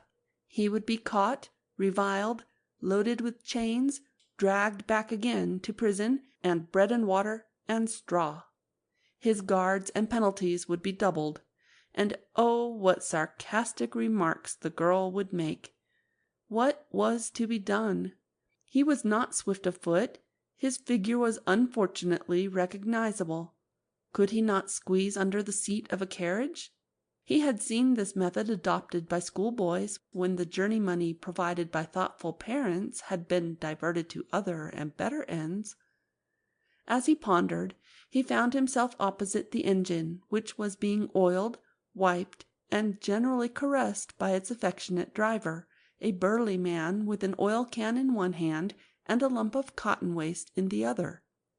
"Hello, Mother," said the engine driver. "What's the trouble? You don't look particularly cheerful." "Oh, sir," said Toad, crying afresh, "I am a poor unhappy washerwoman, and I've lost all my money, and can't pay for a ticket, and I must get home tonight somehow, and whatever am I to do I don't know. Oh dear, oh dear." "That's a bad business indeed," said the engine driver reflectively. "Lost your money and can't get home? And got some kids, too, waiting for you, I dare say?" "Any amount of 'em," sobbed Toad. "And they'll be hungry, and playing with matches and upsetting lamps, the little innocents, and quarreling and going on generally. Oh dear, oh dear." "Well, I'll tell you what I'll do," said the good engine driver. "You're a washerwoman to your trade, says you. Very well, that's that. And I'm an engine driver, as you well may see. And there's no denying it's terribly dirty work. Uses up a power of shirts, it does, till my missus is fair tired of washing of 'em.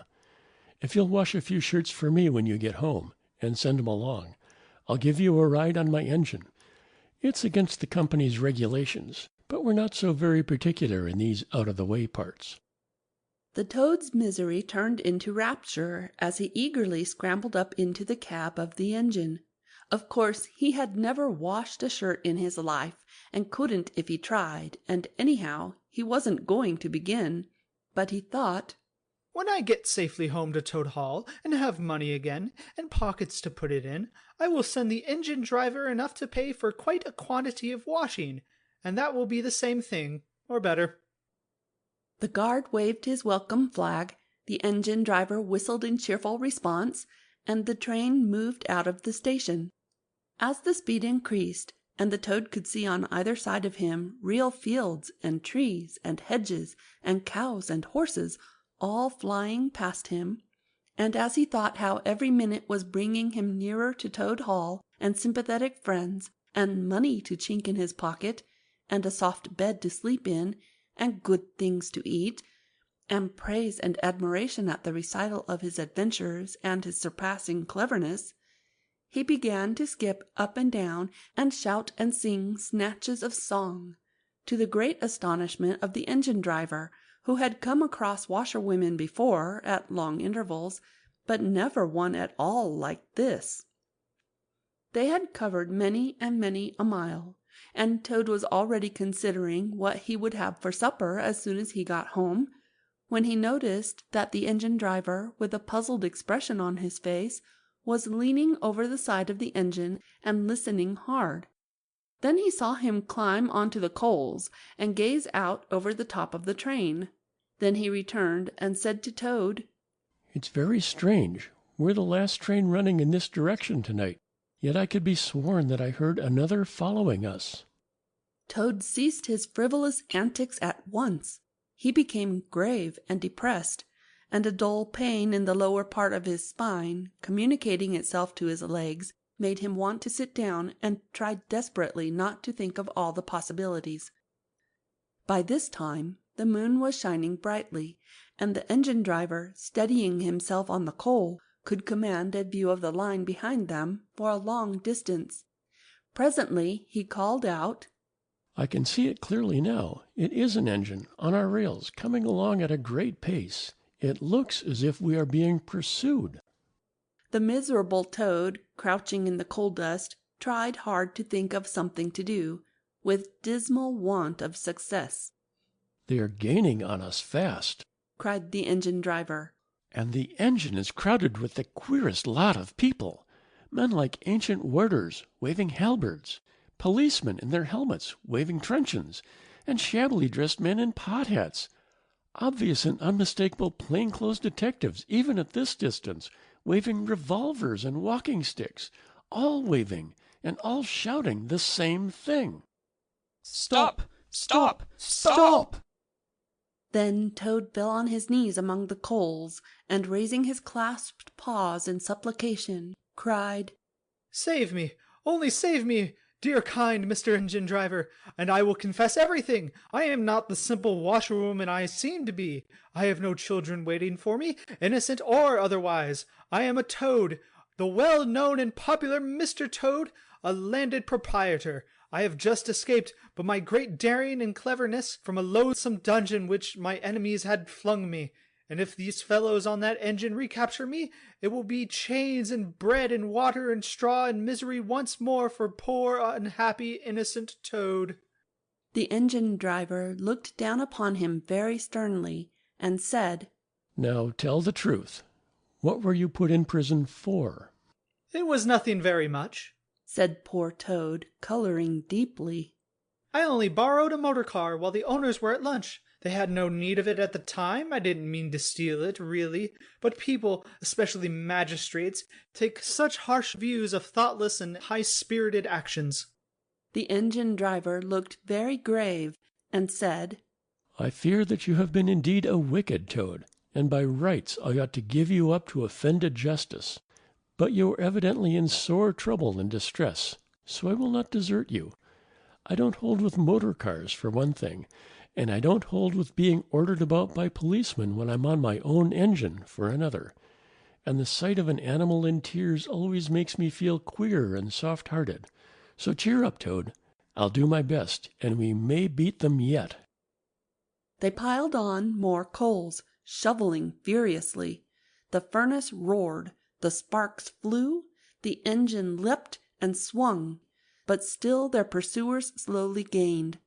The engine-driver, with a sigh, wiped his brow with a handful of cotton waste, and said, I'm afraid it's no good, Toad. You see, they are running light, and they have the better engine. There's just one thing left for us to do, and it's your only chance, so attend very carefully to what I tell you. A short way ahead of us is a long tunnel, and on the other side of that the line passes through a thick wood. Now I will put on all the speed I can while we are running through the tunnel, but the other fellows will slow down a bit, naturally, for fear of an accident. When we are through, I will shut off steam and put on brakes as hard as I can, and the moment it's safe to do so, you must jump and hide in the wood before they get through the tunnel and see you. Then I will go full speed again, and they can chase me if they like, for as long as they like and as far as they like. Now mind, and be ready to jump when I tell you. They piled on more coals, and the train shot into the tunnel, and the engine rushed and roared and rattled, till at last they shot out at the other end into fresh air and the peaceful moonlight, and saw the wood lying dark and helpful upon either side of the line. The driver shut off steam and put on brakes. The Toad got down on the step, and as the train slowed down to almost a walking pace, he heard the driver call out, Now, jump! Toad jumped, rolled down a short embankment, picked himself up unhurt, scrambled into the wood, and hid. Peeping out, he saw his train get up speed again and disappear at a great pace.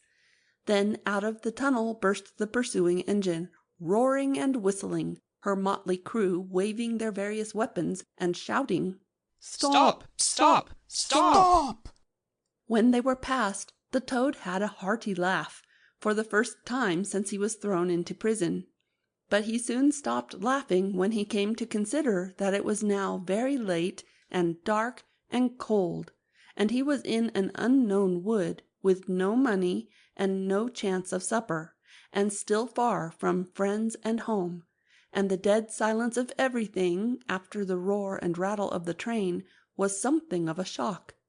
He dared not leave the shelter of the trees, so he struck into the wood with the idea of leaving the railway as far as possible behind him.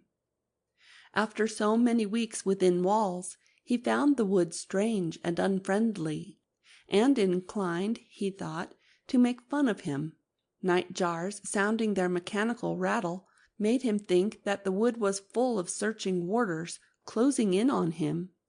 An owl, swooping noiselessly toward him, brushed his shoulder with its wing, making him jump with the horrid certainty that it was a hand, then flitted off moth-like, laughing its low "hoo, hoo, hoo," which Toad thought in very poor taste. Once he met a fox who stopped, looked him up and down in a sarcastic sort of way, and said, "Hello, washerwoman. Half a pair of socks and a pillowcase short this week. Mind it doesn't occur again," and swaggered off snickering. Toad looked about for a stone to throw at him, but could not succeed in finding one, which vexed him more than anything. At last, cold, hungry, and tired out, he sought the shelter of a hollow tree, where with branches and dead leaves he made himself as comfortable a bed as he could, and slept soundly till the morning. End of Chapter 8. Chapter 9. Wayfarers All. The water-rat was restless, and he did not exactly know why. To all appearance the summer's pomp was still at fullest height, and although in the tilled acres green had given way to gold, though rowans were reddening, and the woods were dashed here and there with a tawny fierceness, yet light and warmth and colour were still present in undiminished measure, clean of any chilly premonitions of the passing year. But the constant chorus of the orchards and hedges had shrunk to a casual evensong from a few yet unwearied performers. The robin was beginning to assert himself once more, and there was a feeling in the air of change and departure. The cuckoo, of course, had long been silent, but many another feathered friend, for months a part of the familiar landscape and its small society, was missing too, and it seemed that the ranks thinned steadily day by day. Rat, ever observant of all winged movement, saw that it was taking daily a southing tendency, and even as he lay in bed at night, he thought he could make out, passing in the darkness overhead, the beat and quiver of impatient pinions, obedient to the peremptory call. Nature's grand hotel has its seasons like the others.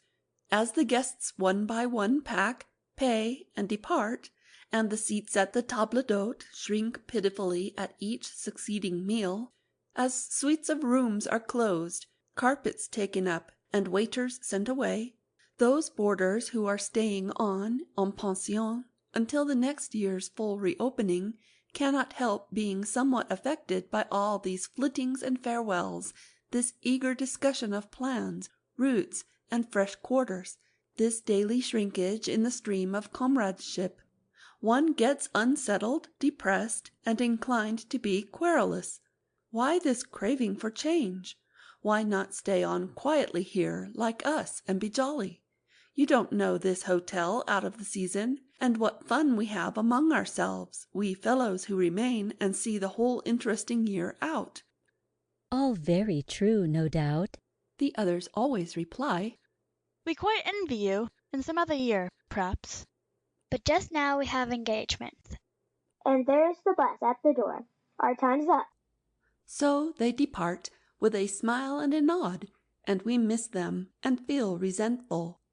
The rat was a self-sufficing sort of animal rooted to the land, and whoever went, he stayed. Still, he could not help noticing what was in the air and feeling some of its influence in his bones. It was difficult to settle down to anything seriously with all this flitting going on. Leaving the waterside, where rushes stood thick and tall in a stream that was becoming sluggish and low, he wandered countrywards, crossing a field or two of pasturage already looking dusty and parched, and thrust into the great sea of wheat, yellow, wavy, and murmurous, full of quiet motion and small whisperings. Here he often loved to wander, through the forest of stiff, strong stalks that carried their own golden sky away over his head, a sky that was always dancing, shimmering, softly talking, or swaying strongly to the passing wind, and recovering itself with a toss and a merry laugh.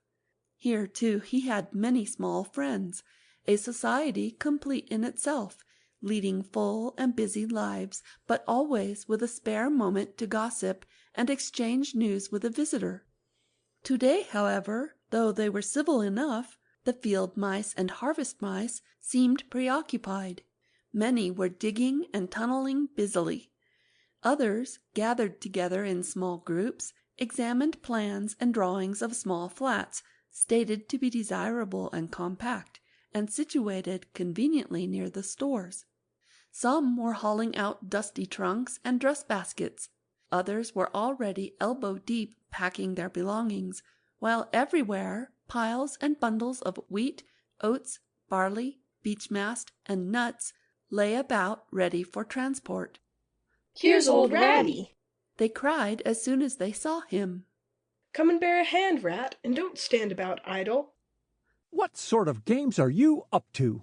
said the water rat severely. "You know it isn't time to be thinking of winter quarters yet, by a long way."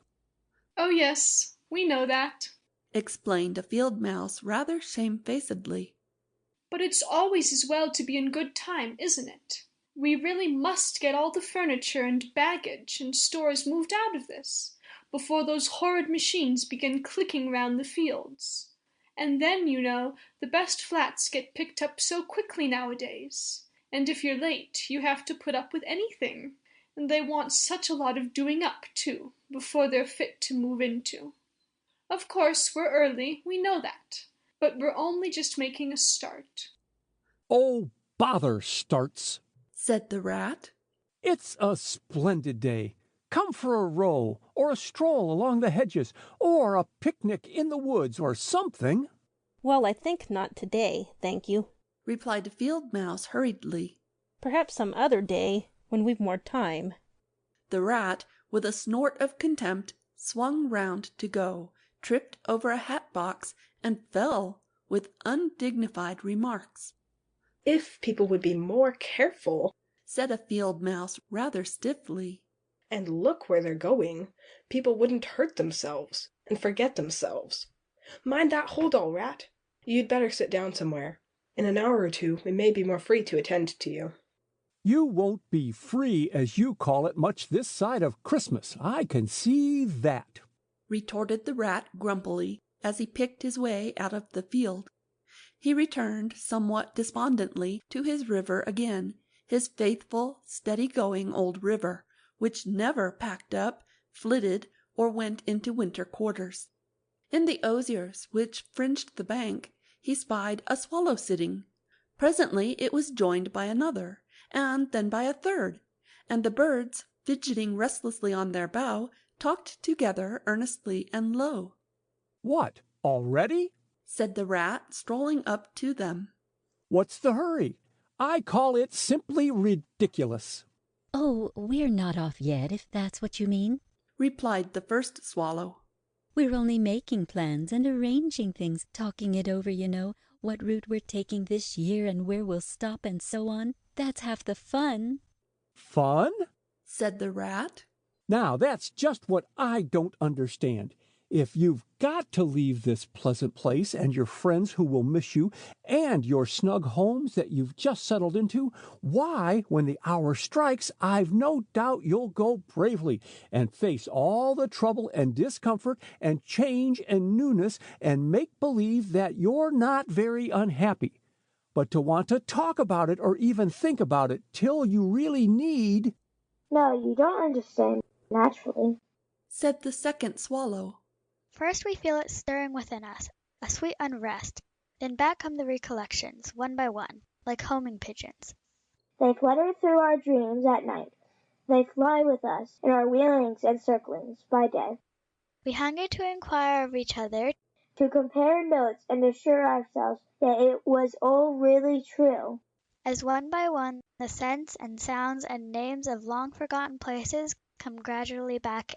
They would beckon to us. Couldn't you stop on for just this year? Suggested the water rat wistfully. We'll all do our best to make you feel at home. You've no idea what good times we have here while you are far away. I tried stopping on one year, said the third swallow. I had grown so fond of the place that when the time came, I hung back and let the others go on without me. For a few weeks it was all well enough, but afterwards, oh, the weary length of the nights, the shivering sunless days, the air so clammy and chill, and not an insect in the acre of it. No, it was no good. My courage broke down, and one cold stormy night I took wing, flying well inland on account of the strong easterly gales. It was snowing hard as they beat through the passes of the great mountains. I had a stiff fight to win through, and never shall I forget the blissful feeling of the hot sun again on my back, as I sped down the lakes that lay so blue and placid below me. And the taste of my first fat insect. The past was like a bad dream. The future was all happy holiday as I moved southward, week by week, easily, lazily, lingering as long as I dared. But always heeding the call. No, I had my warning. Never again did I think of disobedience. Ah, yes, the call of the south, of the south, twittered the other two dreamily. Its songs, its hues, its radiant air. Oh, do you remember? And, forgetting the rat, they slid into passionate reminiscence, while he listened fascinated, and his heart burned within him. In himself, too, he knew that it was vibrating at last, that chord hitherto dormant and unsuspected. The mere chatter of these southern-bound birds, their pale and second-hand reports, had yet power to awaken this wild new sensation and thrill him through and through with it. What would one moment of the real thing work in him? One passionate touch of the real southern sun, one waft of the authentic odor. With closed eyes he dared to dream a moment in full abandonment, and when he looked again, the river seemed steely and chill, the green fields gray and lightless. Then his loyal heart seemed to cry out on his weaker self for its treachery. Why do you ever come back then at all? He demanded of the swallows jealously. What do you find to attract you in this poor drab little country? And do you think, said the first swallow, that the other call is not for us too in its due season? The call of lush meadow grass, wet orchards, warm insect-haunted ponds, of browsing cattle, of haymaking, and all the farm buildings clustering round the house of the perfect eaves? Do you suppose, asked the second one, that you are the only living thing that craves with a hungry longing to hear the cuckoo's note again? In due time, said the third, we shall be homesick once more for the quiet water lilies swaying on the surface of an English stream. But today, all that seems pale and thin and very far away. Just now our blood dances to other music. They fell a-twittering among themselves once more, and this time their intoxicating babble was of violet seas, tawny sands, and lizard-haunted walls. Restlessly the rat wandered off once more, climbed the slope that rose gently from the north bank of the river, and lay looking out towards the great ring of downs that barred his vision further southwards. His simple horizon hitherto, his mountains of the moon, his limit behind which lay nothing he had cared to see or to know. Today, to him gazing south with a newborn need stirring in his heart, the clear sky over their long low outline seemed to pulsate with promise. Today, the unseen was everything, the unknown the only real fact of life. On this side of the hills was now the real blank. On the other lay the crowded and colored panorama that his inner eye was seeing so clearly. What seas lay beyond, green, leaping, and crested! What sun-bathed coasts, along which the white villas glittered against the olive woods! What quiet harbors, thronged with gallant shipping bound for purple islands of wine and spice, islands set low in languorous waters! He rose and descended riverwards once more, then changed his mind and sought the side of the dusty lane. There, lying half buried in the thick, cool, underhedge tangle that bordered it, he could muse on the metalled road and all the wondrous world that it led to, on all the wayfarers, too, that might have trodden it, and the fortunes and adventures they had gone to seek or found unseeking, out there, beyond. Footsteps fell on his ear, and the figure of one that walked somewhat wearily came into view, and he saw that it was a rat, and a very dusty one. The wayfarer, as he reached him, saluted with a gesture of courtesy that had something foreign about it, hesitated a moment, then with a pleasant smile turned from the track and sat down by his side in the cool herbage. He seemed tired, and the rat let him rest unquestioned, understanding something of what was in his thoughts, knowing, too, the value all animals attach at times to mere silent companionship, when the weary muscles slacken and the mind marks time. The wayfarer was lean and keen-featured, and somewhat bowed at the shoulders. His paws were thin and long, his eyes much wrinkled at the corners, and he wore small gold earrings in his neatly set, well-shaped ears. His knitted jersey was of a faded blue. His breeches, patched and stained, were based on a blue foundation, and his small belongings that he carried were tied up in a blue cotton handkerchief. When he had rested a while, the stranger sighed, snuffed the air, and looked about him. "That was clover, that warm whiff on the breeze," he remarked. "And those are cows we hear cropping the grass behind us and blowing softly between mouthfuls. There is a sound of distant reapers, and yonder rises a blue line of cottage smoke against the woodland. The river runs somewhere close by, for I hear the call of a moor-hen. I see by your build that you're a freshwater mariner. Everything seems asleep, and yet going on all the time. It is a goodly life that you lead, friend, no doubt the best in the world, if only you are strong enough to lead it." "Yes, it's the life, the only life to live," responded the water rat dreamily, and without his usual wholehearted conviction. "I did not say exactly that," replied the stranger cautiously. "but no doubt it's the best. I've tried it, and I know. And because I've tried it, 6 months of it, and I know it's the best, here I am, footsore and hungry, tramping away from it, tramping southward, following the old call back to the old life, the life which is mine and which will not let me go." "Is this, then, yet another of them?" mused the rat. "And where have you just come from?" he asked. He hardly dared to ask where he was bound, for he seemed to know the answer only too well. "Nice little farm," replied the wayfarer briefly. "Up along in that direction." He nodded northwards. "Never mind about it. I had everything I could want. Everything I had any right to expect of life. And more. And here I am. Glad to be here all the same. Though, glad to be here. So many miles further on the road. So many hours nearer to my heart's desire." His shining eyes held fast to the horizon, and he seemed to be listening for some sound that was wanting from that inland acreage, vocal as it was with the cheerful music of pasturage and farmyard.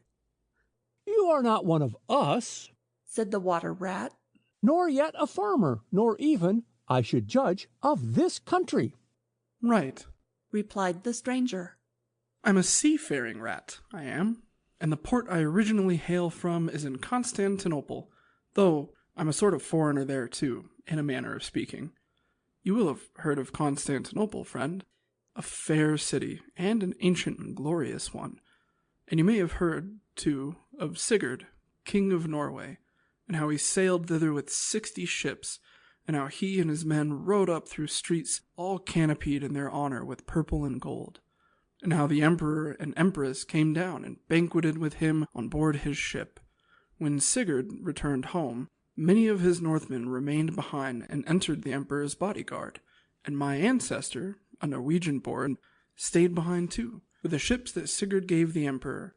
Seafarers we have ever been, and no wonder, as for me, the city of my birth is no more my home than any pleasant port between there and the London River. I know them all, and they know me. Set me down on any of their quays or foreshores, and I am home again." "I suppose you go on great voyages," said the water rat, with growing interest. "Months and months out of sight of land, and provisions running short, and allowance as to water, and your mind communing with the mighty ocean, and all that sort of thing?" "By no means," said the rat frankly. "Such a life as you describe would not suit me at all. I am in the coasting trade, and rarely out of sight of land. It's the jolly times on shore that appeal to me, as much as any seafaring. Oh, those southern seaports, the smell of them, the riding lights at night, the glamour." "Well, perhaps you have chosen the better way," said the water rat, but rather doubtfully. "Tell me something of your coasting, then, if you have a mind to, and what sort of harvest an animal of spirit might hope to bring home from it to warm his latter days with gallant memories by the fireside. For my life, I confess to you, feels to me today somewhat narrow and circumscribed."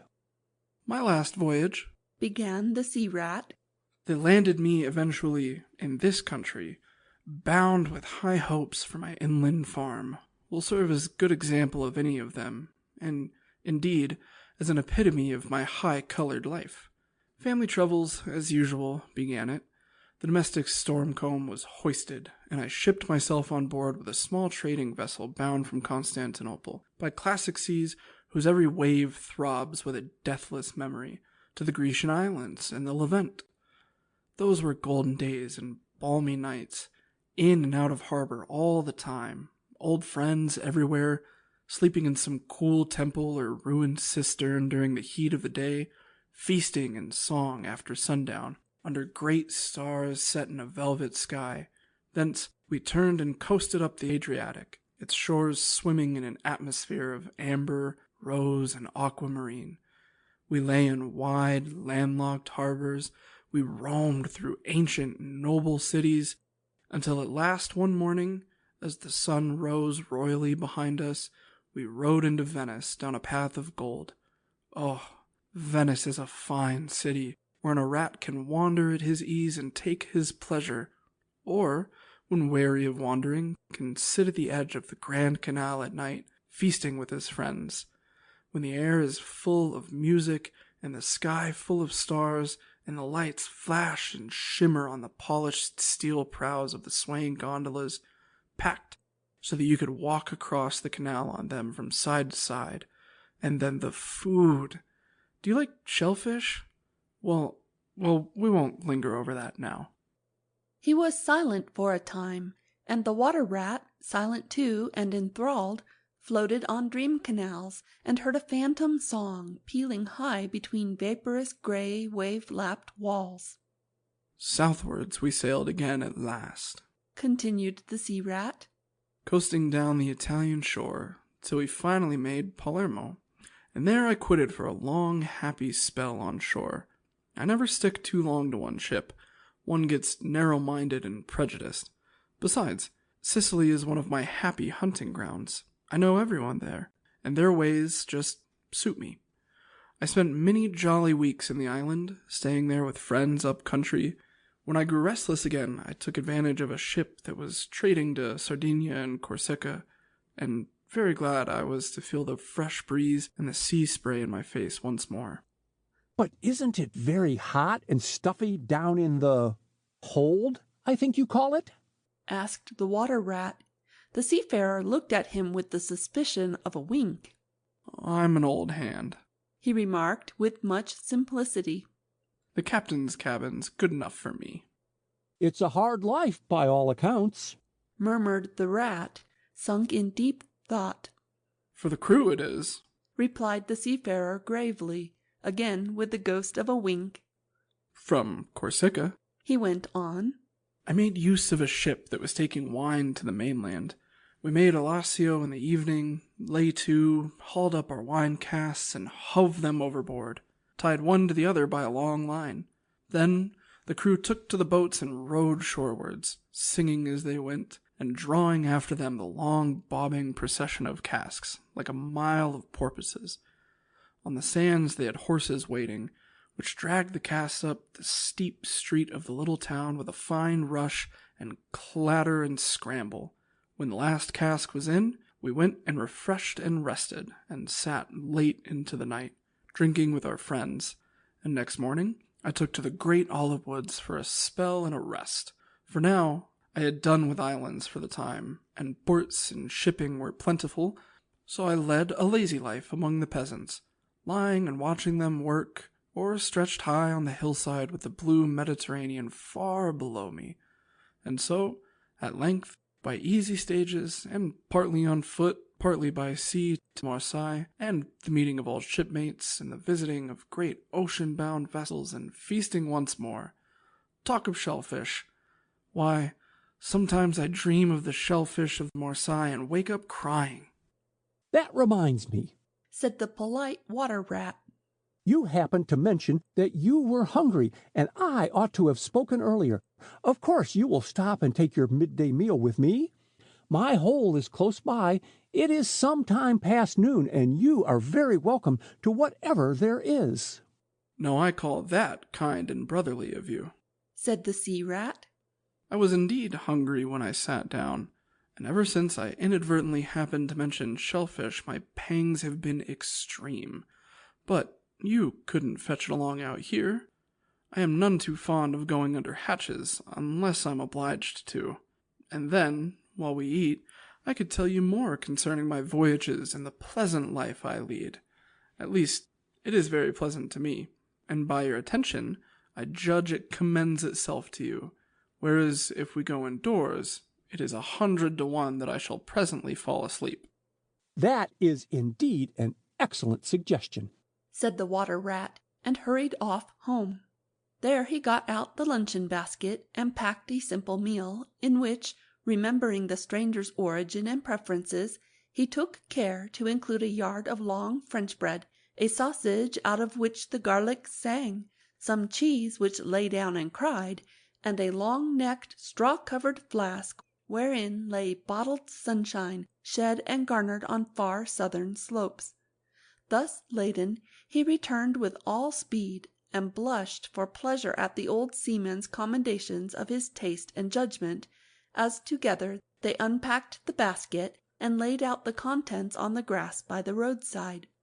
The sea rat, as soon as his hunger was somewhat assuaged, continued the history of his latest voyage, conducting his simple hearer from port to port of Spain, landing him at Lisbon, Oporto, and Bordeaux, introducing him to the pleasant harbours of Cornwall and Devon, and so up the channel to that final quayside where, landing after winds long contrary, storm-driven and weather-beaten, he had caught the first magical hints and heraldings of another spring, and, fired by these, had sped on a long tramp inland, hungry for the experiment of life on some quiet farmstead, very far from the weary beating of any sea. Spellbound and quivering with excitement, the water rat followed the adventurer league by league, over stormy bays, through crowded roadsteads, across harbor bars on a racing tide, up winding rivers that hid their busy little towns round a sudden turn, and left him with a regretful sigh, planted at his dull inland farm, about which he desired to hear nothing. By this time their meal was over, and the seafarer, refreshed and strengthened, his voice more vibrant, his eye lit with a brightness that seemed caught from some far-away sea-beacon, filled his glass with the red and glowing vintage of the south, and leaning toward the water-rat, compelled his gaze, and held him, body and soul, while he talked. Those eyes were of the changing foam-streaked grey-green of leaping northern seas. In the glass shone a hot ruby that seemed the very heart of the south, beating for him who had courage to respond to its pulsation.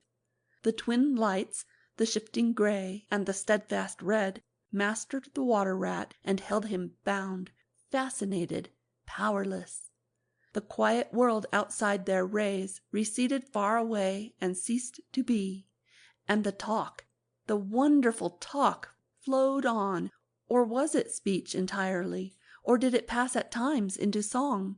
Chanty of the sailors weighing the dripping anchor, sonorous hum of the shrouds in a tearing northeaster, ballad of the fisherman hauling his nets at sundown against an apricot sky, chords of guitar and mandolin from gondola or caique. Did it change into a cry of the wind, plaintive at first, angrily shrill as it freshened, rising to a tearing whistle, sinking to a musical trickle of air from the leach of the bellying sail?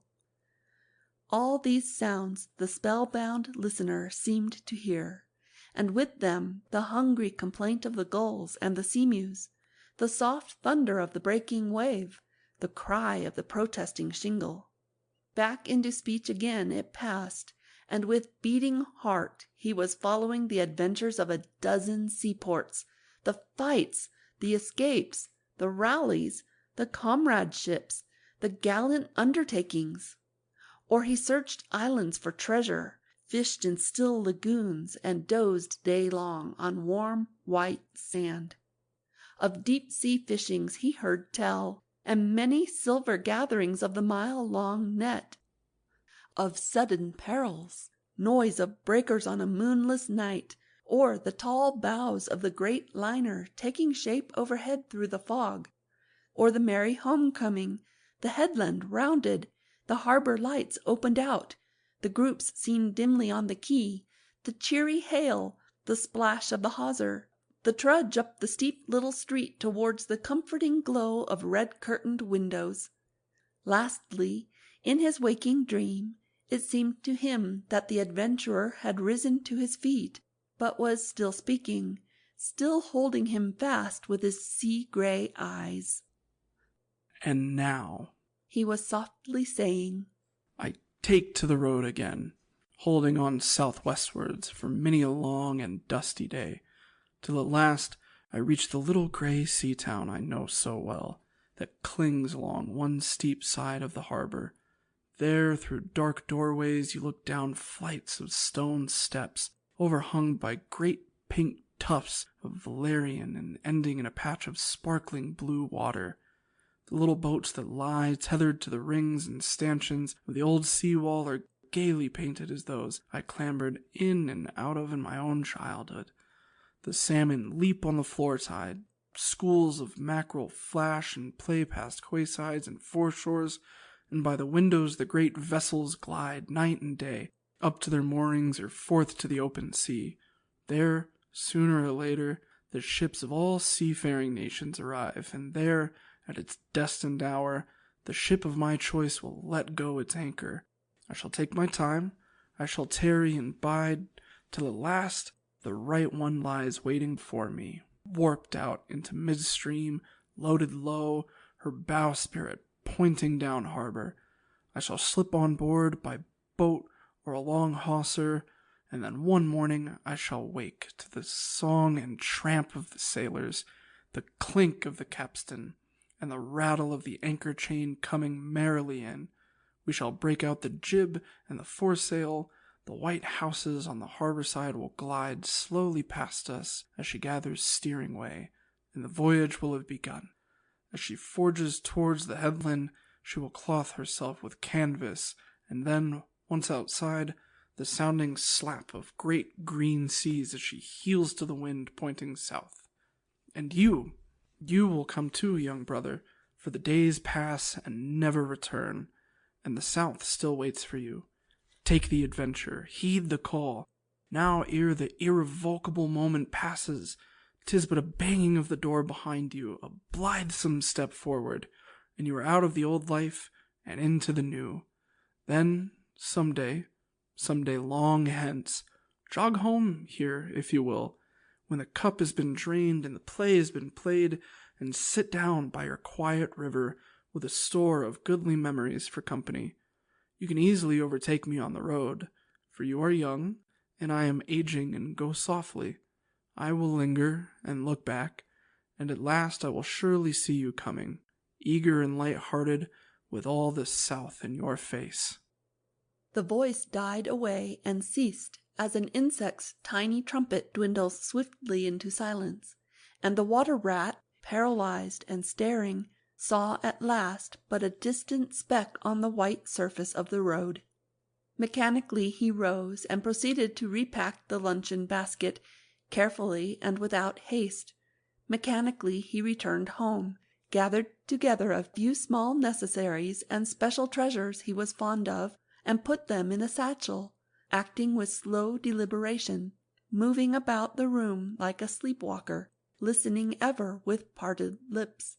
He swung the satchel over his shoulder, carefully selected a stout stick for his wayfaring, and with no haste, but with no hesitation at all, he stepped across the threshold just as the mole appeared at the door. "Why, where are you off to, Ratty?" asked the mole in great surprise, grasping him by the arm. "Going south with the rest of them," murmured the rat in a dreamy monotone, never looking at him. "Seawards first, and then on shipboard, and so to the shores that are calling me." He pressed resolutely forward, still without haste, but with dogged fixity of purpose. But the mole, now thoroughly alarmed, placed himself in front of him, and looking into his eyes saw that they were glazed and set, and turned a streaked and shifting grey, not his friend's eyes, but the eyes of some other animal. Grappling with him strongly, he dragged him inside, threw him down, and held him. The rat struggled desperately for a few moments, and then his strength seemed suddenly to leave him, and he lay still and exhausted, with closed eyes, trembling. Presently the mole assisted him to rise, and placed him in a chair, where he sat collapsed and shrunken into himself, his body shaken by a violent shivering, passing in time into an hysterical fit of dry sobbing. Mole made the door fast, threw the satchel into a drawer and locked it, and sat down quietly on the table by his friend, waiting for the strange seizure to pass. Gradually the rat sank into a troubled doze, broken by starts and confused murmurings of things strange and wild and foreign to the unenlightened mole, and from that he passed into a deep slumber. Very anxious in mind, the mole left him for a time and busied himself with household matters, and it was getting dark when he returned to the parlour and found the rat where he had left him, wide awake indeed, but listless, silent, and dejected.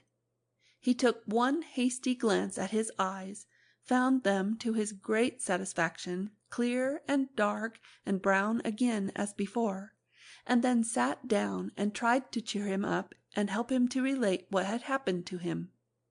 Poor Ratty did his best by degrees to explain things, but how could he put into cold words what had mostly been suggestion? How recall for another's benefit the haunting sea voices that had sung to him? How reproduce at second hand the magic of the seafarer's 100 reminiscences? Even to himself, now that the spell was broken and the glamour gone, he found it difficult to account for what had seemed some hours ago the inevitable and only thing. It is not surprising, then, that he failed to convey to the mole any clear idea of what he had been through that day. To the mole this much was plain. The fit, or attack, had passed away, and had left him sane again, though shaken and cast down by the reaction. But he seemed to have lost all interest for the time in the things that went to make up his daily life, as well as in all pleasant forecastings of the altered days and doings that the changing season was surely bringing. Casually then, and with seeming indifference, the mole turned his talk to the harvest that was being gathered in, the towering wagons and their straining teams, the growing ricks, and the large moon rising over bare acres dotted with sheaves. He talked of the reddening apples around, of the browning nuts, of jams and preserves and the distilling of cordials, till by easy stages such as these he reached midwinter, its hearty joys and its snug home life. And then he became simply lyrical. By degrees the rat began to sit up and to join in. His dull eyes brightened, and he lost some of his listening air. Presently the tactful mole slipped away, and returned with a pencil and a few half-sheets of paper, which he placed on the table at his friend's elbow. "It's quite a long time since you did any poetry," he remarked. "You might have a try at it this evening, instead of, well, brooding over things so much. I've an idea that you'll feel a lot better when you've got something jotted down, if it's only just the rhymes." The rat pushed the paper away from him wearily, but the discreet mole took occasion to leave the room, and when he peeped in again some time later, the rat was absorbed and deaf to the world, alternately scribbling and sucking the top of his pencil. It is true that he sucked a good deal more than he scribbled, but it was joy to the mole to know that the cure had at least begun. End of Chapter 9. Chapter 10. The Further Adventures of Toad. The front door of the hollow tree faced eastwards, so Toad was called at an early hour, partly by the bright sunlight streaming in on him, partly by the exceeding coldness of his toes, which made him dream that he was at home in bed, in his own handsome room with the Tudor window, on a cold winter's night, and his bedclothes had got up, grumbling and protesting they couldn't stand the cold any longer, and had run downstairs to the kitchen fire to warm themselves, and he had followed on bare feet along miles and miles of icy stone-paved passages, arguing and beseeching them to be reasonable. He would probably have been aroused much earlier had he not slept for some weeks on straw over stone flags, and almost forgotten the friendly feeling of thick blankets pulled well up round the chin. Sitting up, he rubbed his eyes first and his complaining toes next, wondered for a moment where he was, looking round for familiar stone wall and little barred window, then, with a leap of the heart, remembered everything, his escape, his flight, his pursuit, remembered, first and best thing of all, that he was free. Free! The word and the thought alone were worth 50 blankets. He was warm from end to end as he thought of the jolly world outside, waiting eagerly for him to make his triumphal entrance, ready to serve him and play up to him, anxious to help him and to keep him company, as it always had been in the days of old before misfortune fell upon him. He shook himself and combed the dry leaves out of his hair with his fingers, and, his toilet complete, marched forth into the comfortable morning sun, cold but confident, hungry but hopeful, all nervous terrors of yesterday dispelled by rest and sleep and frank and heartening sunshine. He had the world all to himself that early summer morning. The dewy woodland, as he threaded it, was solitary and still. The green fields that succeeded the trees were his own to do as he liked with. The road itself, when he reached it in that loneliness that was everywhere, seemed, like a stray dog, to be looking anxiously for company. Toad, however, was looking for something that could talk and tell him clearly which way he ought to go. It is all very well when you have a light heart and a clear conscience and money in your pocket and nobody scouring the country for you to drag you off to prison again, to follow where the road beckons and points, not caring whither. The practical Toad cared very much indeed, and he could have kicked the road for its helpless silence when every minute was of importance to him. The reserved rustic road was presently joined by a shy little brother in the shape of a canal, which took its hand and ambled along by its side in perfect confidence, but with the same tongue-tied, uncommunicative attitude towards strangers. "Bother them," said Toad to himself. "But anyhow, one thing's clear. They must be coming from somewhere and going to somewhere. You can't get over that, Toad, my boy." So he marched on patiently by the water's edge. Round a bend in the canal came plodding a solitary horse, stooping forward as if in anxious thought. From rope traces attached to his collar stretched a long line, taut but dipping with his stride, the further part of it dripping pearly drops. Toad let the horse pass, and stood waiting for what the fates were sending him. With a pleasant swirl of quiet water at its blunt bow, the barge slid up alongside of him, its gaily painted gunwale level with the towing path, its sole occupant a big stout woman wearing a linen sunbonnet, one brawny arm laid along the tiller. "A nice morning, ma'am," she remarked to Toad as she drew up level with him. "I dare say it is, ma'am," responded Toad politely as he walked along the tow-path abreast of her. "I dare it is a nice morning to them that's not in sore trouble, like what I am. Here's my married daughter. She sends off to me post-haste to come to her at once. So off I comes, not knowing what may be happening or going to happen, but fearing the worst, as you will understand, ma'am, if you're a mother too. And I've left my business to look after itself. I'm in the washing and laundering line, you must know, ma'am. And I've left my young children to look after themselves, and a more mischievous and troublesome set of young imps doesn't exist, ma'am. And I've lost all my money, and lost my way, and as far what may be happening to my married daughter, why, I don't like to think of it, ma'am." "Where might your married daughter be living, ma'am?" asked the barge woman. "She lives near to the river, ma'am," replied Toad. "close to a fine house called Toad Hall, that's somewhere hereabouts in these parts. Perhaps you may have heard of it?"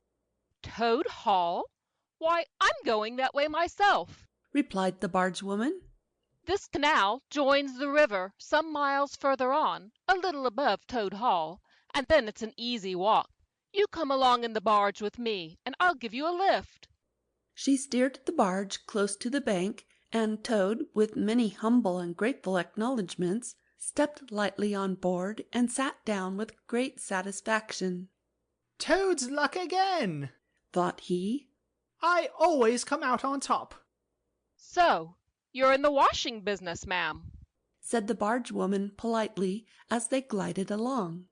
"And a very good business you've got too, I dare say, if I'm not making too free in saying so." "Finest business in the whole country," said Toad airily. "All the gentry come to me, wouldn't go to any one else if they were paid. They know me so well. You see, I understand my work thoroughly, and attend to it all myself. Washing, ironing, clear starching, making up gents' fine shirts for evening wear.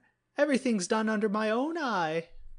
"But surely you don't do all that work yourself, ma'am?" asked the barge woman respectfully. "Oh, I have girls," said Toad lightly. 20 girls or thereabouts, always at work. But you know what girls are, ma'am. Nasty little hussies is what I call 'em." "So do I, too," said the barge woman with great heartiness. "But I dare say you set yours to rights, the idle trollops. And are you very fond of washing?" "I love it," said Toad. "I simply dote on it. Never so happy as when I've got both arms in the wash-tub. But then it comes so easy to me, no trouble at all. A real pleasure, I assure you, ma'am." "What a bit of luck meeting you," observed the barge woman thoughtfully. A regular piece of good fortune for both of us.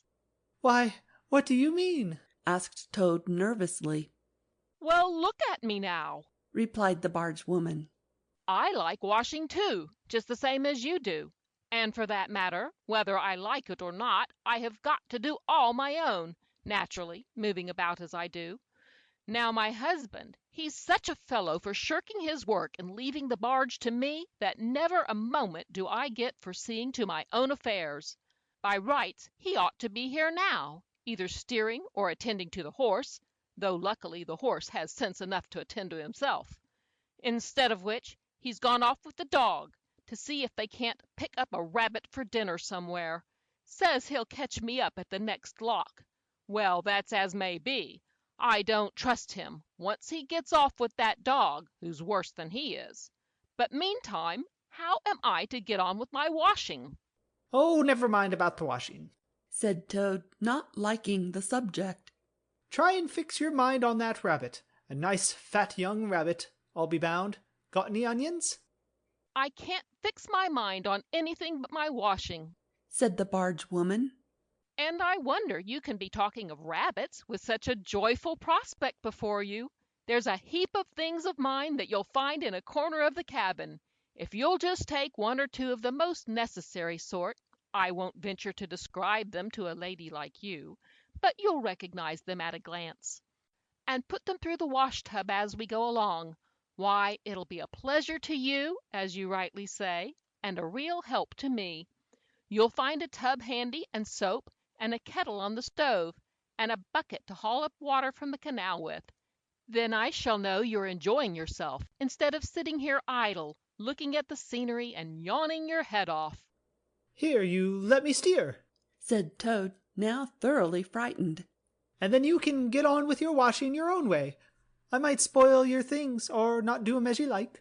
I'm more used to a gentleman's things myself. It's my special line.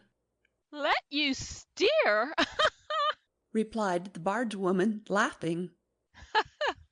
It takes some practice to steer a barge properly. Besides, it's dull work, and I want you to be happy. No, you shall do the washing you are so fond of, and I'll stick to the steering that I understand. Don't try and deprive me of the pleasure of giving you a treat. Toad was fairly cornered. He looked for escape this way and that, saw that he was too far from the bank for a flying leap, and sullenly resigned himself to his fate. If it comes to that, he thought in desperation, I suppose any fool can wash. He fetched tub, soap, and other necessaries from the cabin, selected a few garments at random, tried to recollect what he had seen in casual glances through laundry windows, and set to. A long half-hour passed, and every minute of it saw Toad getting crosser and crosser. Nothing that he could do to the things seemed to please them or do them good. He tried coaxing, he tried slapping, he tried punching. They smiled back at him out of the tub, unconverted, happy in their original sin. Once or twice he looked nervously over his shoulder at the barge woman, but she appeared to be gazing out in front of her, absorbed in her steering. His back ached badly, and he noticed with dismay that his paws were beginning to get all crinkly. Now Toad was very proud of his paws. He muttered under his breath words that should never pass the lips of either washerwoman or Toads, and lost the soap for the 50th time. A burst of laughter made him straighten himself and look round. The barge woman was leaning back and laughing unrestrainedly till the tears ran down her cheeks. I've been watching you all the time, she gasped.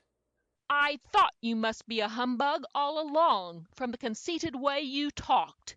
Pretty washerwoman you are. Never washed so much as a dishclout in your life, I'll lay. Toad's temper, which had been simmering viciously for some time, now fairly boiled over, and he lost all control of himself. You common, low-fat barge woman, he shouted. Don't you dare talk to your betters like that. Washerwoman indeed. I would have you know that I am a toad, a very well-known, respected, distinguished toad. I may be under a bit of cloud at present, but I will not be laughed at by a barge woman." The woman moved nearer to him and peered under his bonnet keenly and closely. "Why, so you are!" she cried. "Well, I never! A horrid, nasty, crawly toad, and in my nice clean barge, too! Now that is a thing that I will not have." She relinquished the tiller for a moment.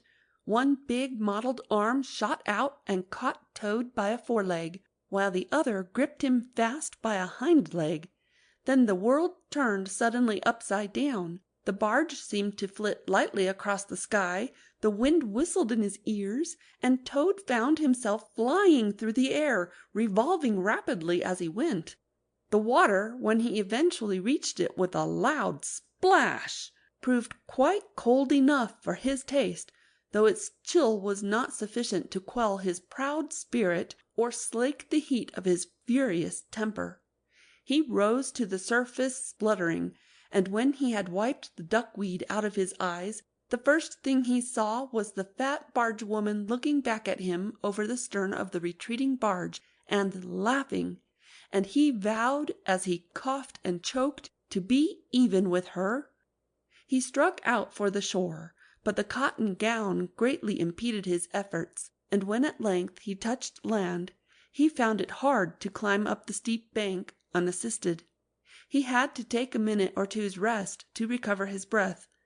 Then, gathering his wet skirts well over his arms, he started to run after the barge as fast as his legs would carry him, wild with indignation, thirsting for revenge.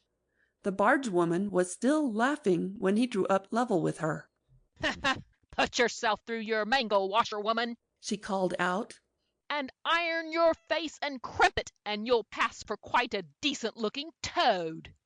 Toad never paused to reply. Solid revenge was what he wanted, not cheap, windy, verbal triumphs, though he had a thing or two in his mind that he would have liked to say. He saw what he wanted ahead of him. Running swiftly on, he overtook the horse, unfastened the tow rope, and cast off, jumped lightly on the horse's back, and urged it to a gallop by kicking it vigorously in the sides. He steered for the open country, abandoning the tow path, and swinging his steed down a rutty lane. Once he looked back, and saw that the barge had run aground on the other side of the canal, and the barge woman was gesticulating wildly and shouting, "Stop! Stop! Stop!" "I've heard that song before," said Toad, laughing, as he continued to spur his steed onward in its wild career. The barge horse was not capable of any very sustained effort, and its gallop soon subsided into a trot, and its trot into an easy walk. But Toad was quite contented with this, knowing that he, at any rate, was moving, and the barge was not. He had quite recovered his temper, now that he had done something he thought really clever, and he was satisfied to jog along quietly in the sun, steering his horse along byways and bridle paths, and trying to forget how very long it was since he had had a square meal, till the canal had been left very far behind him. He had travelled some miles, his horse and he was feeling drowsy in the hot sunshine, when the horse stopped, lowered his head, and began to nibble the grass. And Toad, waking up, just saved himself from falling off by an effort. He looked about him and found he was on a wide common, dotted with patches of gorse and bramble as far as he could see. Near him stood a dingy gypsy caravan, and beside it a man was sitting on a bucket turned upside down, very busy smoking and staring into the wide world. A fire of sticks was burning near by, and over the fire hung an iron pot, and out of that pot came forth bubblings and gurglings, and a vague suggestive steaminess. Also smells, warm, rich, and varied smells, that twined and twisted and wreathed themselves at last into one complete, voluptuous, perfect smell. that seemed like the very soul of nature taking form and appearing to her children, a true goddess, a mother of solace and comfort. Toad now knew well that he had not been really hungry before. What he had felt earlier in the day had been a mere trifling qualm. This was the real thing at last, and no mistake, and it would have to be dealt with speedily, too, or there would be trouble for somebody or something. He looked the gypsy over carefully, wondering vaguely whether it would be easier to fight him or cajole him. So there he sat and sniffed and looked at the gypsy, and the gypsy sat and smoked and looked at him. Presently the gypsy took his pipe out of his mouth and remarked in a careless way, "What to sell that horse of yours?"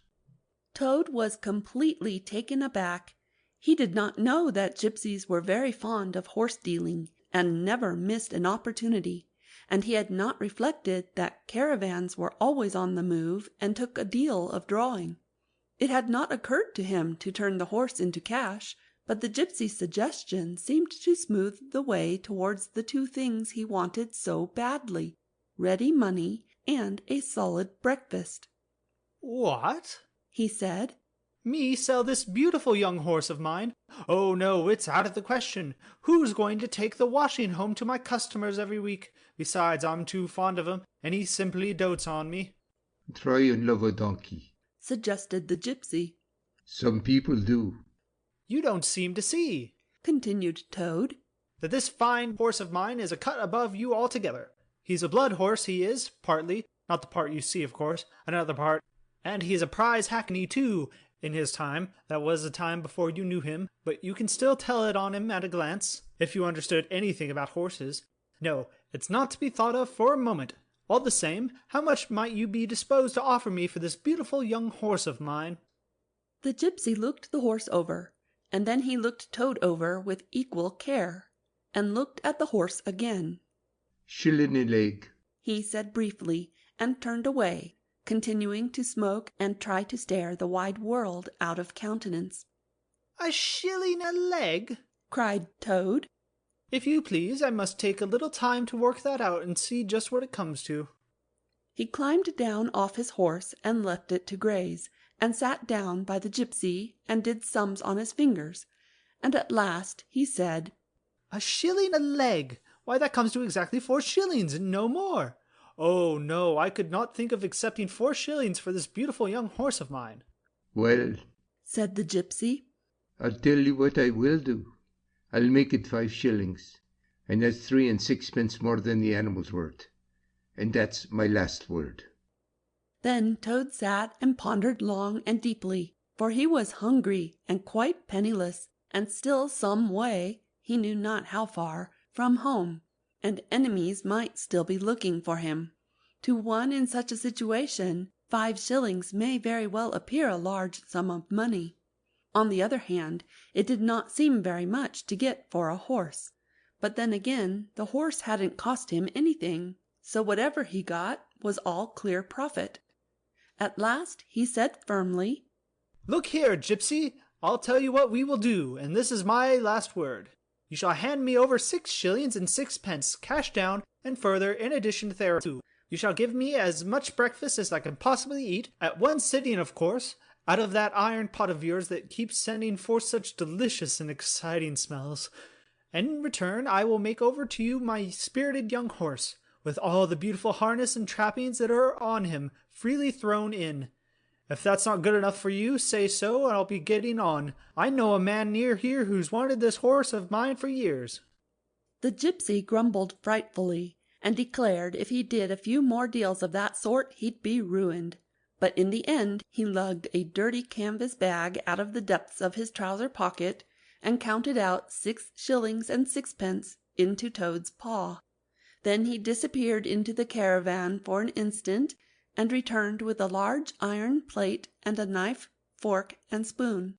He tilted up the pot, and a glorious stream of hot, rich stew gurgled into the plate. It was indeed the most beautiful stew in the world, being made of partridges and pheasants and chickens and hares and rabbits and peahens and guinea fowls and one or two other things. Toad took the plate on his lap, almost crying, and stuffed and stuffed and stuffed, and kept asking for more, and the gypsy never grudged it him. He thought that he had never eaten so good a breakfast in all his life.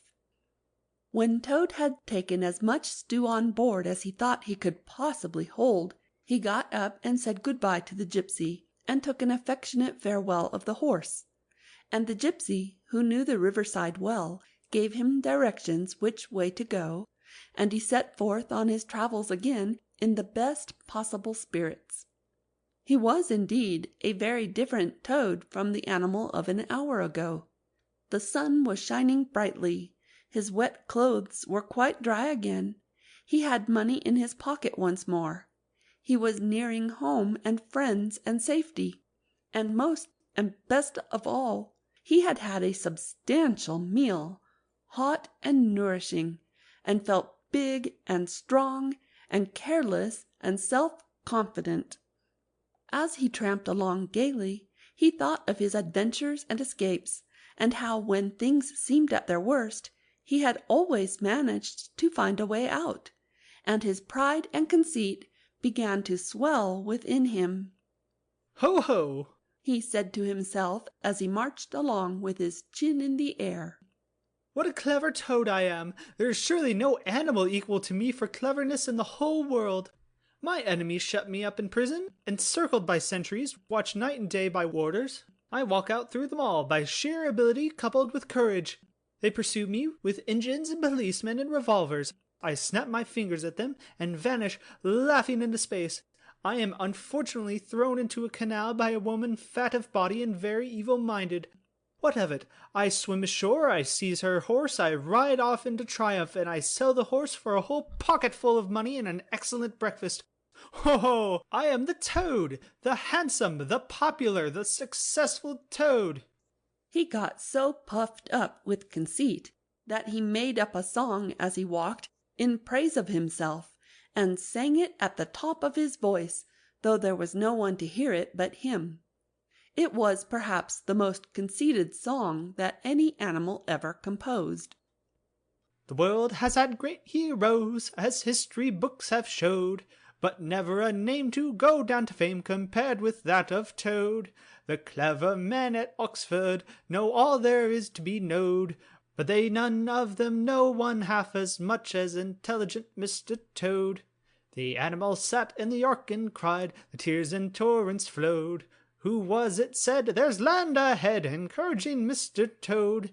The army all saluted as they marched along the road. Was it the king or Kitchener? No, it was Mr. Toad. The queen and her ladies in waiting sat at the window and sewed. She cried, 'Look, who's that handsome man?' They answered, 'Mr. Toad.'" There was a great deal more of the same sort, but too dreadfully conceited to be written down. These are some of the milder verses.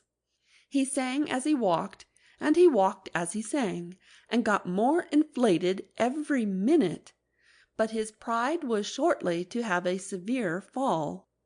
After some miles of country lanes, he reached the high road, and as he turned into it and glanced along its white length, he saw approaching him a speck that turned into a dot, and then into a blob, and then into something very familiar, and a double note of warning, only too well known, fell on his delighted ear.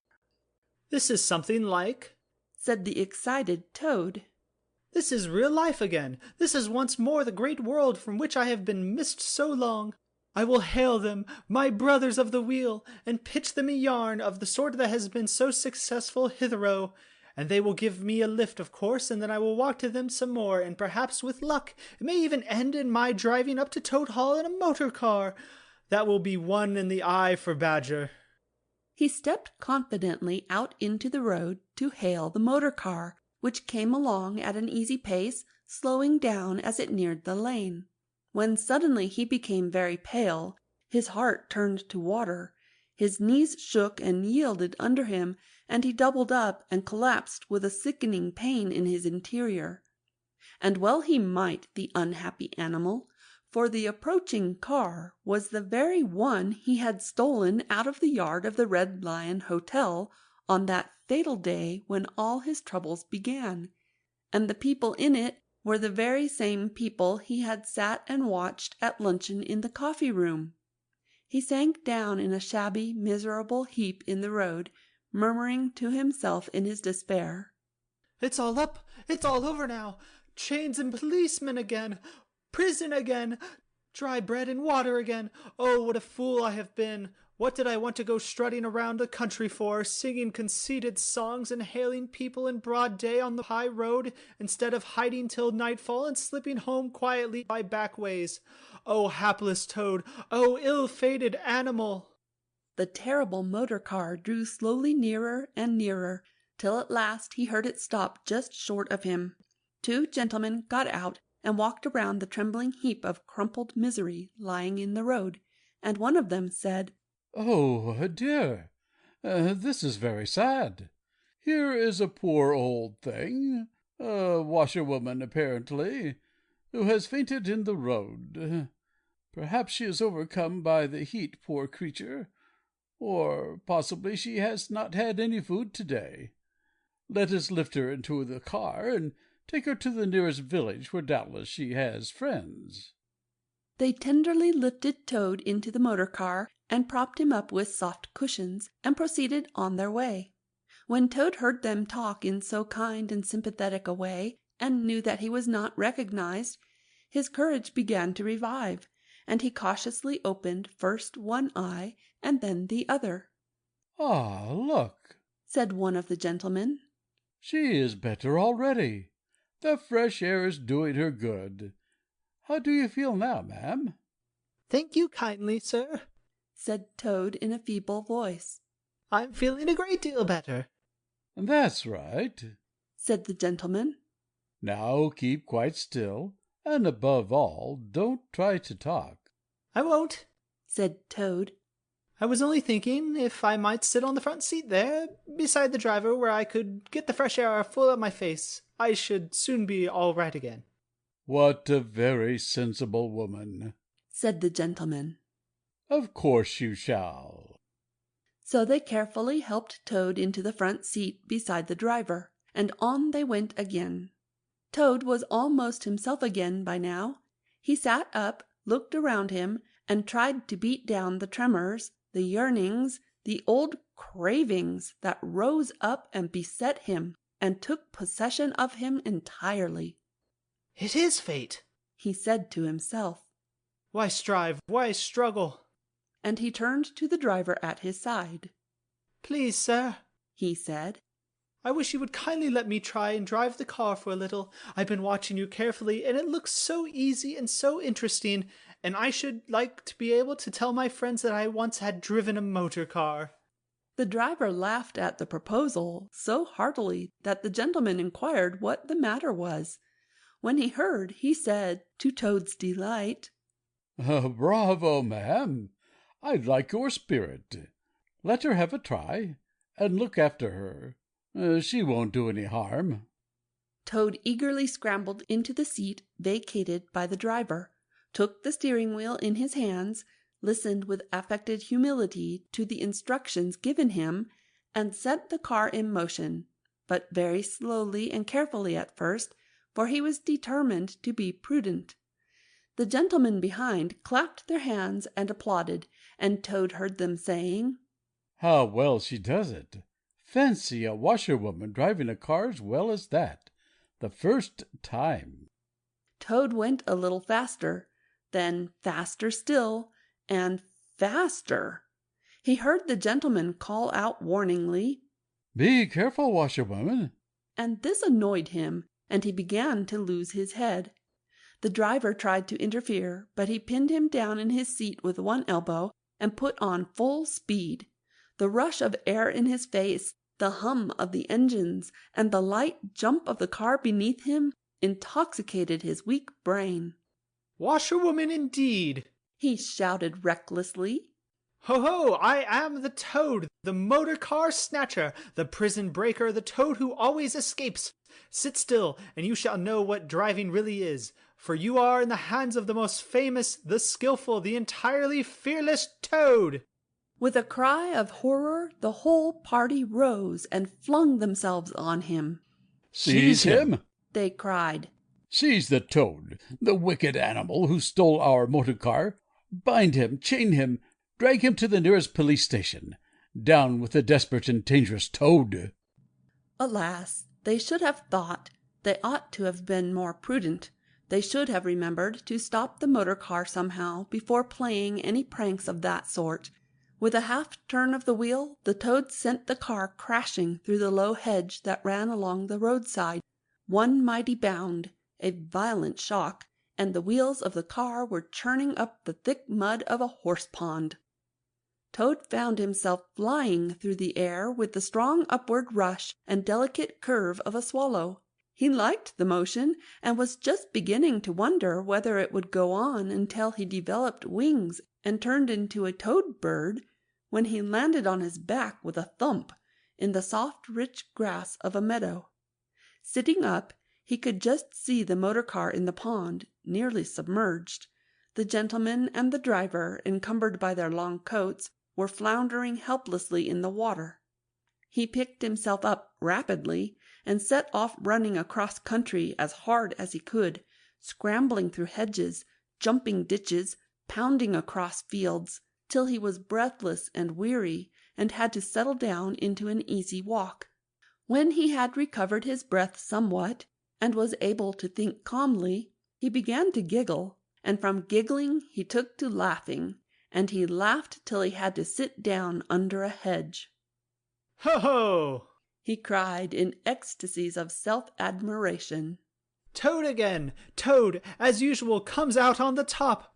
Who was it got them to give him a lift? Who managed to get on the front seat for the sake of fresh air? Who persuaded them into letting him see if he could drive? Who landed them all at a horse pond?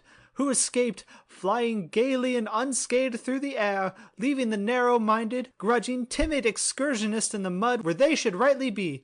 Why, Toad, of course. Clever Toad, great Toad, good Toad. Then he burst into song again, and chanted with uplifted voice, The motor car went pop, pop, pop as it raced along the road.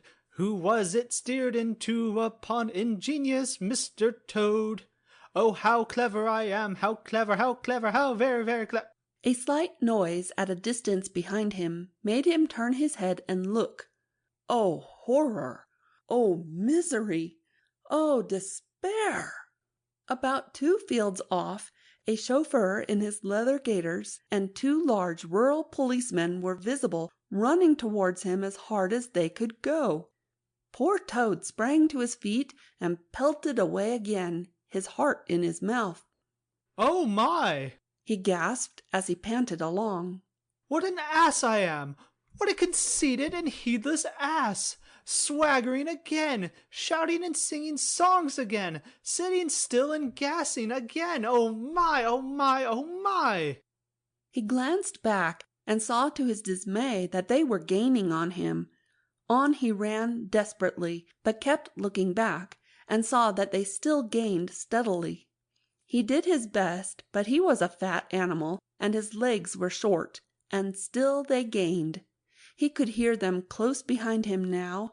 Ceasing to heed where he was going, he struggled on blindly and wildly, looking back over his shoulder at the now triumphant enemy, when suddenly the earth failed under his feet. He grasped at the air, and splash! He found himself head over ears in deep water, rapid water, water that bore him along with a force he could not contend with, and he knew that in his blind panic he had run straight into the river. He rose to the surface and tried to grasp the reeds and the rushes that grew along the water's edge close under the bank, but the stream was so strong that it tore them out of his hands. Oh my! Gasped poor Toad. If I ever steal a motor car again, if I ever sing another conceited song. Then down he went, and came up breathless and spluttering. Presently he saw that he was approaching a big dark hole in the bank just above his head, and as the stream bore him past, he reached up with a paw and caught hold of the edge and held on. Then slowly and with difficulty he drew himself up out of the water, till at last he was able to rest his elbows on the edge of the hole. There he remained for some minutes, puffing and panting, for he was quite exhausted. As he sighed and blew and stared before him into the dark hole, some bright small thing shone and twinkled in its depths, moving toward him. As it approached, a face grew up gradually around it, and it was a familiar face, brown and small, with whiskers, grave and round, with neat ears and silky hair.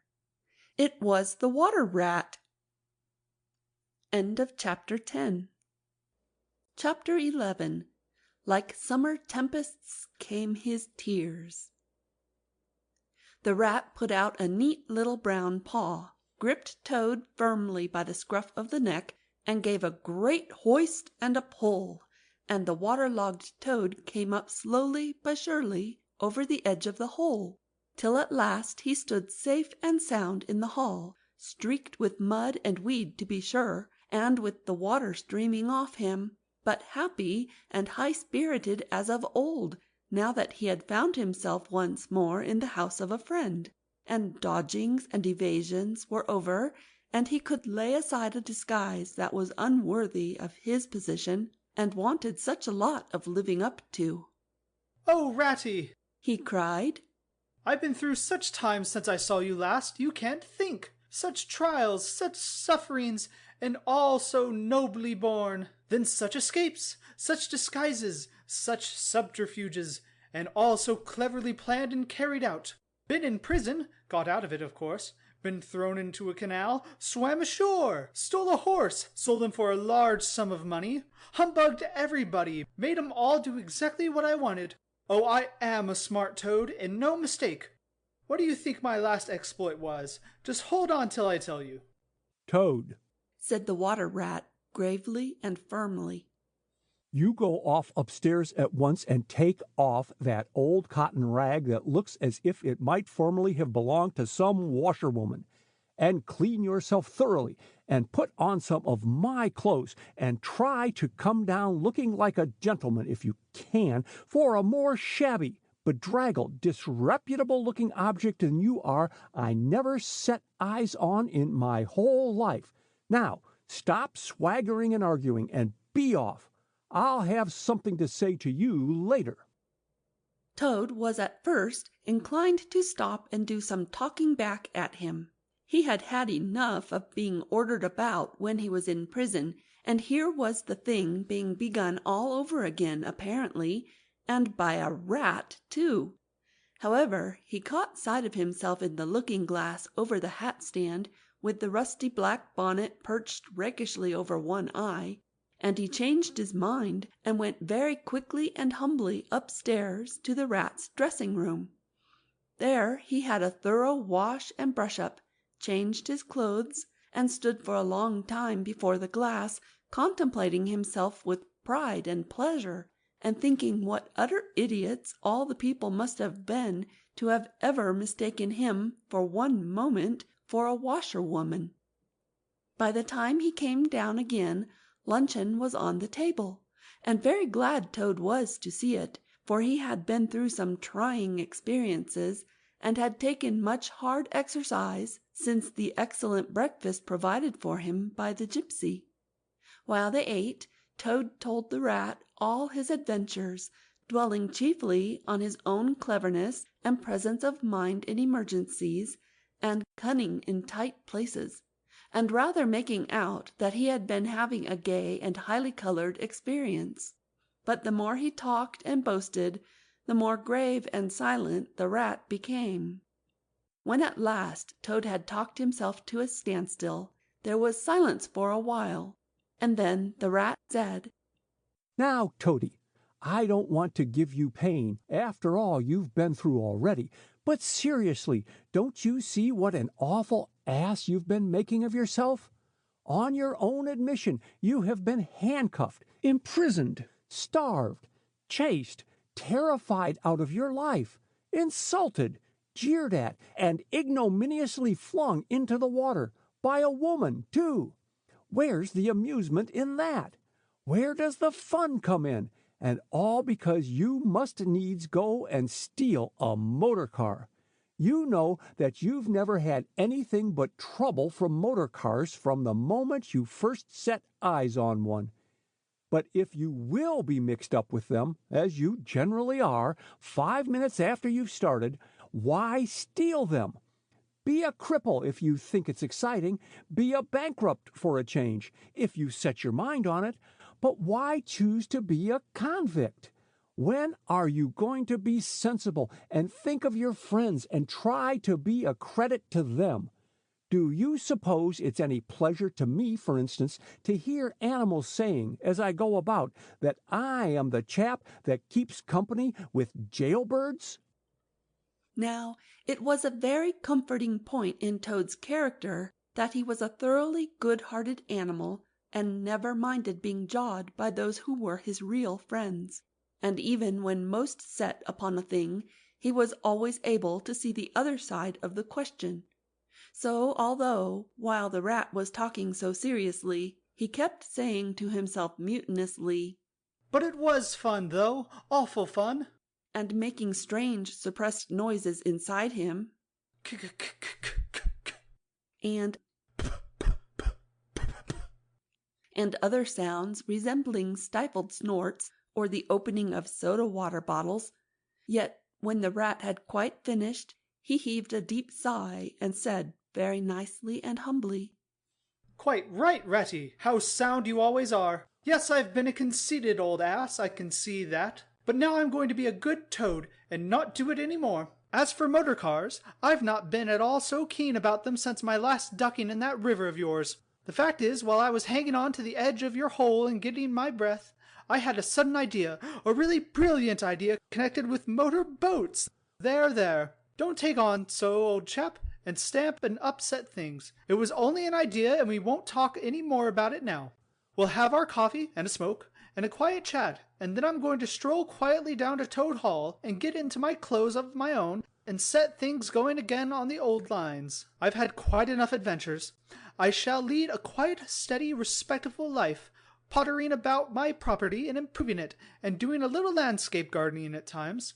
There will always be a bit of dinner for my friends when they come to see me, and I shall keep a pony chassis to jog about the country in, just as I used to in the good old days, before I got restless and wanted to do things."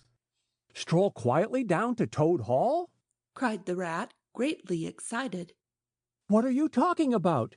Do you mean to say you haven't heard?" "Heard what?" said Toad, turning rather pale.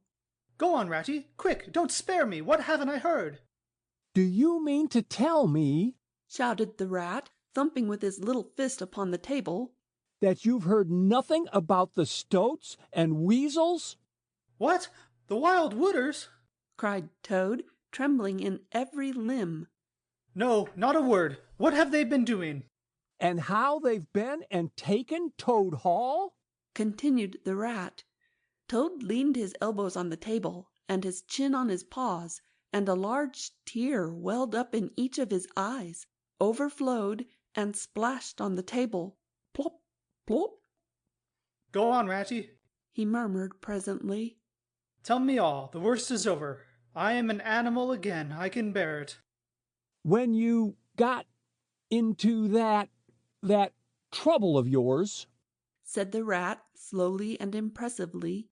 "I mean when you disappeared from society for a time over that misunderstanding about a machine, you know." Toad merely nodded. "Well, it was a good deal talked about down here, naturally," continued the rat. "Not only along the riverside, but even in the wild wood. Animals took sides, as always happens. The riverbankers stuck up for you and said you had been infamously treated, and there was no justice to be had in the land nowadays. But the wild wood animals said hard things and served you right, and it was time this sort of thing was stopped. and they got very cocky and went about saying you were done for this time. You would never come back again. Never, never. Toad nodded once more, keeping silence. That's the sort of little beasts they are. The rat went on. But Mole and Badger, they stuck out through thick and thin that you would come back again soon, somehow. They didn't know exactly how, but somehow. Toad began to sit up in his chair again and to smirk a little. They argued from history, continued the rat. They said that no criminal laws had ever been known to prevail against cheek and plausibility such as yours, combined with the power of a long purse. So they arranged to move their things into Toad Hall and sleep there and keep it aired and have it all ready for you when you turned up. They didn't guess what was going to happen, of course.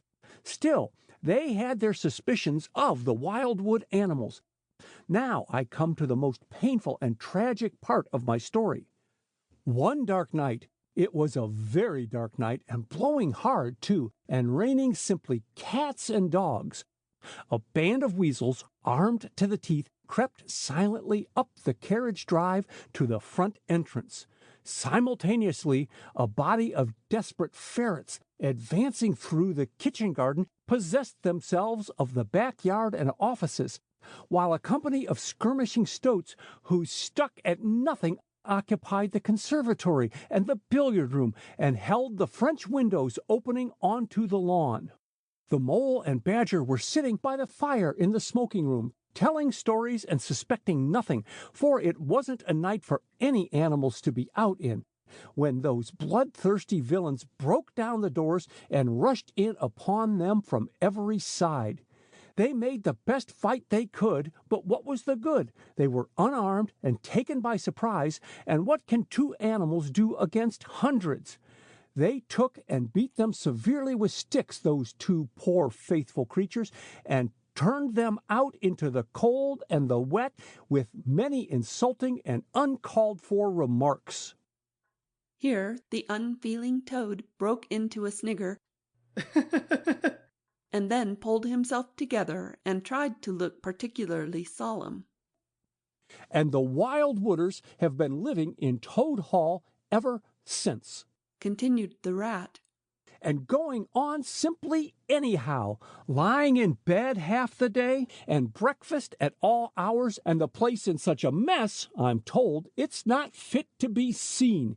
Eating your grub, and drinking your drink, and making bad jokes about you, and singing vulgar songs about prisons and magistrates and policemen, horrid personal songs with no humor in them. And they're telling the tradespeople and everybody that they've come to stay for good. Oh, have they? Said Toad, getting up and seizing a stick. I'll jolly soon see about that. It's no good, Toad, called the rat after him. You'd better come back and sit down. You'll only get into trouble. But the Toad was off, and there was no holding him.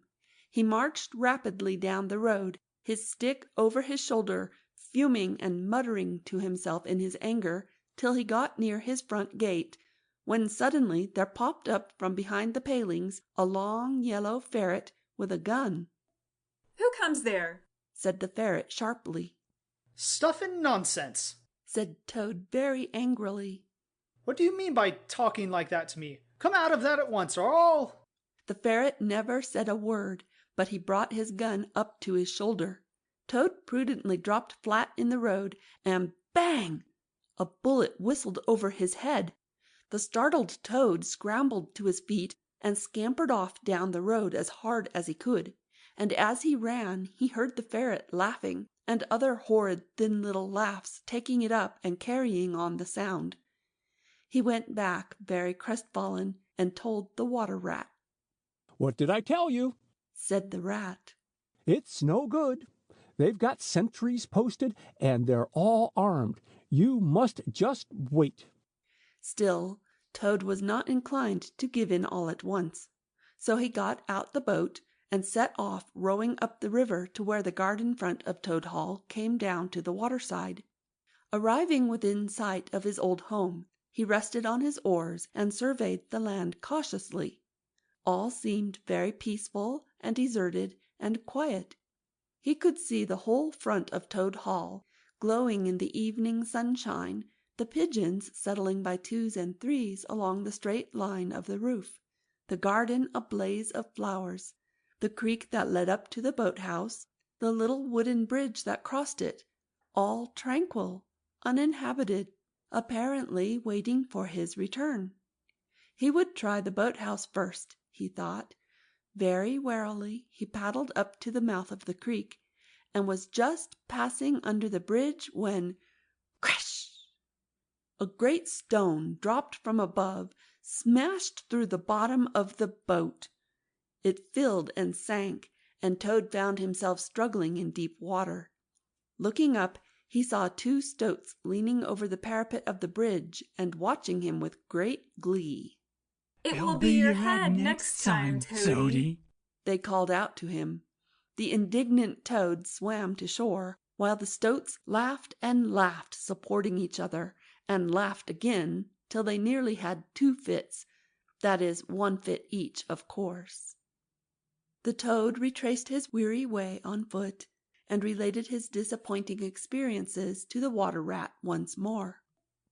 "Well, what did I tell you?" said the Rat very crossly. "And now, look here. See what you've been and done? Lost me my boat that I was so fond of. That's what you've done, and simply ruined that nice suit of clothes that I lent you. Really, Toad, of all the trying animals, I wonder you managed to keep any friends at all." The Toad saw at once how wrongly and foolishly he had acted. He admitted his errors and wrong-headedness, and made a full apology to Rat for losing his boat and spoiling his clothes. And he wound up by saying, with that frank self-surrender which always disarmed his friends' criticism and won them back to his side, Ratty, I see that I have been headstrong and wilful Toad. Henceforth, believe me, I will be humble and submissive, and will take no action without your kind advice and full approval. "If that is really so," said the good-natured Rat, already appeased, "then my advice to you is, considering the lateness of the hour, to sit down and have your supper, which will be on the table in a minute, and be very patient, for I am convinced that we can do nothing until we have seen the Mole and the Badger, and heard their latest news, and held conference and taken their advice in this difficult matter." Yes, of course, the Mole and the Badger, said Toad lightly. "What's become of them, the dear fellows? I had forgotten all about them." "Well may you ask," said the Rat reproachfully. "While you were riding about in the country in expensive motor cars, and galloping proudly on blood horses, and breakfasting on the fat of the land, those 2 poor devoted animals have been camping out in the open, in every sort of weather, living very rough by day and lying very hard by night, watching over your house, patrolling your boundaries, keeping a constant eye on the stoats and the weasels, scheming and planning and contriving how to get your property back for you. You don't deserve to have such true and loyal friends, Toad. You don't, really. Someday, when it's too late, you'll be sorry you didn't value them more while you had them." "I'm an ungrateful beast, I know," sobbed Toad, shedding bitter tears. "Let me go out and find them, out in the cold, dark night, and share their hardships, and try and prove by— Hold on a bit. Surely I heard the chink of dishes on a tray. Supper's here at last. Hooray! Come on, Ratty." The Rat remembered that poor Toad had been on prison fare for a considerable time, and that large allowances had therefore to be made. He followed him to the table accordingly, and hospitably encouraged him in his gallant efforts to make up for past privations. They had just finished their meal and resumed their armchairs when there came a heavy knock at the door.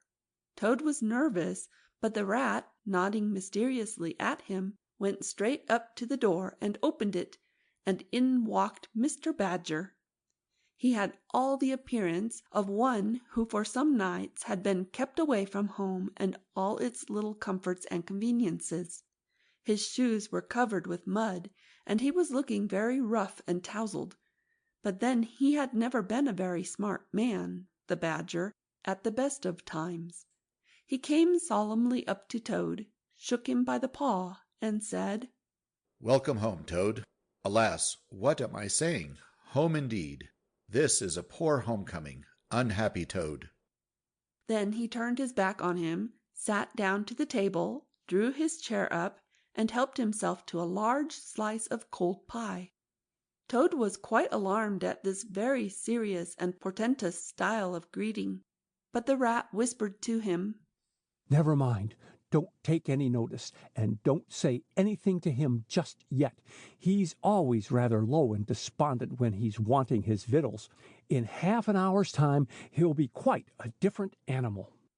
So they waited in silence, and presently there came another and a lighter knock. The Rat, with a nod to Toad, went to the door and ushered in the Mole, very shabby and unwashed, with bits of hay and straw sticking in his fur. "Hooray! Here's old Toad!" cried the Mole, his face beaming. "Fancy having you back again!" And he began to dance round him. "We never dreamt you would turn up so soon. Why, you must have managed to escape, you clever, ingenious, intelligent Toad!" The Rat, alarmed, pulled him by the elbow, but it was too late. Toad was puffing and swelling already. "Clever? Oh, no," he said. "I'm not really clever, according to my friends. I've only broken out of the strongest prison in England, that's all, and captured a railway train and escaped on it, that's all, and disguised myself and gone about the country humbugging everybody, that's all. Oh, no, I'm a stupid ass, I am. I'll tell you one or two of my little adventures, Mole, and you shall judge for yourself." "Well, well," said the Mole, moving towards the supper table. "Supposing you talk while I eat. Not a bite since breakfast. Oh my, oh my."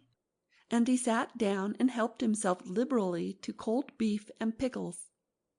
Toad straddled on the hearthrug, thrust his paw into his trouser pocket, and pulled out a handful of silver. "Look at that!" he cried, displaying it. "That's not so bad, is it, for a few minutes' work? And how do you think I done it, Mole? Horse stealing, that's how I done it." "Go on, Toad," said the Mole, immensely interested. "Toad, do be quiet, please," said the Rat. "And don't you egg him on, Mole, when you know what he is. But please tell us as soon as possible what the position is, and what's best to be done, now that Toad is back at last." "The position's about as bad as it can be," replied the Mole grumpily. "And as for what's to be done, why, blessed if I know. The Badger and I have been round and round the place, by night and by day. Always the same thing. Sentries posted everywhere, guns poked out at us, stones thrown at us. Always an animal on the lookout, and when they see us, my, how they do laugh. That's what annoys me most." "It's a very difficult situation," said the Rat, reflecting deeply. "But I think I see now, in the depths of my mind, what Toad really ought to do. I will tell you. He ought to—" "No, he oughtn't," shouted the Mole with his mouth full. "Nothing of the sort. You don't understand. What he ought to do is, he ought to—" "Well, I shan't do it anyway," cried Toad, getting excited. "I'm not going to be ordered about by you fellows. It's my house we're talking about, and I know exactly what to do, and I'll tell you, I'm going to—" By this time they were all three talking at once, at the top of their voices, and the noise was simply deafening, when a thin, dry voice made itself heard, saying, "Be quiet at once, all of you." And instantly everyone was silent. It was the Badger, who, having finished his pie, had turned round in his chair, and was looking at them severely. When he saw that he had secured their attention, and that they were evidently waiting for him to address them, he turned back to the table again, and reached out for the cheese. And so great was the respect commanded by the solid qualities of that admirable animal, that not another word was uttered until he had quite finished his repast and brushed the crumbs from his knees. The toad fidgeted a good deal, but the rat held him firmly down. When the badger had quite done, he got up from his seat and stood before the fireplace, reflecting deeply. At last he spoke. Toad, He said severely, you bad, troublesome little animal, aren't you ashamed of yourself? What do you think your father, my old friend, would have said if he had been here tonight and had known of all your goings-on? Toad, who was on the sofa by this time with his legs up, rolled over on his face, shaken by sobs of contrition. There, there. Went on the badger more kindly. Never mind, stop crying. We're going to let bygones be bygones and try and turn over a new leaf. But what the mole says is quite true. The stoats are on guard at every point, and they make the best sentinels in the world. It's quite useless to think of attacking the place. They're too strong for us. Then it's all over, sobbed the toad, crying into the sofa cushions. I shall go enlist for a soldier and never see my dear Toad Hall any more. Come, cheer up, Toady, said the badger. There are more ways of getting back a place than taking it by storm. I haven't said my last word yet. Now I'm going to tell you a great secret. Toad sat up slowly and dried his eyes. Secrets had an immense attraction for him because he could never keep one, and he enjoyed the sort of unhallowed thrill he experienced when he went and told another animal after having faithfully promised not to. There is an underground passage, said the badger impressively, that leads from the river bank quite near here right up into the middle of Toad Hall. Oh, nonsense, Badger, said Toad rather airily. You've been listening to some of the yarns they spin in the public houses about here. I know every inch of Toad Hall inside and out. Nothing of the sort, I assure you. My young friend, said the badger with great severity, your father, who was a worthy animal, a lot worthier than some others I know, was a particular friend of mine, and told me a great deal he wouldn't have dreamt of telling you. He discovered that passage. He didn't make it, of course. That was done hundreds of years before he ever came to live there, and he repaired it and cleaned it out because he thought it might come in useful some day in case of trouble or danger, and he showed it to me. Don't let my son know about it, he said. He's a good boy, but very light and volatile in character, and simply cannot hold his tongue. If he's ever in a real fix, and it would be of use to him, you may tell him about the secret passage, but not before. The other animals looked hard at Toad to see how he would take it. Toad was inclined to be sulky at first, but he brightened up immediately, like the good fellow he was. Well, well, he said. Perhaps I am a bit of a talker. A popular fellow such as I am. My friends get round me. We chaff, we sparkle, we tell witty stories, and somehow my tongue gets wagging. I have a gift of conversation. I've been told I ought to have a saloon, whatever that may be. Never mind. Go on, Badger. How's this passage of yours going to help us? I've found out a thing or two lately, continued the badger. I got Otter to disguise himself as a sweep and call at the back door with brushes over his shoulder asking for a job. There's going to be a big banquet tomorrow night. It's somebody's birthday, the Chief Weasel's, I believe, and all the weasels will be gathered together in the dining hall, eating and drinking and laughing and carrying on, suspecting nothing. No guns, no swords, no sticks, no arms of any sort whatever.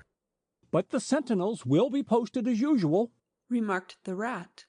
Exactly, said the badger. That is my point.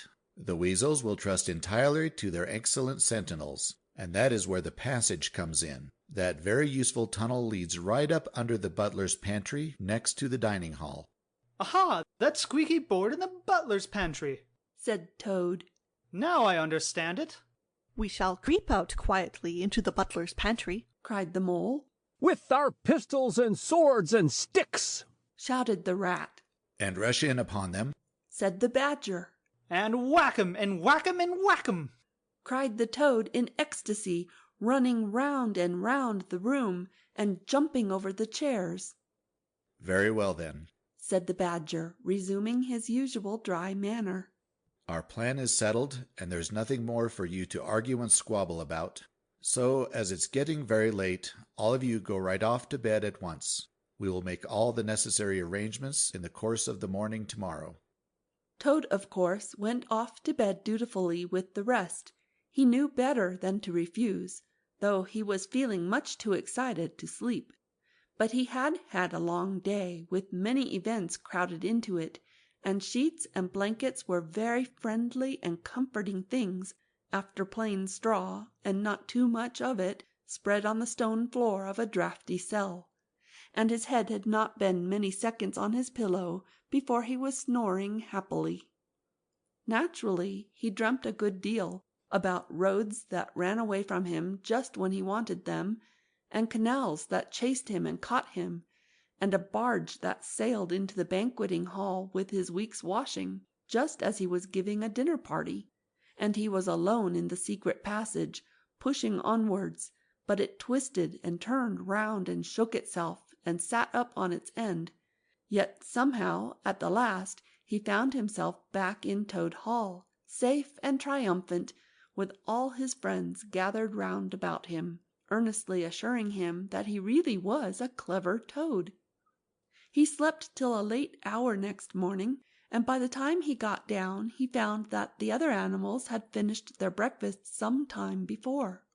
The Mole had slipped off somewhere by himself without telling anyone where he was going to. The Badger sat in the armchair reading the paper and not concerning himself in the slightest about what was going to happen that very evening. The Rat, on the other hand, was running round the room busily, with his hands full of weapons of every kind, distributing them in 4 little heaps on the floor, and saying excitedly under his breath as he ran, "Here's a sword for the Rat. Here's a sword for the Mole. Here's a sword for the Toad. Here's a sword for the Badger. Here's a pistol for the Rat. Here's a pistol for the Mole. Here's a pistol for the Toad. Here's a pistol for the Badger." And so on, in a regular rhythmical way, while the 4 little heaps gradually grew and grew. That's all very well, Rat, said the Badger presently, looking at the busy little animal over the edge of his newspaper. I'm not blaming you, but just let us once get past the Stoats with those detestable guns of theirs, and I assure you we shan't want any swords or pistols. We 4, with our sticks, once we're inside the dining hall, why, we shall clear the floor of all the lot of them in 5 minutes. I'd have done the whole thing by myself, only I didn't want to deprive you fellows of the fun. "It's as well to be on the safe side," said the Rat reflectively, polishing a pistol barrel on his sleeve and looking along it. The Toad, having finished his breakfast, picked up a stout stick and swung it vigorously, belabouring imaginary animals. "I'll learn 'em to steal my house," he cried. "I'll learn 'em, I'll learn 'em." "Don't say learn 'em, Toad," said the Rat, greatly shocked. "It's not good English." "What are you always nagging at Toad for?" inquired the Badger, rather peevishly. "What's the matter with his English? It's the same what I use myself, and if it's good enough for me, it ought to be good enough for you." "I'm very sorry," said the Rat humbly. "Only I think it ought to be teach 'em, not learn 'em." "But we don't want to teach 'em," replied the Badger. "We want to learn 'em. Learn 'em, learn 'em. And what's more, we're going to do it, too." "Oh, very well. Have it your own way," said the Rat. He was getting rather muddled about it himself, and presently he retired into a corner where he could be heard muttering, "Learn 'em, teach 'em, learn 'em," till the Badger told him rather sharply to leave off. Presently the Mole came tumbling into the room, evidently very pleased with himself. "I've been having such fun," he began at once. "I've been getting a rise out of the Stoats." "I hope you've been very careful, Mole," said the Rat anxiously. "I should hope so, too," said the Mole confidently. "I got the idea when I went into the kitchen to see about Toad's breakfast being kept hot for him. I found that old washerwoman dress that he came home in yesterday, hanging on a towel horse before the fire. So I put it on, and the bonnet as well, and the shawl, and off I went to Toad Hall, as bold as you please. The sentries were on the lookout, of course, with their guns and their "Who comes there?" and all the rest of their nonsense. "Good morning, gentlemen," says I, very respectful. "Want any washing done today?"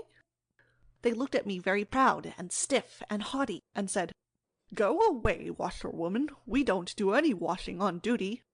"Or any other time?" says I. Ho ho ho! Wasn't I funny, Toad? Poor frivolous animal, said Toad very loftily. The fact is, he felt exceedingly jealous of Mole for what he had just done. It was exactly what he would have liked to have done himself, if only he had thought of it first, and hadn't gone and overslept himself. "Some of the stoats turned quite pink," continued the Mole, "and the sergeant in charge, he said to me, very short, he said, 'Now run away, my good woman, run away. Don't keep my men idling and talking on their posts.' 'Run away?' says I. 'It won't be me that'll be running away in a very short time from now.'" "Oh, Molly, how could you?" said the Rat, dismayed. The Badger laid down his paper. "I could see them pricking up their ears and looking at each other," went on the Mole. "And the sergeant said to them, 'Never mind her, she doesn't know what she's talking about.'" "Oh, don't I?" said I. "Well, let me tell you this. My daughter, she washes for Mr. Badger, and that'll show you whether I know what I'm talking about, and you'll know pretty soon, too. 100 bloodthirsty badgers, armed with rifles, are going to attack Toad Hall this very night, by way of the paddock. 6 boatloads of rats, with pistols and cutlasses, will come up the river and effect a landing in the garden, while a picked body of toads, known as the Die-Hards, or the Death or Glory toads, will storm the orchard and carry everything before them, yelling for vengeance. There won't be much left of you to wash by the time they've done with you, unless you clear out while you have the chance." Then I ran away, and when I was out of sight, I hid, and presently I came creeping back along the ditch and took a peep at them through the hedge. They were all as nervous and flustered as could be, running always at once and falling over each other, and every one giving orders to everybody else and not listening. And the sergeant kept sending off parties of stoats to distant parts of the grounds, and then sending other fellows to fetch 'em back again. And I heard them saying to each other, "That's just like the weasels. They're to stop comfortably in the banqueting hall, and have feasting and toasts and songs and all sorts of fun, while we must stay on guard in the cold and the dark, and in the end be cut to pieces by bloodthirsty badgers." "Oh, you silly ass Mole!" cried Toad. "You've been and spoiled everything." "Mole," said the Badger in his dry, quiet way, "I perceive you have more sense in your little finger than some other animals have in the whole of their fat bodies. You have managed excellently, and I begin to have great hopes of you. Good Mole, clever Mole." The Toad was simply wild with jealousy, more especially as he couldn't make out for the life of him what the Mole had done that was so particularly clever. But fortunately for him, before he could show temper or expose himself to the Badger's sarcasm, the bell rang for luncheon. It was a simple but sustaining meal, bacon and broad beans and a macaroni pudding, and when they had quite done, the Badger settled himself into an armchair and said, "Well, we've got our work cut out for us tonight, and it will probably be pretty late before we're quite through with it, so I'm just going to take 40 winks while I can." And he drew a handkerchief over his face and was soon snoring. The anxious and laborious Rat at once resumed his preparations, and started running between his 4 little heaps, muttering, "Here's a belt for the Rat, here's a belt for the Mole, here's a belt for the Toad, here's a belt for the Badger," and so on, with every fresh accoutrement he produced, to which there seemed really no end. So the Mole drew his arm through Toad's, led him out into the open air, shoved him into a wicker chair, and made him tell him all his adventures from beginning to end, which Toad was only too willing to do. The Mole was a good listener, and Toad, with no one to check his statements or to criticize in an unfriendly spirit, rather let himself go. Indeed, much that he related belonged more properly to the category of what might have happened had I only thought of it in time instead of 10 minutes afterwards. Those are always the best and the raciest adventures, and why should they not be truly ours, as much as the somewhat inadequate things that really come off? End of Chapter 11. Chapter 12. The Return of Ulysses. When it began to grow dark, the rat, with an air of excitement and mystery, summoned them back into the parlour, stood each of them up alongside of his little heap, and proceeded to dress them up for the coming expedition. He was very earnest and thoroughgoing about it, and the affair took quite a long time. First there was a belt to go round each animal, and then a sword to be stuck into each belt, and then a cutlass on the other side to balance it, then a pair of pistols, a policeman's truncheon, several sets of handcuffs, some bandages and sticking plaster, and a flask and a sandwich case. The Badger laughed good-humouredly and said, "All right, Ratty. It amuses you and it doesn't hurt me. I'm going to do all I've got to do with this here stick." But the rat only said, "Please, Badger, you know I shouldn't like you to blame me afterwards and say I had forgotten anything." When all was quite ready, the Badger took a dark lantern in one paw, grasped his great stick with the other, and said, "Now then, follow me. Mole first, 'cause I'm very pleased with him. Rat next, Toad last. And look here, Toady, don't you chatter so much as usual, or you'll be sent back as sure as fate." The Toad was so anxious not to be left out that he took up the inferior position assigned to him without a murmur, and the animals set off. The Badger led them along by the river for a little way, and then suddenly swung himself over the edge into a hole in the river bank, a little above the water. The Mole and the Rat followed silently, swinging themselves successfully into the hole, as they had seen the Badger do. But when it came to Toad's turn, of course he managed to slip and fall into the water with a loud splash and a squeal of alarm. He was hauled out by his friends, rubbed down, and wrung out hastily, comforted, and set on his legs. But the Badger was seriously angry, and told him that the very next time he made a fool of himself, he would most certainly be left behind.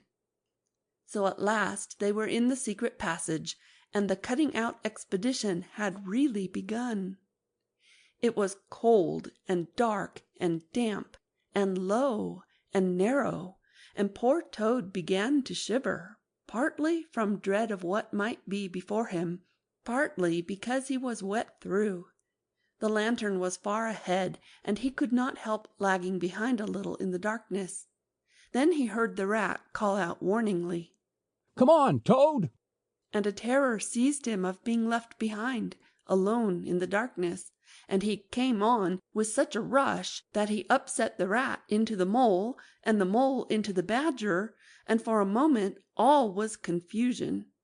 The Badger thought they were being attacked from behind, and as there was no room to use a stick or a cutlass, drew a pistol, and was on the point of putting a bullet into Toad. When he found out what had really happened, he was very angry indeed, and said, "Now this time that tiresome Toad shall be left behind." But Toad whimpered, and the other two promised that they would be answerable for his good conduct, and at last the Badger was pacified, and the procession moved on. Only this time the Rat brought up the rear with a firm grip on the shoulder of Toad. So they groped and shuffled along, with their ears pricked up and their paws on their pistols, till at last the Badger said, "We ought by now to be pretty nearly under the hall." Then suddenly they heard, far away as it might be, and yet apparently nearly over their heads, a confused murmur of sound, as if people were shouting and cheering, and stamping on the floor and hammering on tables.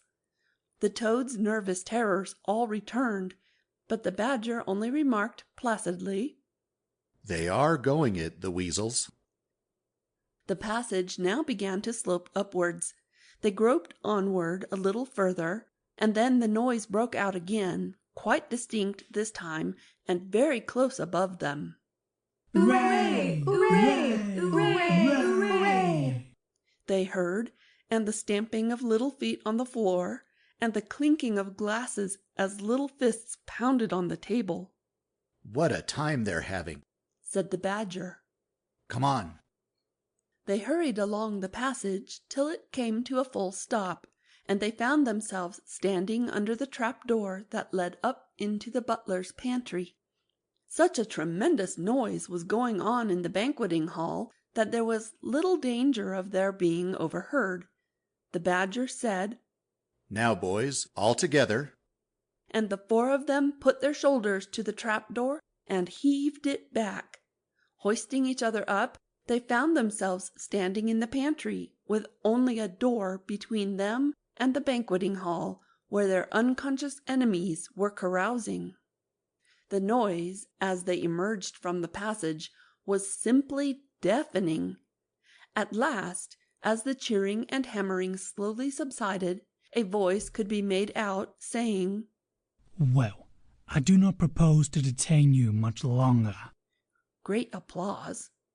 "But before I resume my seat," renewed cheering, "I should like to say one word about our kind host, Mr. Toad. We all know Toad."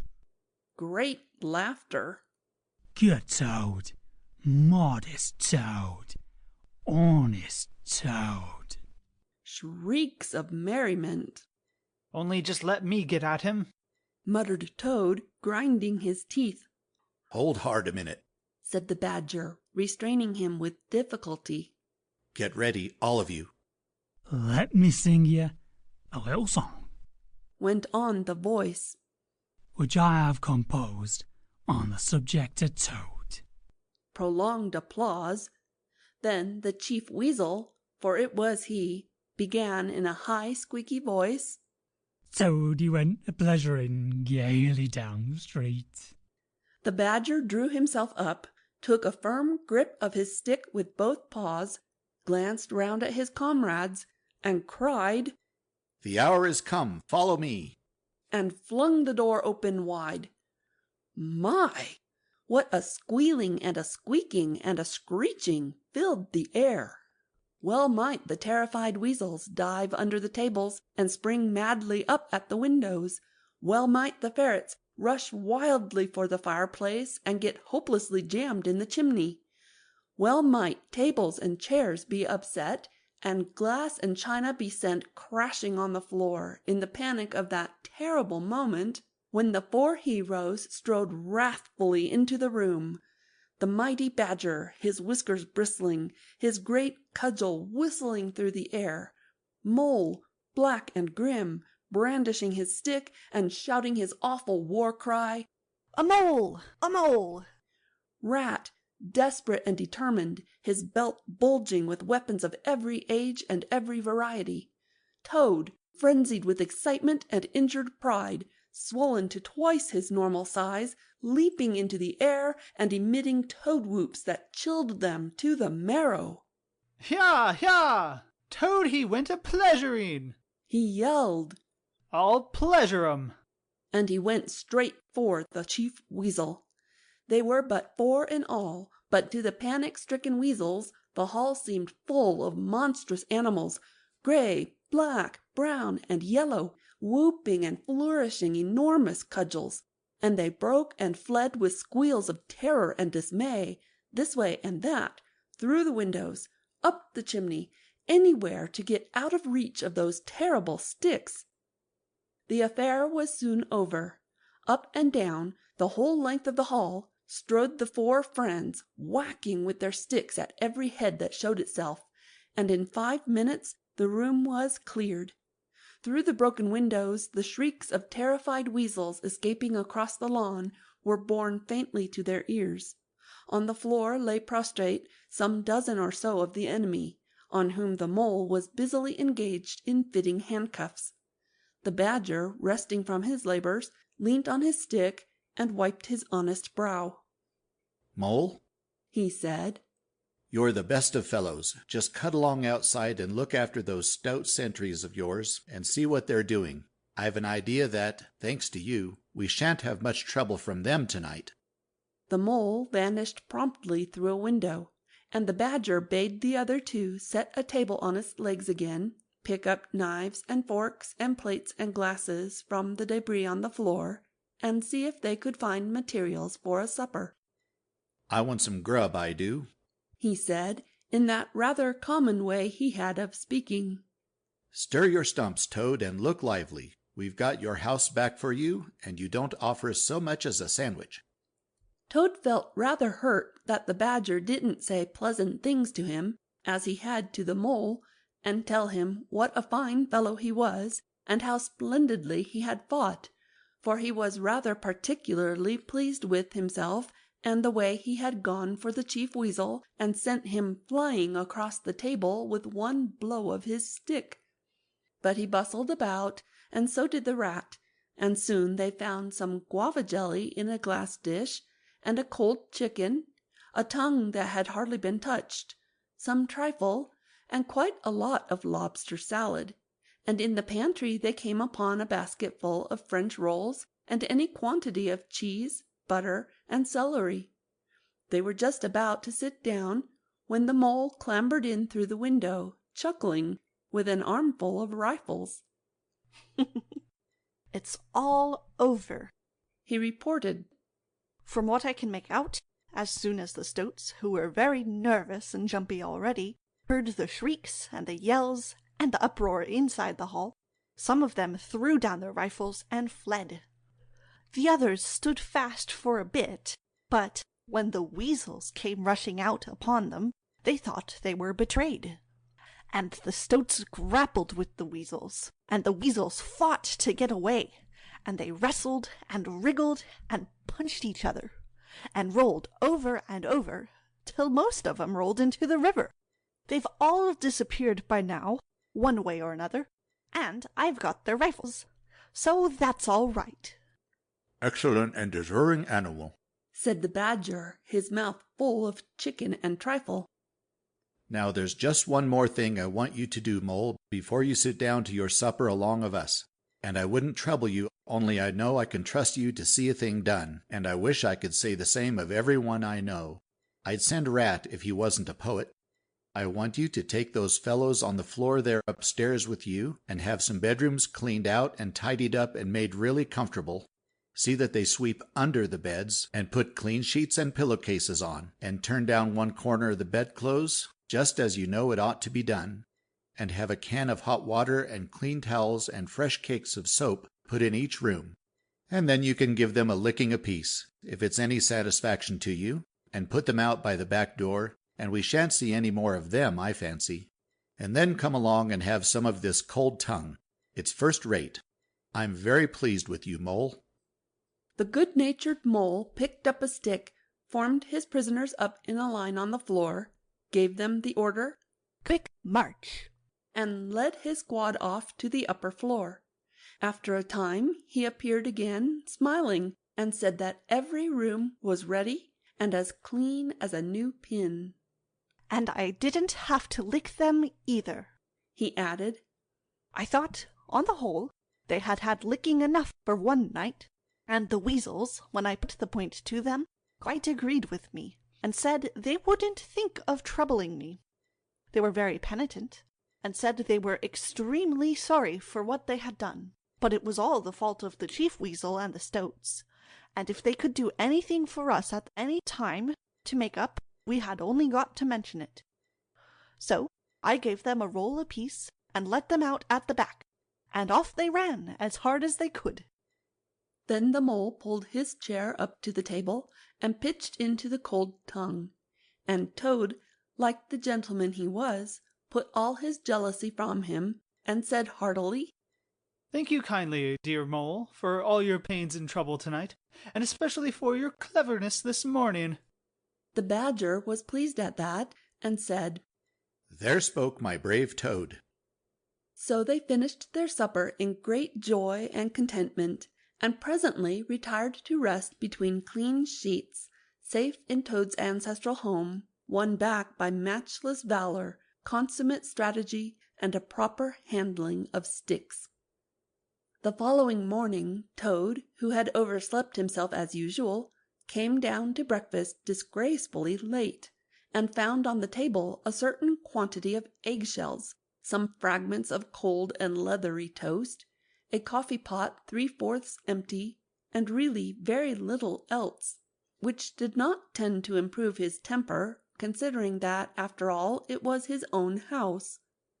Through the French windows of the breakfast-room he could see Mole and the Rat sitting in wicker chairs out on the lawn, evidently telling each other stories, roaring with laughter, and kicking their short legs up in the air. The Badger, who was in an arm-chair and deep in the morning paper, merely looked up and nodded when Toad entered the room. But Toad knew his man, so he sat down and made the best breakfast he could, merely observing to himself that he would get square with the others sooner or later. When he had nearly finished, the Badger looked up and remarked rather shortly, "I'm sorry, Toad, but I'm afraid there's a heavy morning's work in front of you. You see, we really ought to have a banquet at once to celebrate this affair. It's expected of you. In fact, it's the rule." "Oh, all right," said the Toad readily. "Anything to oblige. Though why on earth you should want to have a banquet in the morning I cannot understand. But you know I do not live to please myself, but merely to find out what my friends want, and then try to arrange it for 'em. You dear old Badger." "Don't pretend to be stupider than you really are," replied the Badger crossly. "and don't chuckle and splutter in your coffee while you're talking. It's not manners. What I mean is, the banquet will be at night, of course, but the invitations will have to be written and got off at once, and you've got to write 'em. Now sit down at that table. There's stacks of letter paper on it, with Toad Hall at the top in blue and gold, and write invitations to all our friends, and if you stick to it we shall get them out before luncheon. And I'll bear a hand, too, and take my share of the burden. I'll order the banquet." "What?" cried Toad, dismayed. "Me stop indoors and write a lot of rotten letters on a jolly morning like this, when I want to go around my property and set everything and everybody to rights, and swagger about and enjoy myself? Certainly not. I'll see you. Stop a minute, though. Why, of course, dear Badger. What is my pleasure or convenience compared with that of others? You wish it done, and it shall be done. Go, Badger, order the banquet, order what you like, then join your young friends outside in their innocent mirth, oblivious of me and my cares and toils. I sacrifice this fair morning on the altar of duty and friendship." The Badger looked at him very suspiciously, but Toad's frank, open countenance made it difficult to suggest any unworthy motive in his change of attitude. He quitted the room accordingly in the direction of the kitchen, and as soon as the door had closed behind him, Toad hurried to the writing table. A fine idea had occurred to him while he was talking. He would write the invitations, and he would take care to mention the leading part he had taken in the fight, and how he had laid the Chief Weasel flat, and he would hint at his adventures and what a career of triumph he had to tell about, and on the fly-leaf he would set out a sort of a programme of entertainment for the evening, something like this, as he sketched it out in his head. Speech by Toad. There will be other speeches by Toad during the evening. Address by Toad. Synopsis: Our prison system, the waterways of Old England, horse dealing and how to deal, property, its rights and its duties. Back to the land, a typical English squire. Song by Toad, composed by himself. Other compositions by Toad will be sung in the course of the evening by the composer. The idea pleased him mightily, and he worked very hard and got all the letters finished by noon, at which hour it was reported to him that there was a small and rather bedraggled weasel at the door, inquiring timidly whether he could be of any service to the gentleman. Toad swaggered out and found it was one of the prisoners of the previous evening, very respectful and anxious to please. He patted him on the head, shoved the bundle of invitations into his paw, and told him to cut along quick and deliver them as fast as he could. And if he liked to come back again in the evening, perhaps there might be a shilling for him, or again, perhaps there mightn't. And the poor weasel seemed really quite grateful, and hurried off eagerly to do his mission. When the other animals came back to luncheon, very boisterous and breezy after a morning on the river, the mole, whose conscience had been pricking him, looked doubtfully at Toad, expecting to find him sulky or depressed.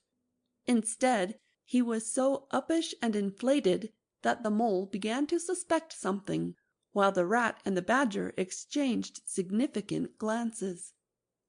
As soon as the meal was over, Toad thrust his paws deep into his trouser pockets, remarked casually, "Well, look after yourselves, you fellows. Ask for anything you want," and was swaggering off in the direction of the garden, where he wanted to think out an idea or two for his coming speeches, when the rat caught him by the arm. Toad rather suspected what he was after, and did his best to get away. But when the badger took him firmly by the other arm, he began to see that the game was up.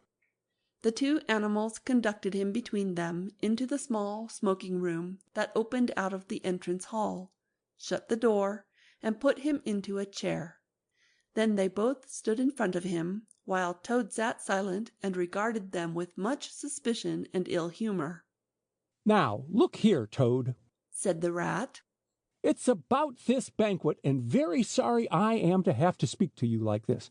But we want you to understand clearly, once and for all, that there are going to be no speeches and no songs. Try and grasp the fact that on this occasion we're not arguing with you, we're just telling you." Toad saw that he was trapped. They understood him. They saw through him. They had got ahead of him. His pleasant dream was shattered. "Mayn't I sing them just one little song?" he pleaded piteously.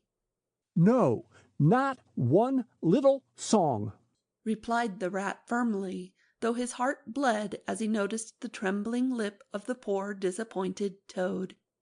"It's no good, Toady. You know well that your songs are all conceit and boasting and vanity, and your speeches are all self-praise and gross exaggeration and gas," put in the badger in his common way. "It's for your own good, Toady," went on the rat. "You know you must turn over a new leaf sooner or later, and now seems a splendid time to begin, a sort of turning point in your career. Please don't think that saying all this doesn't hurt me more than it hurts you." Toad remained a long while plunged in thought.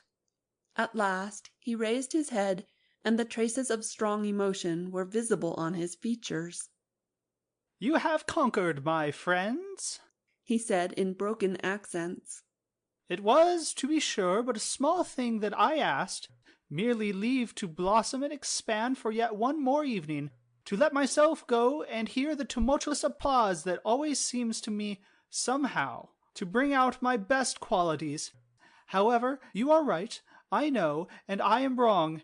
Henceforth I will be a very different Toad. My friends, you shall never have occasion to blush for me again. But, oh dear, this is a hard world." And pressing his handkerchief to his face, he left the room with faltering footsteps. "Badger," said the rat, "I feel like a brute. I wonder what you feel like." "Oh, I know," said the badger gloomily. "But the thing had to be done. This good fellow has got to live here and hold his own and be respected. Would you have him a common laughing-stock, mocked and jeered at by stoats and weasels?" "Of course not," said the rat. "And, talking of weasels, it's lucky we came upon that little weasel just as he was setting out with Toad's invitations. I suspected something from what you told me, and had a look at one or two. They were simply disgraceful. I confiscated the lot, and the good mole is now sitting in the blue boudoir, filling up plain, simple invitation cards. At last the hour for the banquet began to draw near, and Toad, who on leaving the others had retired to his bedroom, was still sitting there, melancholy and thoughtful. His brow resting on his paw, he pondered long and deeply. Gradually his countenance cleared, and he began to smile long, slow smiles. Then he took to giggling in a shy, self-conscious manner. At last he got up, locked the door, drew the curtains across the windows, collected all the chairs in the room and arranged them in a semicircle, and took up his position in front of them, swelling visibly. Then he bowed, coughed twice, and, letting himself go, with uplifted voice he sang to the enraptured audience that his imagination so clearly saw. Toad's last little song. The toad came home. There was panic in the parlors and howling in the halls. There was crying in the cowsheds and shrieking in the stalls when the toad came home. When the toad came home, there was smashing in of window and crashing in of door. There was conniving of weasels that fainted on the floor when the toad came home. Bang go the drums, the trumpets are tooting, and the soldiers are saluting, and the cannon they are shooting, and the motorcars are hooting as the hero comes. Shout, hooray! And let each one of the crowd try and shout it very loud, in honor of an animal of whom you're justly proud, for it's Toad's great day. He sang this very loud, with great unction and expression, and when he had done, he sang it all over again. Then he heaved a deep sigh, a long, long, long sigh. Then he dipped his hairbrush in the water jug, parted his hair in the middle, and plastered it down very straight and sleek on each side of his face, and unlocking the door, went quietly down the stairs to greet his guests, who he knew must be assembling in the drawing-room. All the animals cheered when he entered, and crowded round to congratulate him and say nice things about his courage and his cleverness and his fighting qualities. But Toad only smiled faintly and murmured, "Not at all." Or sometimes, for a change, "On the contrary." Otter, who was standing on the hearthrug, describing to an admiring circle of friends exactly how he would have managed things had he been there, came forward with a shout, threw his arm around Toad's neck, and tried to take him round the room in triumphal progress. But Toad, in a mild way, was rather snubby to him, remarking gently, as he disengaged himself, "Badger's was the mastermind. The mole and the water rat bore the brunt of the fighting. I merely served in the ranks and did little or nothing." The animals were evidently puzzled and taken aback by this unexpected attitude of his, and Toad felt, as he moved from one guest to the other, making his modest responses, that he was an object of absorbing interest to everyone. The Badger had ordered everything of the best, and the banquet was a great success. There was much talking and laughter and chaff among the animals, but through it all Toad, who of course was in the chair, looked down his nose and murmured pleasant nothings to the animals on either side of him. At intervals he stole a glance at the Badger and the Rat, and always when he looked they were staring at each other with their mouths open, and this gave him the greatest satisfaction. Some of the younger and livelier animals, as the evening wore on, got whispering to each other that things were not so amusing as they used to be in the good old days, and there were some knockings on the table and cries of "Toad!" Speech! Speech from Toad! Song! Mr. Toad's song! But Toad only shook his head gently, raised one paw in mild protest, and, by pressing delicacies on his guests, by topical small talk, and by earnest inquiries after members of their families not yet old enough to appear at social functions, managed to convey to them that this dinner was being run on strictly conventional lines. He was indeed an altered Toad. After this climax, the four animals continued to lead their lives, so rudely broken in upon by civil war, in great joy and contentment, undisturbed by further risings or invasions. Toad, after due consultation with his friends, selected a handsome gold chain and locket set with pearls, which he dispatched to the jailer's daughter with a letter that even the Badger admitted to be modest, grateful, and appreciative, and the engine-driver, in his turn, was properly thanked and compensated for all his pains and trouble. Under severe compulsion from the Badger, even the barge-woman was, with some trouble, sought out, and the value of her horse discreetly made good to her, though Toad kicked terribly at this, holding himself to be an instrument of fate, sent to punish fat women with mottled arms, who couldn't tell a real gentleman when they saw one.